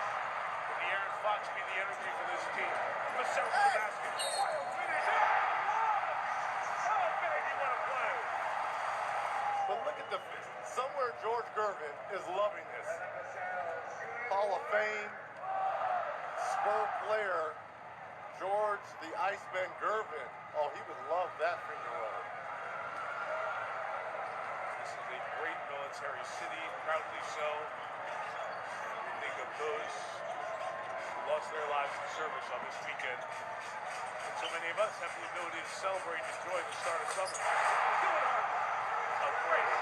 That was the first time the Spurs ran that 45 pick and roll all game. Wallace, short on the 3. George goes up to get the rebound. Lining up the MVP for 3. Offensive rebound. Fox, nice move. Oh, beautiful stuff from the Aaron Fox. Oh, and he came up kind of grimacing. Caruso to the corner, hits the 3. Alex Caruso doing it again. His 3rd 3 of the night. Wembanyama the bump. And 1. That's where Victor Wembanyama has to live, that black area. McCain's still going. He got to the basket for 2. This is the largest lead of the night for the Thunder. Wembanyama cuts 2 into that. That's the first lob. We talked about it. That's the first lob. 4 seconds the difference in the clocks. Wembanyama's going to go. Nice move on Hartinstein for 2. Turnover number 11 for San Antonio tonight. Got a big problem in games 1 and 2. A little bit better tonight. Holmgren, that's a tough shot. Fading across the lane. Hartenstein hands it off. Jason Wallace to McCain. He's got that 3. With Cornette in. Played only 7 minutes in this one. They go double big here, and Fox for 2. Man, it's so impressive. McCain, he's in. McCain right around Fox. Cornette was waiting. Too much. McCain, a playoff career high for the second-year man. Wemby misses the 3. Back in play, Champagny. Long rebounds. You don't secure them. The Spurs do a good job of coming up that. These to that 3-point shot there by Champagny. Wemby fought for that. Got it and got it. It's 10. Here come the Spurs. SGA sprays it. Champagny. See, look. They know over here. They know. Castle guards SGA. Got hit on the shot. Shooting 3. Castle out for Champagny. Contact inside with Williams. They play on and Cornette finishes at the rim. Wembanyama sizing up over and stepping back for 3. Nope. Vassell got the carry. Timeout. Thunder. He probes, gets to the free throw line, and hits again. Switching Champagne on Gilgeous-Alexander. Caruso cuts to the open spot with the double. Ball moves to Williams. Hit Hornet and the three. Wemby posting on Williams.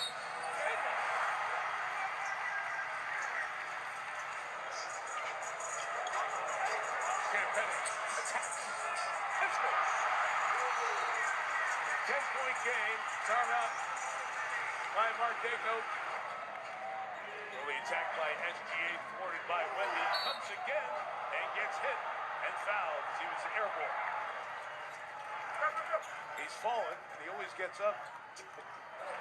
A dozen is the margin. Wemby. Grabbing at his leg as he got the hit. Grimace is on his way back. 10-point game. Easton Wallace.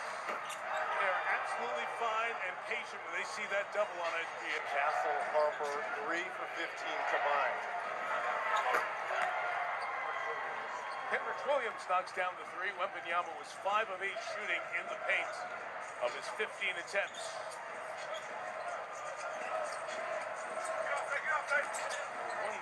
122 had been the magic number in this series. The winning team having 122. It'll be 123 tonight. Down 15 to start. The Thunder win by 15 and take a 2-1 series lead into Game 4 on Sunday night.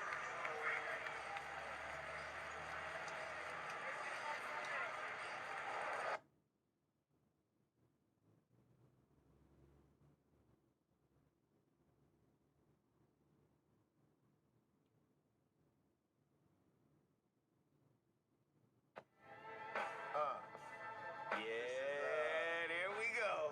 The freestyle by Corey Holcomb and this bitch. Cause I don't like your daughter, bitch.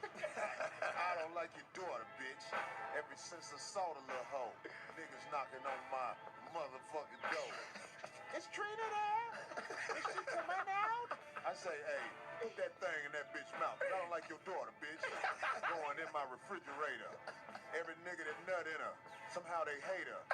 Her 2 kids that she kept because she thought them dudes was gonna give a fuck. But then they ducked out on her ass. Fuck that silly slut. Even though that bitch do got a big ass butt. But I won't fuck her though. Because it's your daughter. So get the daughter out my face before the slaughter. I don't like your daughter, bitch. I told you he answered shit.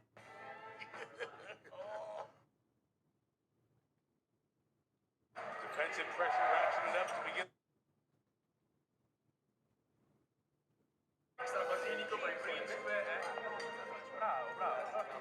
Pasta makes you faster. Nice. You good?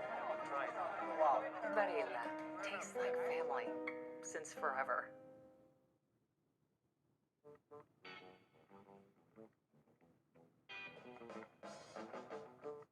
Dear Dr. Bowman, I want to thank you for looking out for my community. Through Piedmont, you help people understand the risks of high blood pressure and how to take their health seriously. What you started in my barbershop matters. I didn't realize how serious it was until I got checked in that chair. Now I know my numbers. I'm paying attention. You helped me catch things early and take all the right steps. And doing it in a place we're comfortable in made all the difference. We appreciate you, Dr. Bowman and Piedmont. Thank you for your leadership and for all that you do for our community. Sincerely, John, Kenneth, and Roderick. Good dude. Group hug. Keep doing what you're doing. With y'all's help.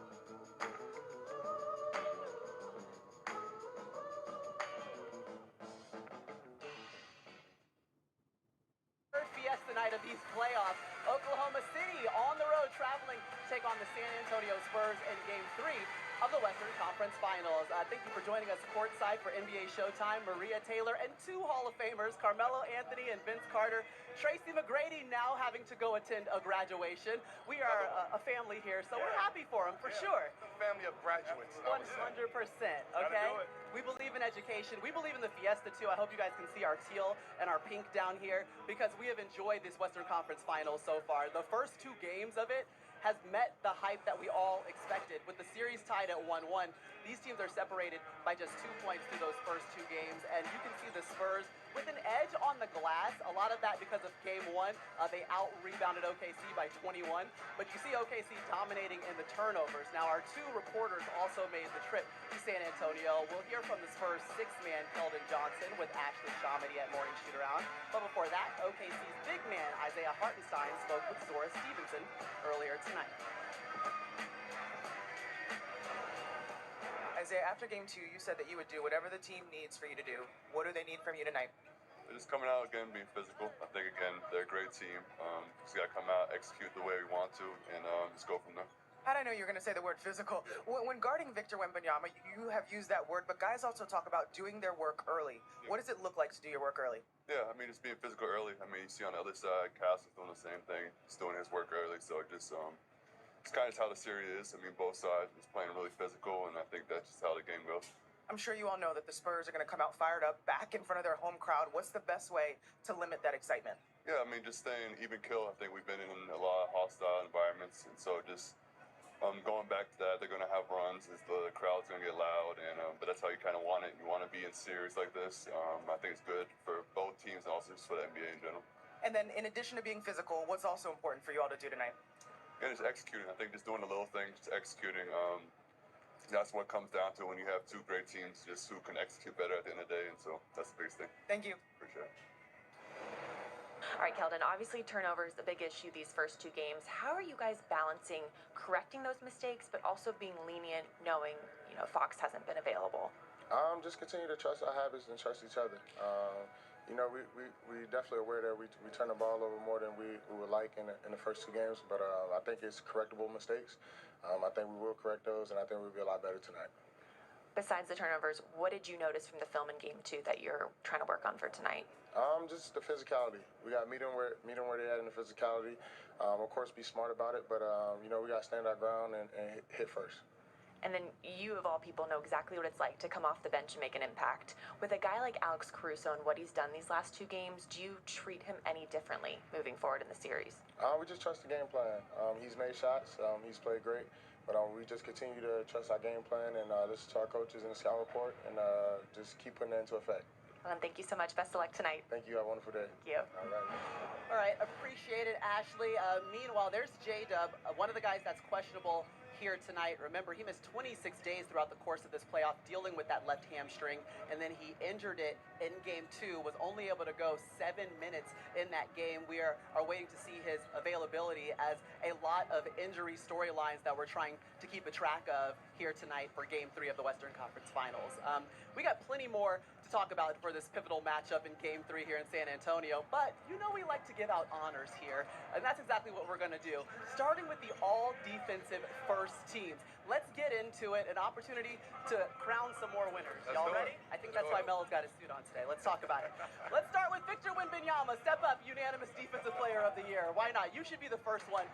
Listen, he's the first player to be named first team all-defense twice before turning 23, led the NBA in blocks for a third straight season, and that's just what he's known for at this point. I mean, he called it. This is his award. This is going to be his award. He's going to be part of this team for the years to come. I would say the next 10 to 20 to 30 years, Wemby will be on the all-defensive first team. Okay, how about another guy who was a finalist for Defensive Player of the Year and a guy that we've been watching here in this series? It's Chet Holmgren. Please step up to the plate. I like that. I like Chet Holmgren. I mean, obviously he was second behind Wemby when it comes to voting and defensive first team, all-defense first team, but also in blocks. The way he leads the league in blocks, second in blocks, the way he covers the rim defensively, the way his agility on the backside on the help side. Chet deserved this, and that's why he made first team defensively. All right, another guy that we really enjoyed watching this postseason, Asar Thompson for the Detroit Pistons, creates havoc on the defensive end. He creates havoc, at the top of the key in the paint. He's a shot blocker. He's a guy that every time your best player is bringing the ball up the court, there's the help side right there. Every time your guy is bringing the ball up the court, he's either getting off it or calling for a screen. That says a lot about you. That's a lot of respect, and Asar Thompson has earned that, and he will earn that for years to come. Yeah, led the NBA in steals with 2 per game. How about a guy who's a 9-time All-Defensive Player and a 4-time Defensive Player of the Year? I'm talking about none other than Rudy Gobert. No, first of all, big shout out to Rudy, man. Rudy had an unbelievable series this postseason against the Denver Nuggets. But, I mean, come on, 8-time NBA All-Defensive First Team, 4-time Defensive Player of the Year. He should be on this team every single year as long as Rudy is in the league. Congratulations to Rudy. All right, we got one more name to add to the list, and it goes to Derek White of the Boston Celtics. Oh. I mean, this guy here has been fantastic. I thought he was a major add to the Olympic team before not only his three-point shooting, but defense. Here's a guy who is willing to take on any challenge in the game. Doesn't matter who he is, he steps up and he brings it for this Boston Celtics. I think he was a huge reason for their championship. For that reason, he takes a lot of pressure off of their stars because he'll go out there and guard the best player. Yeah, led all guards and blocks. You saw that last play. That's exactly what he was doing, starting the break for the Celtics. All right, so that was your first team. Let's get to the second team. Those 5 players would be Scotty Barnes, the Toronto Raptor. That's a good one. Wallace, Oklahoma City Thunder. Of course. Bam Adebayo, Miami Heat. Okay. OG Anunoby from the Knicks, and Dyson Daniels from the Atlanta Hawks. So congratulations to Congratulations to you guys, man. An unbelievable accomplishment. No Dortcher Chamber, though? No Lou Dort? No Lou Dort. Wow. Well, I'm going to say this, though. Scotty Barnes, I'm excited for because all year we talked about him possibly winning Defensive Player of the Year throughout the year. And, of course, Wemby things started to happen. But Scotty Barnes all year has been fantastic. Absolutely. He's taken the challenge of guarding all 5 positions. At one point, starting 5, guarding centers, making the difference for them in the playoffs. So congratulations to Scotty. He deserves some love for his great defensive play. Only Wemby and Asar average more blocks per game than Scotty Barnes. So that's what he was able to do. Congratulations on making the second team. All right, let's give out some more awards. Next up is the NBA Social Justice Champion Award. We have 5 deserving finalists. Miami Heat captain Bam Adebayo, also on the second team, all defense. Detroit's Tobias Harris, and Spurs vet Harrison Barnes, who we'll see in our game here tonight. There's also Cleveland's Larry Nance Jr. and Celtic star Jaylen Brown. I'm going to allow you to actually open up the envelope because Let's do it. You were the first winner ever of this award, Carmelo. Talk to him. Talk to him while I open it. Okay. Talk to him while I open it. Listen, he won the inaugural award. That was back in 2021, so he knows exactly what this means, and it means guys being in the community and giving back. Man, you're the best, man. You're the best. But this year, 2025-26 NBA Social Justice Champion, Bam Adebayo, Miami Heat. Congratulations, Bam. You deserve this award. And again, this award is not about what you do on the court. It's about the responsibility that you take on just in your community, talking to people, mentoring people, giving back to people. This is what this award is about. And this is an honor to Kareem Abdul-Jabbar on what he stood for in his actions. And there he is, Bam Adebayo, joining us now. Listen, he's a friend of NBA Showtime. Mela, I'll let you ask the first question to him because you understand the weight of this award. Oh, absolutely. Bam, first of all, congratulations on this award. I understand what it means to receive this award, especially being that it's Kareem Abdul-Jabbar's name on this award and what he stood for, especially when it comes to social activism. What does this award mean to you? I know I won the award in 2021 as the first inaugural guy, but what does this mean to you to receive this award? It just means all the people that that I've helped got a voice, and to have this honor. Obviously, it's a big deal. I don't take it for granted, but this is an award for a lot of people that can't speak, and I'm happy that we all got to share this award together. You've been in Miami for a good little while now. What was the first thing you wanted to do? What was one of the first things you did in the community when you decided, hey, I want to make a difference in the community? What was one of those first things you did? One of the first things I did was the camp. The camp was the number one thing, and then it just snowballed from there. And I've been helping Miami ever.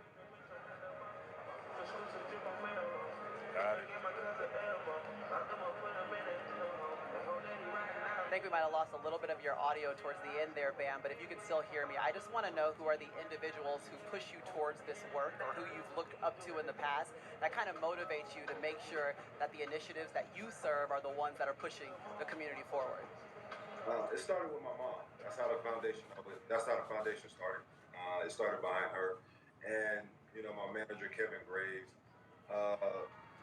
And then who else do I want to shout out? My foundation manager, who is Victoria Shabazz, and then UD. UD is the great help for me, and obviously he's from Miami, so being able to help his community and be a part of that. It's interesting because this award obviously recognizes what you've done, but I want to encourage you to encourage others to do more. So what do you have to say to all of your peers and the individuals that have maybe the same stance that you do, the same opportunities, that can do some of the same work that you're doing in the community? We have a voice, and you want to do that for people who don't. Being able to just give them that light. I feel like a lot of people that do a lot of great work in this world don't get credit. And it's our job to shed that light on them. We appreciate you joining us, Bam. You gonna be watching tonight? Do you want to pick the game? Do you want to pick? What's the Bam pick? Break it down for us. Come on now. I'm gonna go with the Spurs. Why? Oh! Why? I feel like they're gonna have a bounce back win, and they're at home. Obviously, one of my fellow teammates was De'Aaron Fox. All right, okay. Hey, Bam, I'll call you after, and then I'm going to ask you that same question offline. And then you can give them the real. Congratulations again to Bam Adebayo. Thank you so much for joining us here. And his pick is the Spurs. And he mentioned De'Aaron Fox. We're still waiting to see. He's questionable dealing with the right ankle. We haven't seen him so far this series. There's Victor Wembanyama, first player to be named first team all-defense twice before turning 23. He led the NBA and blocked for a third straight season. He's also your unanimous defensive player of the year, getting set for Game 3 of the Western Conference. 44-11 in the final 12:50 of Game 1. Off to a good start with Mitchell and the Cavs, though.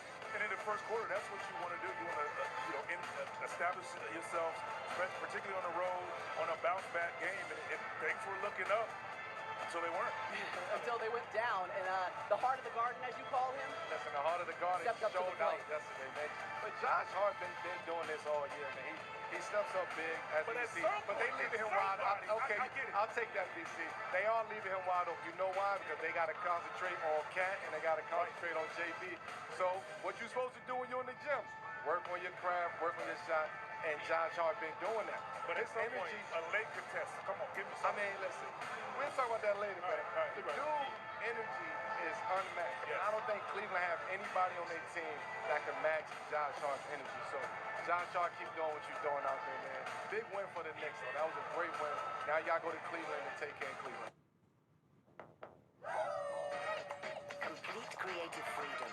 Welcome to Affinity. Yet another toothpaste that does not whiten. Girl, this one works. Basic toothpaste stops at the top. Crest goes deeper to dissolve the bonds that hold stains to teeth for whiter teeth in one day. Crest. On Apartments.com, you can rent your place faster than you can say duplex.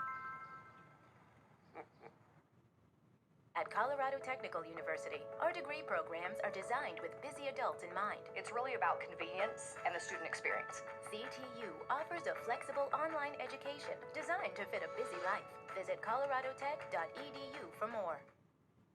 You guys, I found a zero sugar hydration that actually works fast and tastes great. Introducing Drip Drop Zero Sugar Plus. Drip Drop's unique zero sugar formula has a built-in hydration shortcut. It unlocks your body's sodium amino acid code transport system for fast hydration directly into your cells. The best part is that it includes 6 different electrolytes and 15 different vitamins and minerals to help with full body recovery and sport. Try complete zero sugar hydration for yourself and thank me later. Incredible for the Knicks. They are plus 212 points over their 9-game win streak. That is the biggest plus-minus differential in a 9-game span in NBA history. More than impressive. But remember, Cleveland, they were down 2-0 in the conference semis against Detroit. They came back and won that in 7 games. They'll be so happy to go back home to Cleveland where they're going to be playing Game 3. It's official, guys. J-Dub is out with that left Man, I was hamstring gonna go ask injury. him too, but yeah, he was warming up. Yeah, man, but all right. I didn't expect him to play tonight. Yeah, exactly. You could tell how he walked off the court, going back in the tunnel. But when you talk about the injury that he's dealing with, that's not something you want to rush. Even when it feels better, you think you're 100%.